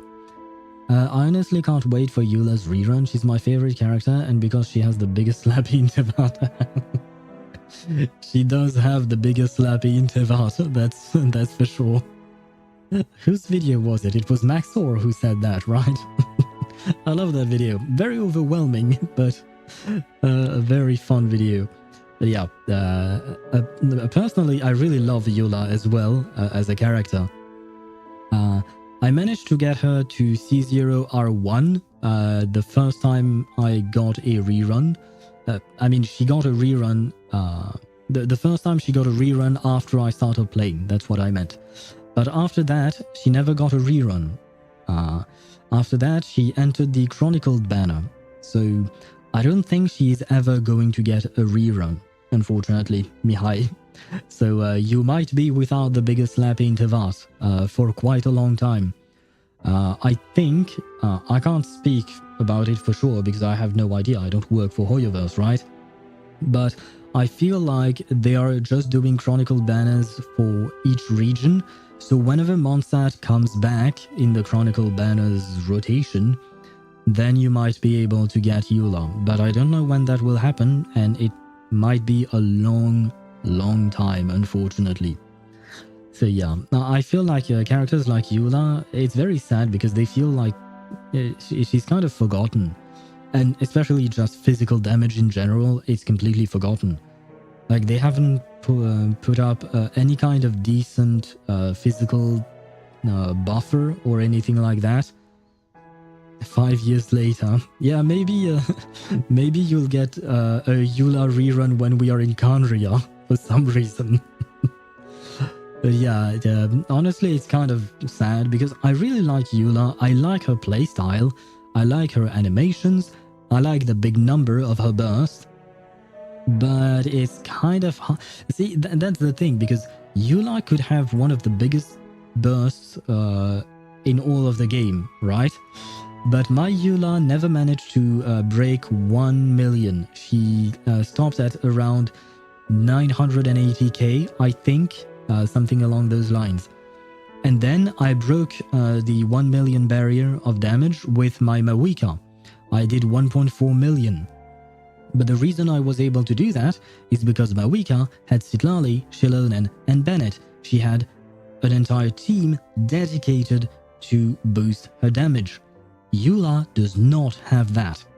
No one is dedicated to boosting physical damage. I mean, we have Mika, but let's be honest, Mika is pointless. No offense to any Mika mains if you guys exist, but Mika is kind of pointless, honestly. There is no team surrounding me, Eula, so no, I don't think they will ever come back to physical damage. That's just the sad reality of things, because physical is not really... There isn't much they can do about physical, I think. So they are just going to ignore it. Kind of like the same thing they did with Geo. You can't do much with Geo, so they are mostly ignoring Geo. The one character that had any kind of potential for Geo was Navia, when she uses Crystallize for her damage, and she works well. But that's about it. In the past couple of years, Geo has been dead. Same thing for Physical. Physical has been dead for the entirety of the game, to be honest. So yeah, sorry, I went here on a small rant about Eula because I really care about the character, and I really wish I could use... I mean, she's still usable, of course, but you can't really take her to her maximum potential without a proper team, and I find it sad. Anyway, where was I at? Right, they fought for no reason. Caroline holds Willow's trembling hands in her own. I look forward to seeing you on the floor. Aww. Ah, so they ruined the happy ending from yesterday and they gave me back a happy ending. That's good. I want Willow to have a happy ending, please. I mean, to be fair, I wanted a happy ending for many characters in Reverse, and they did not get said happy ending. Podium and Goodbye Friend. I don't like the name of this stage, Goodbye Friend. We still have to stay... yes. We still have 2 stages to ruin the the happy ending. You're right. No. I didn't think of that. 1921 Uluru Stadium. Charlotte O'Hagan. So this is in the past, right? I think. The weight of the medal presses on her neck as camera bulbs flash all around her, leaving her a little dazzled. Okay, so this is right after she won the competition. When she was a kid, I mean. Quick, snap a picture of the scar on her foot. Ew, why would you do that? Oh my god. Charlotte, congratulations on winning first place at the Uluru Games. That's surprising. You smashed the record, making history as the youngest ever winner of Flow Ritual. What was the process like to get to this point? Grueling. It was torture. That's the answer. Where is torture? Good question. He might want to buy that picture from the reporter. She lowers her head, examining the shining gold medal hanging at her chest. I snatched the sun from the sky. The sun? The girl smiles and raises the gold medal. That's right. This is my son. Oh. Perfect angle. Real front page material. Charlotte, could you lift the medal a bit higher? The girl raises the medal higher. The camera flashes, making it shine even brighter. Great. We plan on doing an exclusive interview next week. Hey. Hey Philip, haven't you hogged enough of our time? The reporter pushes his way toward Charlotte, his suit wrinkled from the jostling crowd. Finally!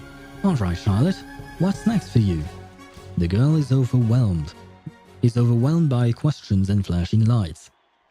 Ah, no, not a flashbang again. Ouch. The cacophony has come to an end.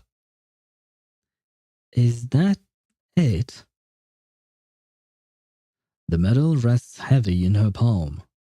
My eyes, yes. I feel your pain, Jigjit. I feel your pain as well. I won, but now what? You're still so young. Familiar footsteps approach. The stories we tell always end with winning the gold.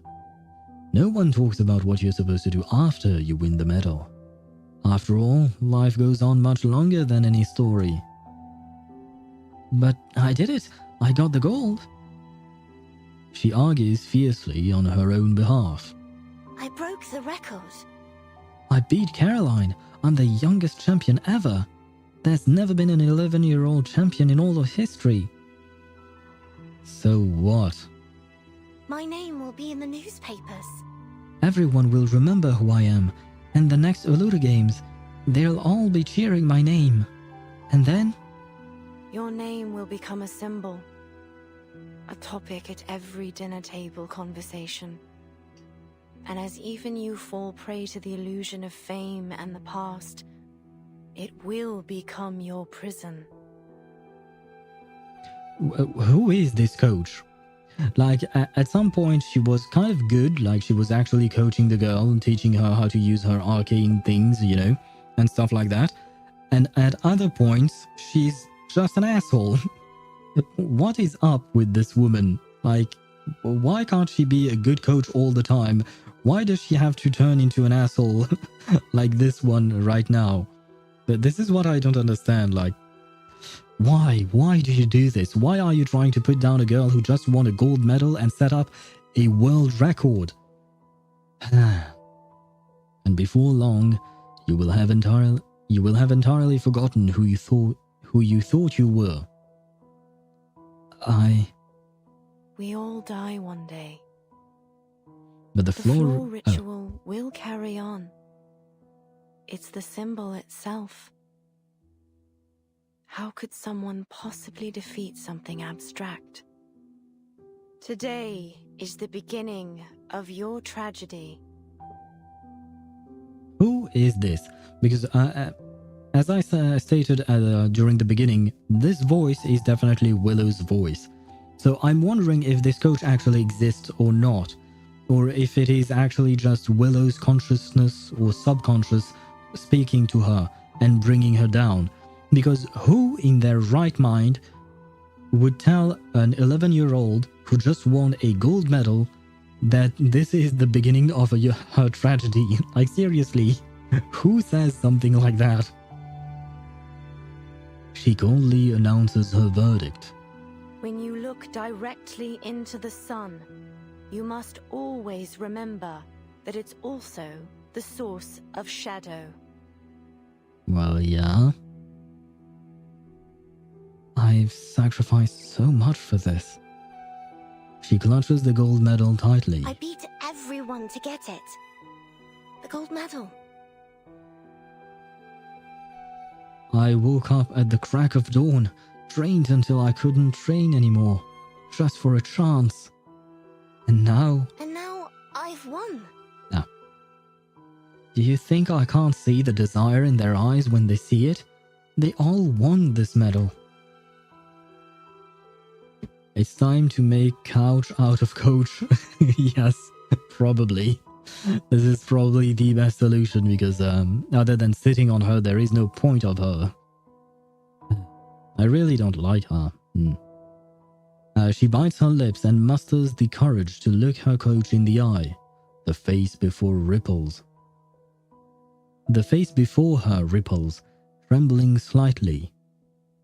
If this is the source of tragedy, then why do we long for it? As she lets out a cold sneer, her features become clearer. It's the gold medal. That's why.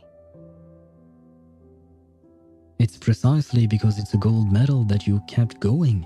Even if your feet were bleeding, you couldn't escape this self-inflicted sacrifice, because this is what you desired. Isn't this the root of your tragedy?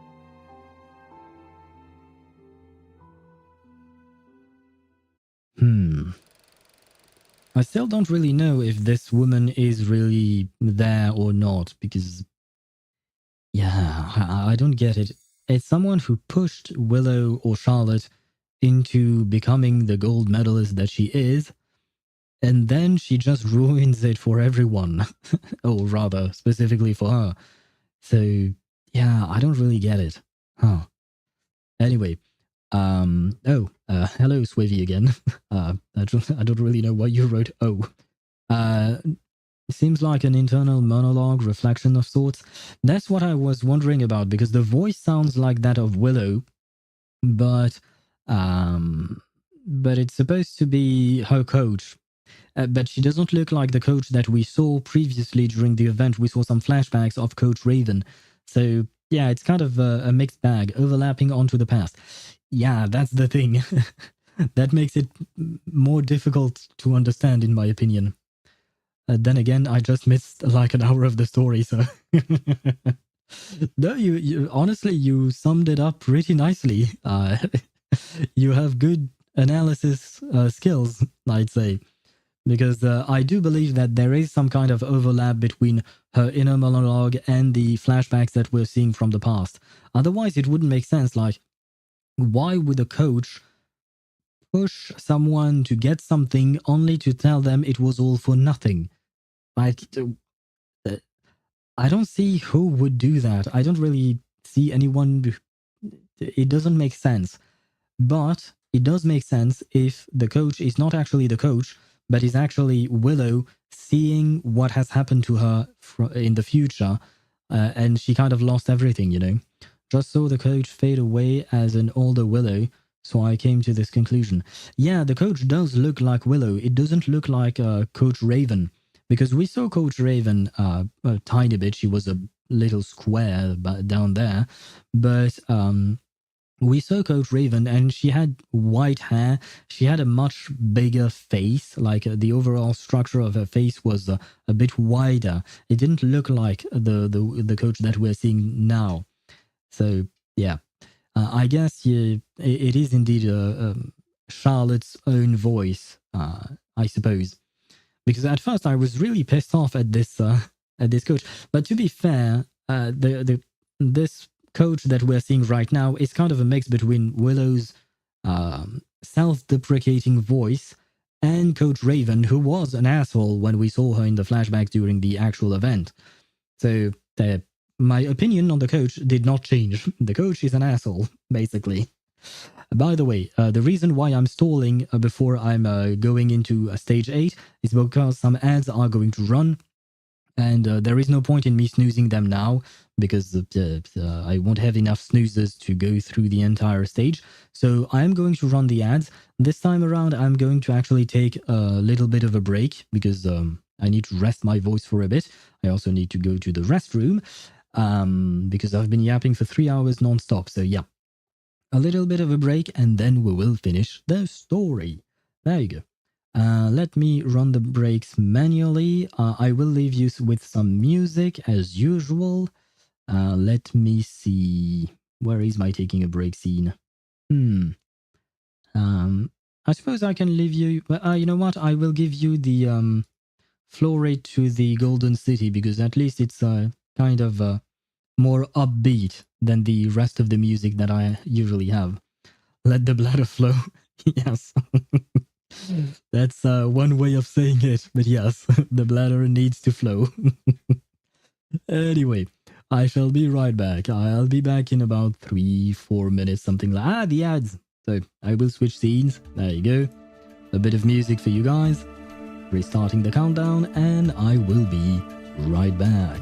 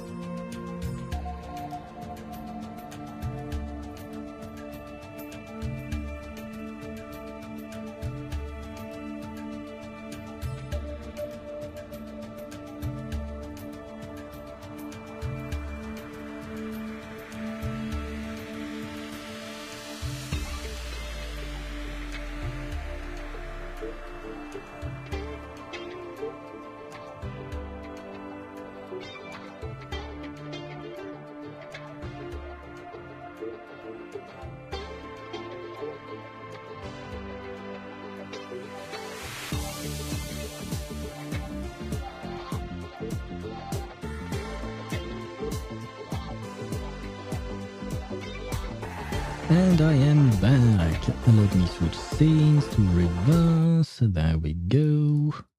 I'll grab all of my windows and there we go. And the right back.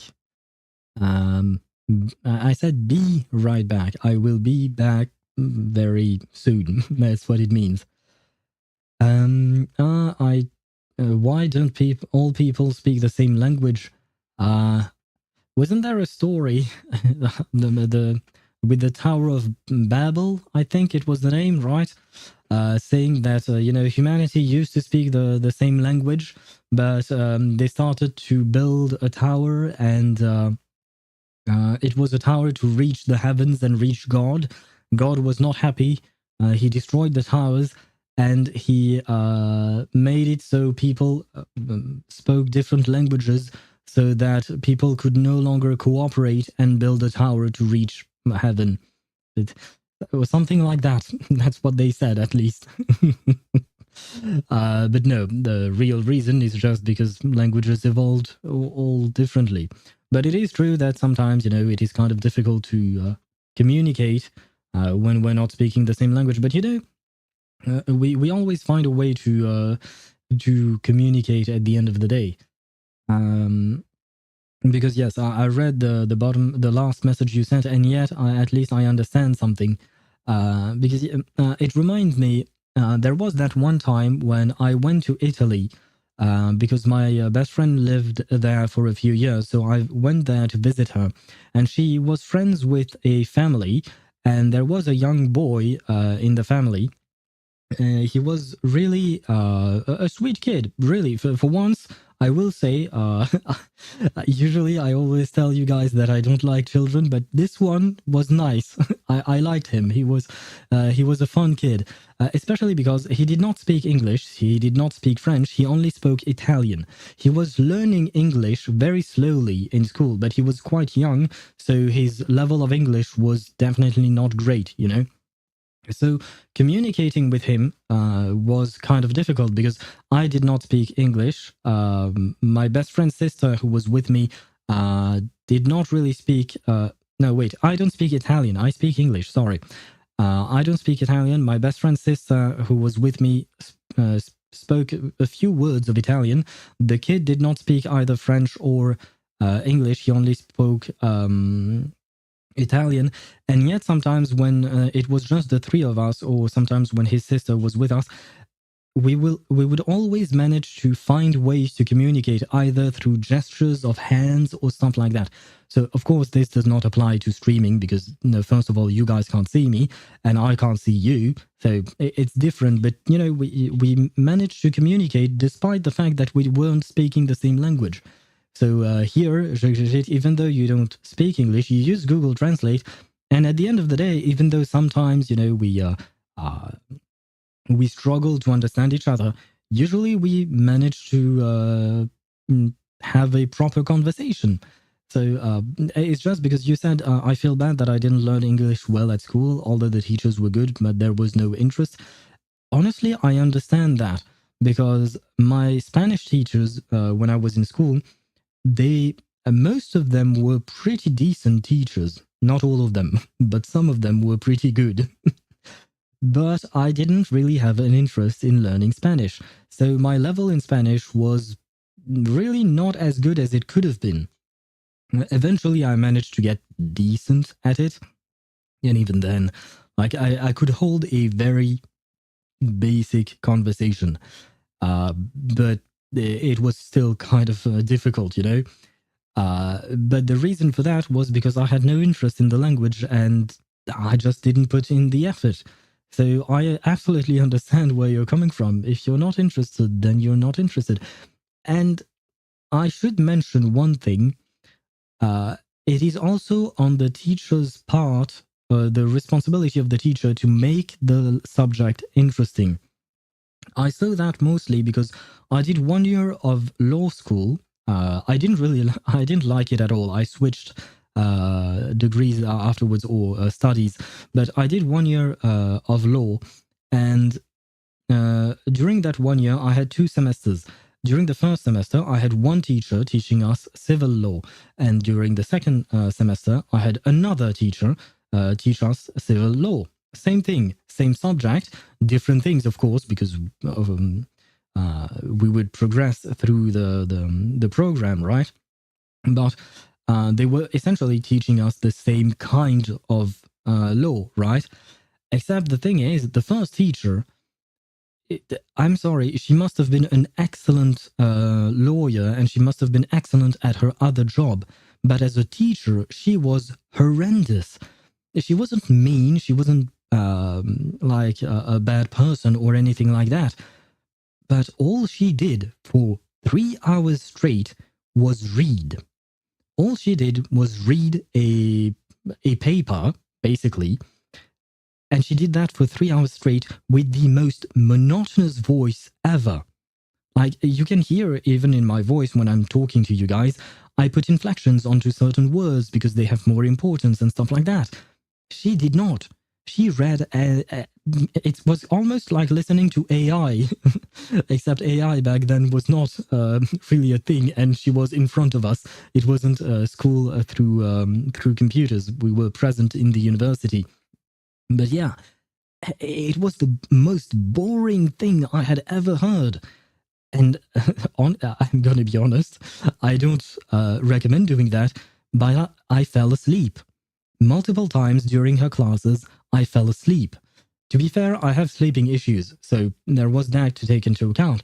But on top of my sleeping issues, her classes were absolutely horrible. And then the next semester happened and I switched teachers. And that dude was absolutely awesome. Like, seriously, I had no interest in his class. I had no interest in the subject, but he made the class itself interesting just because he was sharing his passion, just because the way he phrased things, the way he brought things up, the way he gave us examples and all of that, and it changed everything. I mean, I still didn't like law and I still decided to ditch law. That's one thing. But the difference between the two teachers, it was tremendous. Like, seriously, good profs make all the difference in learning, yes. Because there is the teaching method, right? There is the way you behave with your students, but there is also the atmosphere that you create in your classroom. Even though you might be a good teacher and you might teach well, there is also what you bring as a personal thing. Like, I've had people or teachers that I would consider to be good teachers, but I wasn't really invested in what they were saying. However, there was another teacher I had when I was studying biology. He was fascinated with bees. He had a beehive, like several beehives that he was taking care of, and we were studying various types of insects. And I was really not interested in that class because, unfortunately, it was mostly learning by heart every single body part of various types of insects. So it was really not interesting to me. But he spoke with such passion. Like, seriously, throughout all of his classes, he shared his passion with us, and it made me want to take an interest into that class. It was not a personal interest, it was just the strength of his passion was communicated through his words. And that, to me, is what is an excellent teacher. Get a bad one, might as well skip lectures, just read the textbook. Yes. Okay.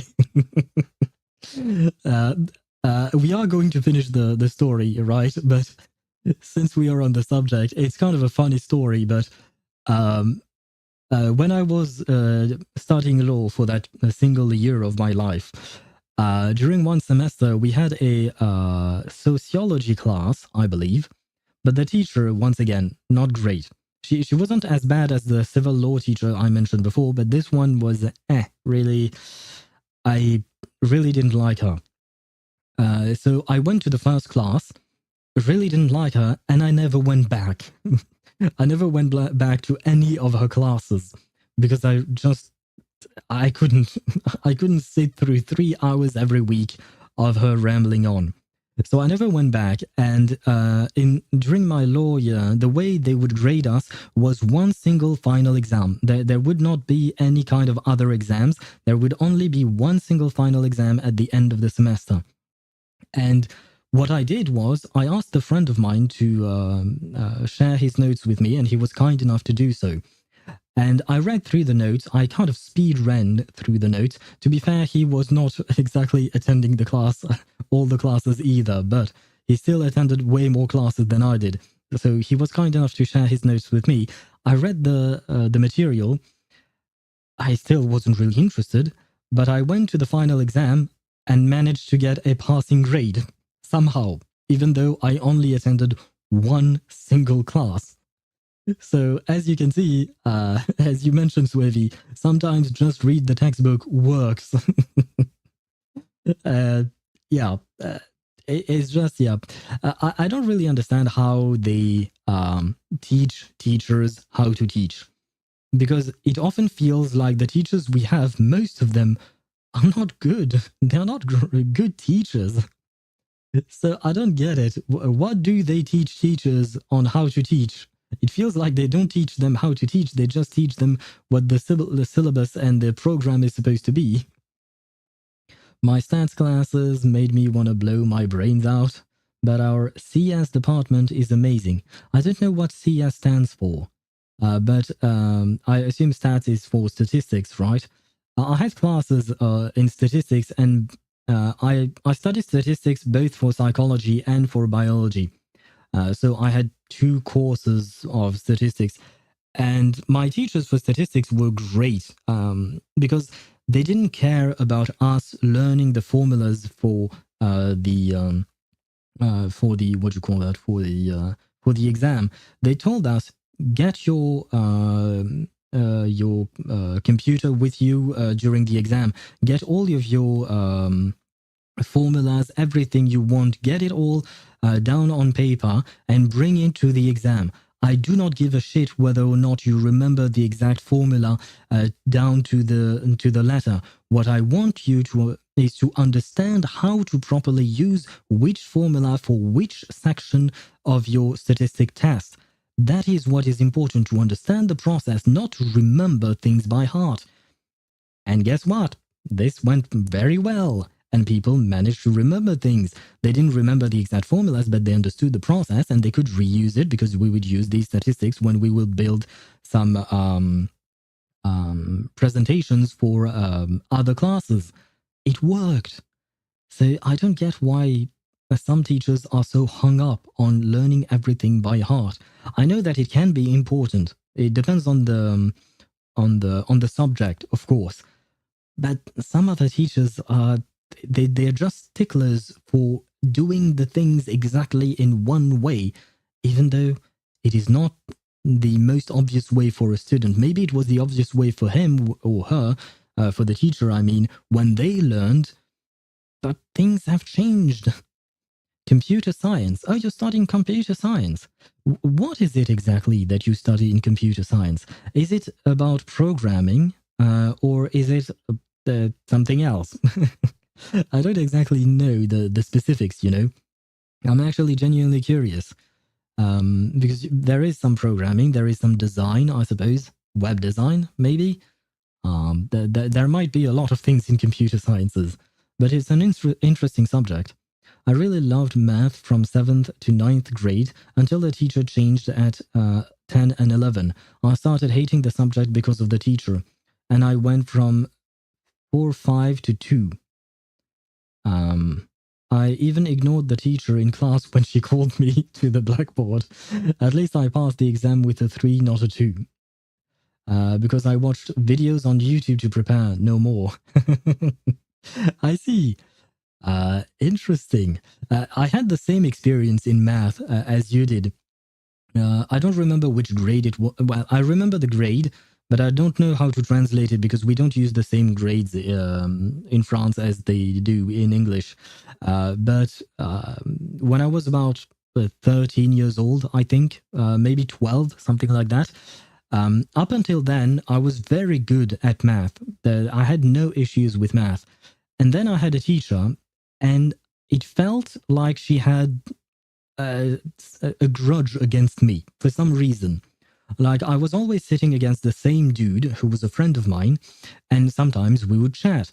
And sometimes the teacher would reprimand us for chatting in class, which fair, you know, I have no issues with that. The issue I had was that she would oftentimes ask, how do I translate this? Basically, when you did a bad thing, they would take a little notepad and they would write you up, right? Something like that. It was kind of a punishment, if you will. And the thing that was strange to me is that more often than not, she would write me up, but not my friend.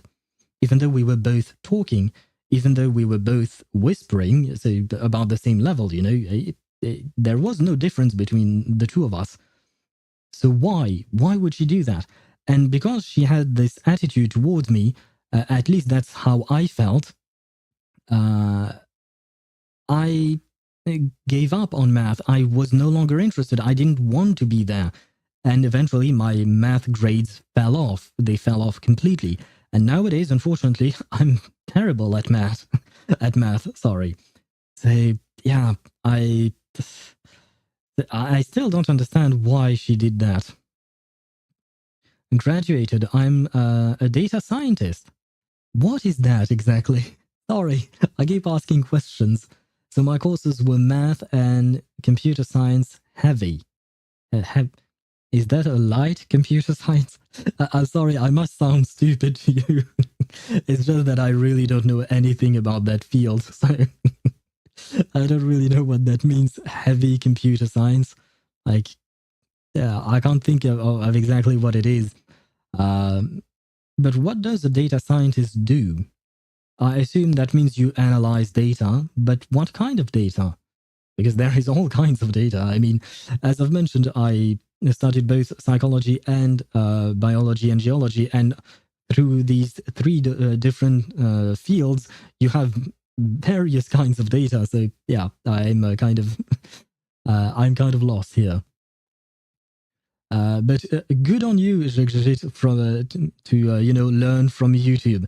Back when I was in, it was junior high, I think. Back then, YouTube was not really a place to learn. It was barely a thing.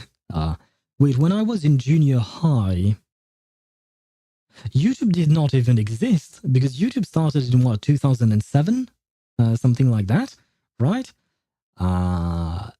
And when I was 13 or 12, I think I was 12 when I met that teacher. When I was 12, what year was it? Wait, I can't count. Yeah, it was 2005. Yeah, so YouTube did not exist for me. So I couldn't use YouTube to help me. Oh, sad world. Also, first tax season as well. Oh, did you just graduate? Do you mean you graduated last year, I assume? Lamau, what is this? High school? Right, you up? Yeah. I was talking about junior high. It wasn't high school. But the math teacher I was talking about was during junior high. So I was around 12 years old, I think. So that's why, yeah, no. In university, they wouldn't write you up. They wouldn't care whether you were there or not. Most of the time. Any kind, business, healthcare, finance. Okay, so yeah, it is analyzing any and all types of data. Oh, is there a particular field of data that you prefer to analyze? Like maybe it's easier for some reason? I mean, no, because at the end of the day, the statistical tests that you apply would be pretty much the same. I mean, yeah, it depends on what type of data you have. Well, it's not about the field like business, healthcare, and finance. It's more like how you gathered the data in the first place, like what type of group you have, and that would determine what type of test you would put through. Finance is my current field. Ah, I see. I don't like finances. Graduated in winter. Wait, you graduate in winter? Interesting. Huh. Because, in France, the graduation, we don't really have a graduation. You just wait for your grades to come, and if you have passing grades in all things, then you receive an email, and at some point they tell you, you receive an email and they tell you, come back to the university. We are here to give you your diploma. That's it. COVID screwed up my schedule. Oh, extra semester. Ah, I see. Ah, that explains why. Because, yeah, usually, well, I say usually, but I suppose it depends on the country. Because in some countries you would graduate, okay, let me preface this by saying that what I'm about to say is in regards to anime. So I have no idea if this is true or not, but oftentimes in anime, the end of their school year seems to be in winter, and the start of the year seems to be in spring. Whereas in France, we start the year, the school year, during fall or autumn, however you want to call it. But, you know, we start in September. We don't start in April or something like that. But then again, I'm talking about anime, so I don't know how accurate anime is to how Japan works in terms of schools. Anyway, goddamn, I've been yapping for 20 minutes after we took that break. I feel like it's time for us to finish the story. The yapping session never ends with me. But it was nice chatting with you guys, you know. America also starts in September. Wait, Swivy, you're American? Wait, you're American? Oh no, never mind. Chip is from Asia. But you're sorry, I'm getting confused on who is coming from where. You guys are coming from so many different countries. It's kind of hard to keep track. Oh, okay. Okay, because Remnant is also American, but he was also coming to my Zenless Zone Zero stream, so maybe that's why I'm confusing things. May I ask what state you're in? Because the United States is pretty big. Just out of curiosity. Once again, of course, anytime I ask a personal question, feel free to tell me you're not comfortable or what not to answer. Michigan. Wait, where is Michigan? I don't know where Michigan is. I know some of the states on the East Coast. I know some of the states on the West Coast. Is Michigan in the central area of of the United States? Let me pull up a map. Oh God, my knowledge. Where is my knowledge? Where is Michigan? Oh no, I knew it. I knew it was not too far from Chicago. Yes. Sorry. I had the thought in mind. The star surrounded by big lakes. The state surrounded by big lakes. Yeah. I see. I had a feeling that Michigan was not too far from Chicago. For some reason, I had that memory implanted in me, I guess. So I was right. It's right next door to Chicago and Illinois and Indiana and Ohio. I forgot Ohio existed. To be fair. Man, you have 50 states. That's a bit much, you know. It's kind of hard to remember all of them. Ah, interesting. That's nice. I always wanted to go to Chicago, which is not far, you know. Especially because of the Great Lake region. Is that how it is called? I believe so, right? Just because I love lakes in general. So I was always fascinated with this specific region of the United States. Huh. Ah. Sorry, I'm just looking at the map. I'm going to close the map, otherwise we're never going to finish this story. We don't talk about Ohio. Wasn't there a meme about Ohio and a dude in a spacesuit from who was on the moon, and for some reason he was saying it was always Ohio or something like that? I never really understood that meme. Anyway, stage 8, goodbye friend. It's time for me to get back to to the story. Ah boy.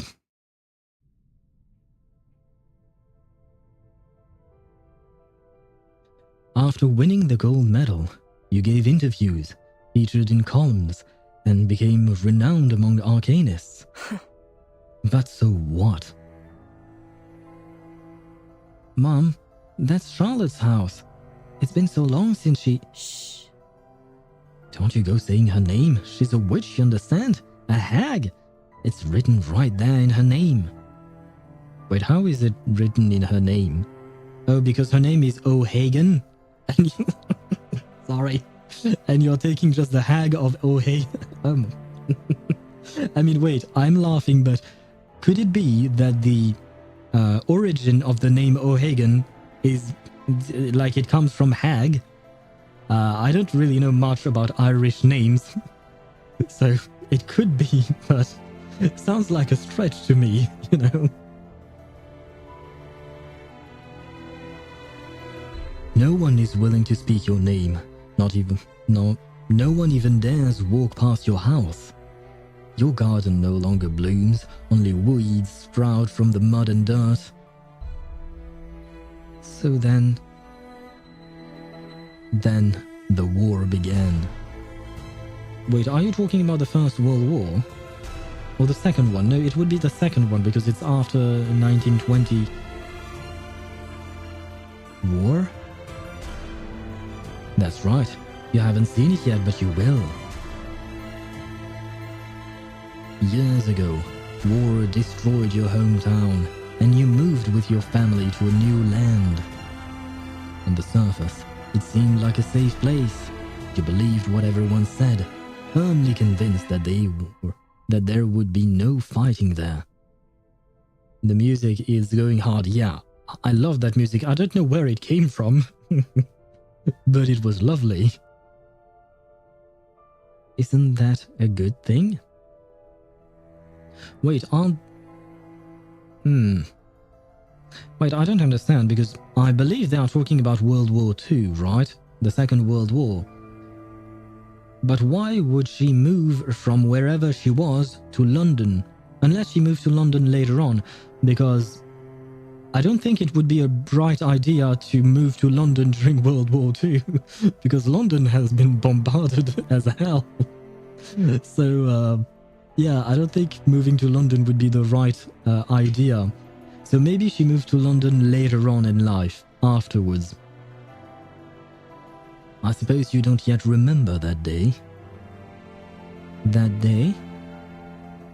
Oh shit, I just thought about it, but is it because of the war that she lost her leg? I mean, that would make sense, because, you know, plenty of injuries during a war, especially a world war. I mean, the casualty rate was kind of high. Kind of. By modern measures, that day was far from a good one. The air was heavy, with the stench of gunpowder after the military dropped bomb after bomb in the area, leaving debris and dust in their wake. But luckily, your house was untouched, and you managed to survive the war. Then what? Look up. The girl looks up. There is a shining golden sun before her. She gazes in disbelief, then rubs her eyes. How come I can see the sun in the training room? You saw a similar sun in the sky on that day too. Wait, that background, I know it. That's the background they used when we first met Druvis III in the first act of the game.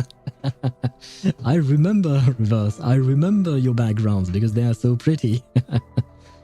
Civilians, you mean collateral damage?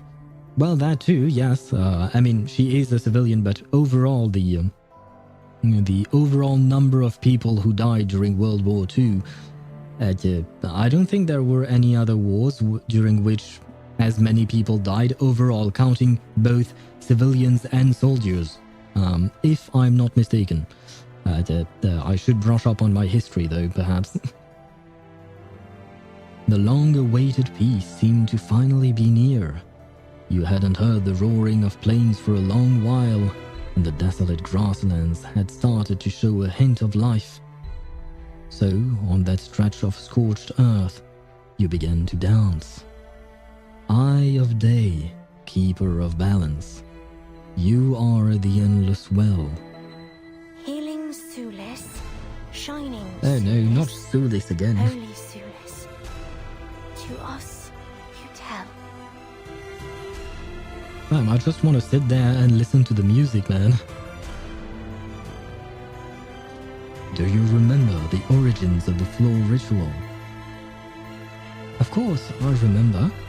Floor rituals originate from ancient rituals. The shamans? I don't know how to pronounce the word. I know the word. These guys danced to avert strife, to implore Sulis' grace. It was originally a dance for peace. So you thought at that time. You saw the glorious sun. Oh, you saw the glorious sun, the soil turning from lifeless to fertile, the tender green sprouts breaking through the earth. That was the most successful dance of your life. For the first time, Sulis responded to your prayers. No one had ever done that at the Uluru Games before, not even you at your best. You heard. You heard that sharp whistling for the first time. That sound that still haunts you in every nightmare. Like Arachne cursed to forever make her web. Soon, an incendiary bomb exploded beside you. Oh.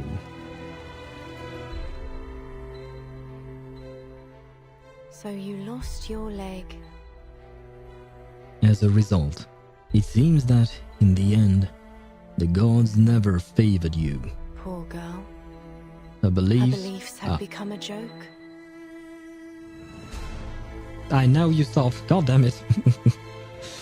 If sacrificing everything yielded such results, it would be better if those so-called gods never even existed. And it has caused you never-ending pain. How can one who no longer believes in the gods ever receive their favor again? She sneers mockingly. No. That's not true. Sulis is my friend. You poor little thing. Look at the medal hanging around your neck. The girl lifts the medal to find a small dent in it. Ah, so it was not a chocolate medal as we suspected. It's just that it, well, I suppose a bomb would likely damage a gold medal. That makes sense. Do you remember how this dent got here? This isn't my medal. My medal would never have a dent like this in it. After you lost your leg, you threw your medal away as hard as you could, cursing through tears that you'd never set your eyes on it again. Unfortunately, your curse didn't work. Wait, so was it her, when she threw it, that she made the dent? There is a knock at the door. Hello? Is anyone there? Who is it? Miss Willow, I've got this week's nails. The voice is unfamiliar. I'm here to say goodbye. Why? My snails have arrived. And if I don't open the door, that little scamp will be kept waiting. A minute, 10 minutes, an hour. That girl's mind is a mystery. Who knows how long she'll wait? I need to answer the door. Will I see you again? If it were possible, I'd hope you never do. She shakes her head and reveals a helpless smile. But we'll meet again, Charlotte. Endings aren't always a matter of choice, nor can they be changed through will alone. Now, the time has come to say goodbye. Take good care of this medal, won't you? Don't take your anger out on it. She makes her way out of the room. Her movement is stiff and awkward, and her leg makes a strange scraping sound as she walks. Yet still, she holds her neck high, and I couldn't read what it says after. She holds her neck high, like a black swan gliding on the water.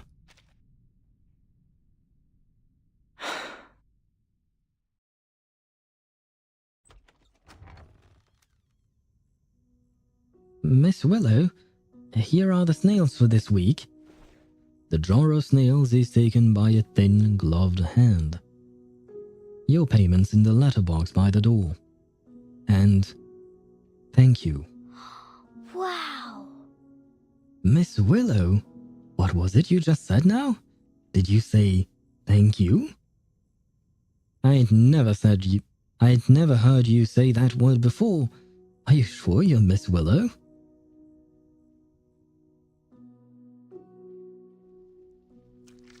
She places the snails on the table as usual, their soft heads gently emerging from their shells. I don't really like that sound, the sound effect. I could have gone by without it, you know.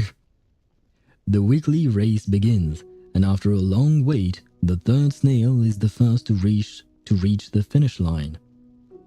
The victor is number 3. You won. She gathers the snail mucus and works it into a light yellow salve. This should suffice for the trip.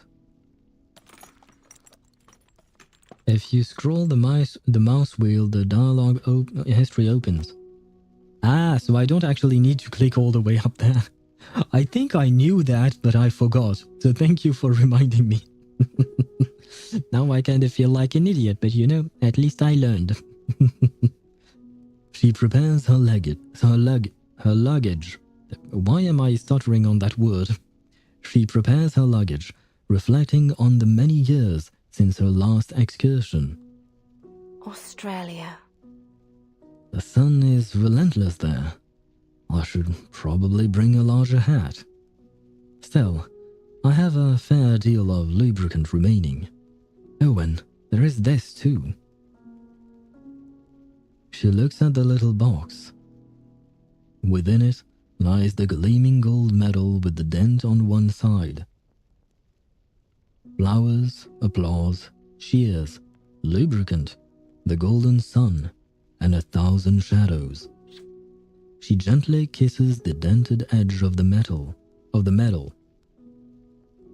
Good night, my friend.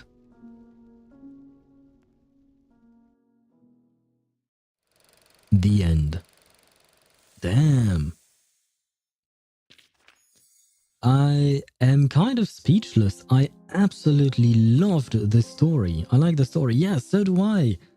This story was, it took me for a ride, you know, because at some points I thought it would be a sad ending, then a happy ending, and then a sad ending again.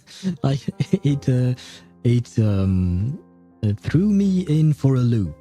Is that a proper phrasing? I think it is, right? But yeah, no, the story was great. Overall, as a character, Willow was extremely interesting already, I felt like, during the event story, right? But even here in her own story, like, honestly, it was just amazing. I really love that story. It's been a while since I've liked a story that much. Because, you know, we did Tuesday Story, for instance. We did Andronala, and they were good, but I don't know why, but this one particular story is the one that I really connect with and I really like. And I'm not lacking a leg like she is, so it's not about that, you know. It's just, I don't know, the story itself, yeah, it was beautifully written. I was confused about, you know, the coach being her, not being her, maybe being a mix of both. I was a bit confused about that, and slowly but surely it came to my attention that it was a mix of both, just like Swivi pointed out. But yeah, no, everything was great. And there is one thing that I like, is the fact that the way she lost her leg had nothing to do with magic or arcanum. It wasn't something fantastical. It was something grounded in reality, like World War II, you know? And for some reason, I feel like the fact that she lost her leg because of something that is actually real, like something that actually happened, it makes it more impactful because it makes it more real to us as players or viewers or stuff like that, you know. Because when someone goes through something that is a bit magical or something like that, it's not exactly the same thing. You can't really relate because you don't live magical things in the real world, right? I mean, I haven't lived through World War II either, so I can't relate to that. I've never been in a country that was at war or anything like that. But still, it feels more impactful. I don't really know how to put it. But yeah, no, I am speechless towards this story. I just really loved it. So thank you, Bluepoch, once again for bringing us such amazing stories, amazing characters and stuff like that, because now it really makes me want to pull for Willow. But I can't. I have to stay strong. I have to wait until Saturday to pull for my P5 Kakanya. I have to remain strong and faithful to my dear Kakanya.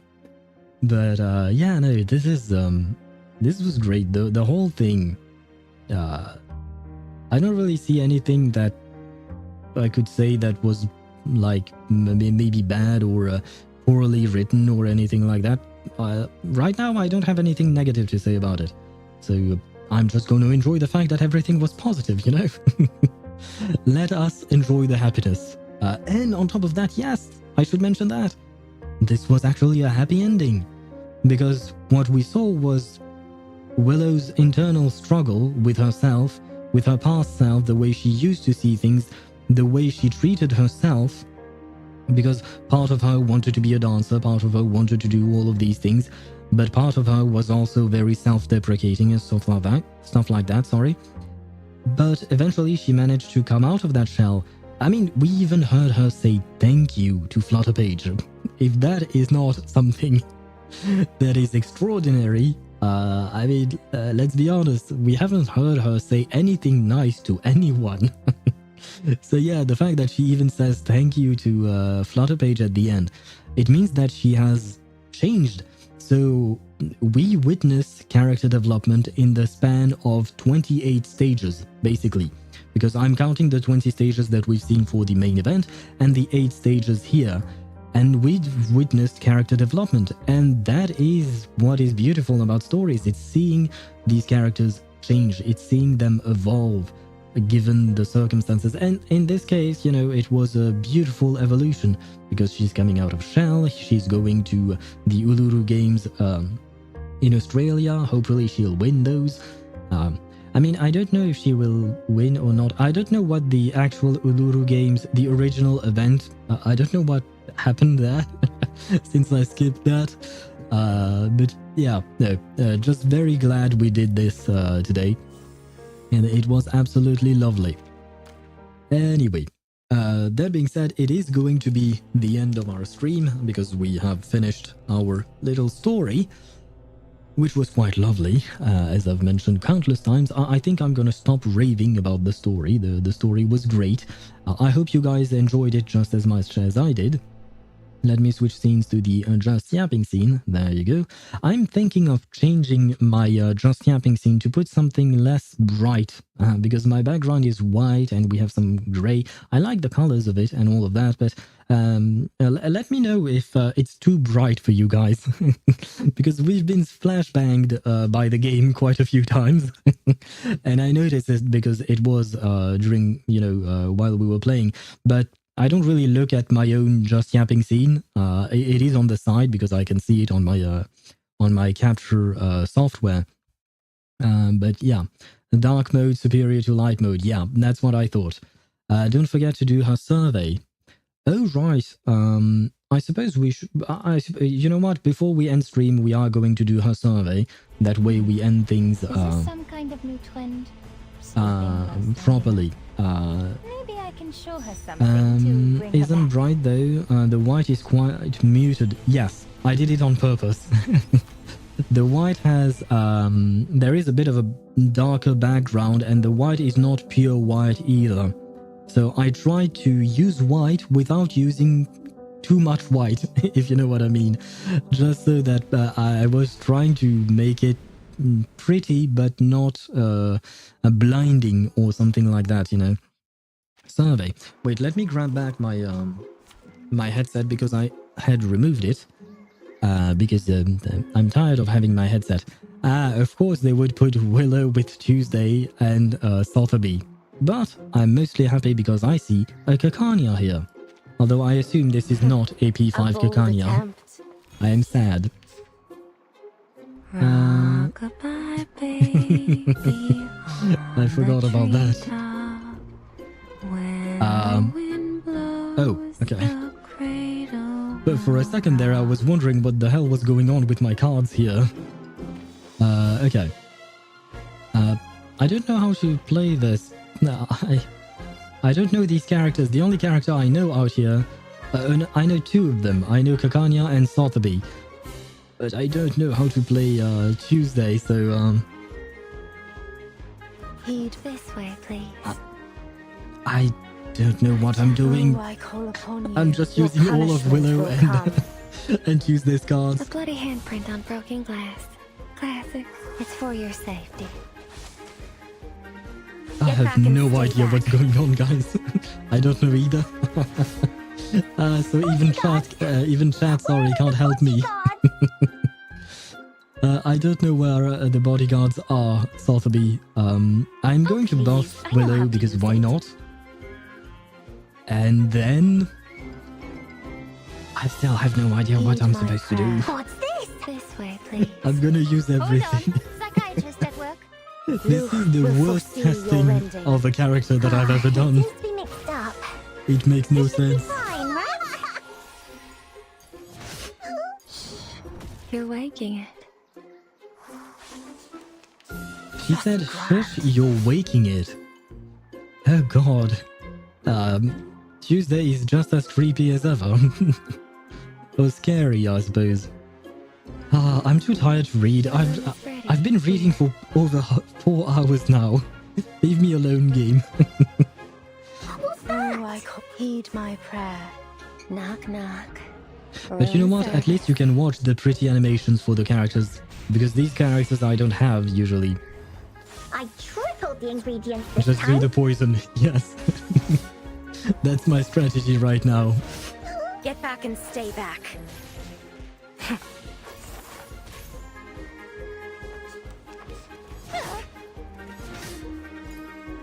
And we will get to see Willow's ultimate ability. For some reason my brain stopped for a second there. I'm gonna buff her because why not? And then we are going to add more things. Because why not? The same shadow Brain cell from the combat. same light. They are doing their best indeed. They are trying, you know. In the name of darkness. But I'm too tired to read A real everything, troublemaker especially because again, we've aren't already you? read her kit. And I kind of forgot. So, I no longer want to read what to do. You know what? Let's switch the cards. Great, we have plenty of cards. I don't know what any of them do, Heed my but this is prayer. going to work. I mean, so far so good, right? At your service. I feel like things are working out. We are winning because we have Kakania helping us survive, I guess. Holy shit, 42k Genesis damage. That's the strength of poison. Come back! I need your feedback on our session. Her ultimate is similar to Isolde's somehow with these shadows. Yeah, I see what you mean with that. Yeah. I can see it. But I will say that Willow is not as scary as Isolde. Because Willow is pretending to be a mean person just because she's bitter about life, whereas Isolde just lost her mind. So Isolde is quite dangerous because she doesn't even realize what she's doing. So then, after World War I, Shit. came World War II? Will there be a World War III? I forgot about that line. Bringing chaos to everyone and everywhere.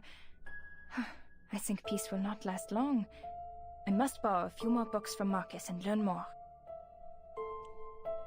I can fix her. I know nothing about Isolde.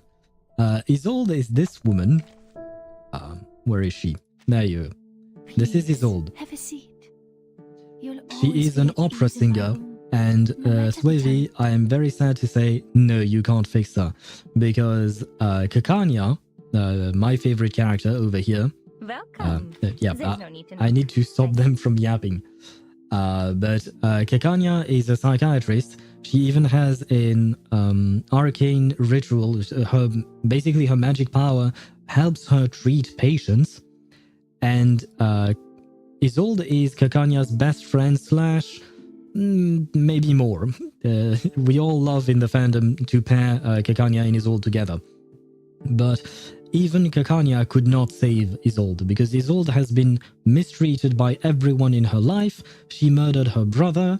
Her mother murdered her father, then committed suicide. And she found the bodies. Like, there is no fixing Isolde. On top of that, she also joined a terrorist group. So, yeah, I'm afraid there is no fixing Isolde, Swavy. She's pretty, she sings very well, but you know, hooking up with your psychiatrist, very mentally healthy. To be fair, their story happened in 1913. So it was the very beginning of psychiatry and psychology and psychoanalysis, so they didn't really know much back then. They didn't have all the knowledge that we have accumulated over the past 100 years of studying psychology. So, to be fair, there is that to take into account. But either way, yeah, ethically speaking, I would agree with you. But, yeah. So, anyway, all of that to say that there is no fixing Isolde. As much as I wish we could, there is no fixing her. I have P1 Isolde. Then you should borrow my P3 Kakanya. Maybe I could borrow your P1 Isolde. Unless she's not in your list. Where do you see that again?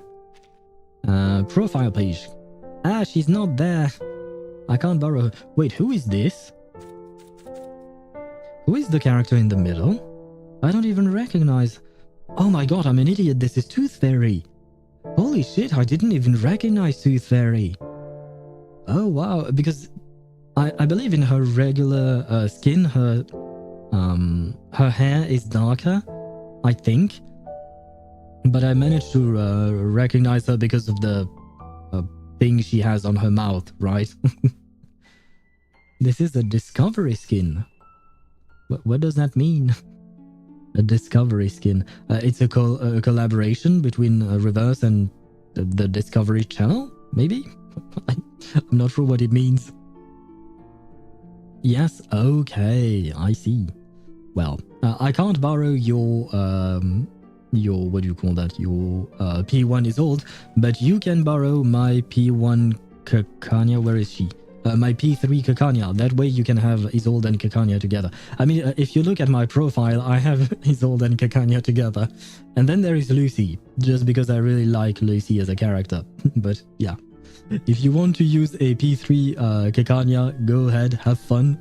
Hopefully soon she will be P5. It would be beautiful.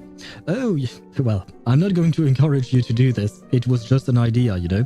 But it would be very fun to see me get P5 Kakanya and you could get P5 Isolde. And when we borrow each other's character, we would have both P5 Isolde and P5 Kakanya in our teams.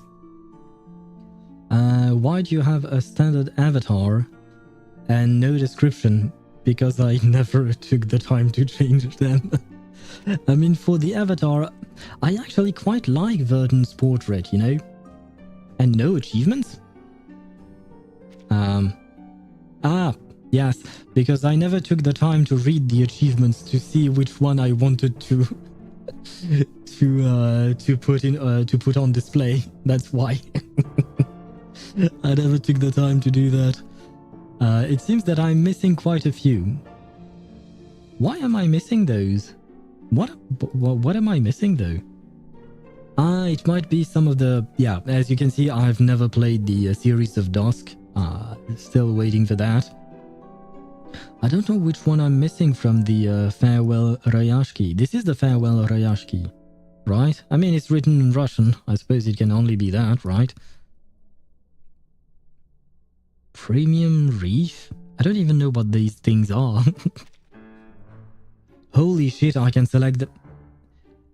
Yeah, this is going to take me some time. You can go to the achievement themselves to check there.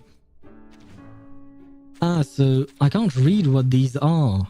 So I have to go through the actual achievements in order to know what they are. Yeah, I'll do that later. I say that, but you know that I won't. At least I didn't up until now. One day I will. But I just really like Vertin's face, her design overall as the main character. I really like her design, so I always wanted to keep this. Otherwise, I might pick this, I guess. This is probably my favorite one out of all of these, but I just like Vertin. Vertin is a great character. Now, I don't know why she's sleeping in a fetal position here, but, you know, she's nice. Anyway. Was the second avatar given only at the beginning? Second avatar. This one? Witness of the Storm? Maybe? Honestly, I don't know. I don't remember how I got any of these things. To be fair, I don't really pay attention to things like these avatars or stuff like that. I'm more focused on the characters themselves, so I don't really... I mean, it depends. In some games, I do try to pursue all achievements. In other games, I don't. Like in Genshin, I do try to have most of the achievements. I think I have like 95% of the achievements in Genshin. Something along those lines. But for instance, in Honkai Star Rail and Wuthering Waves, I don't even try, I don't even bother, because I know that I can never get 100% of the achievements because some achievements are tied to specific characters. And if you don't have the characters, then you can't get the achievement. So that pisses me off, so I decided I'm not pursuing achievements in these games.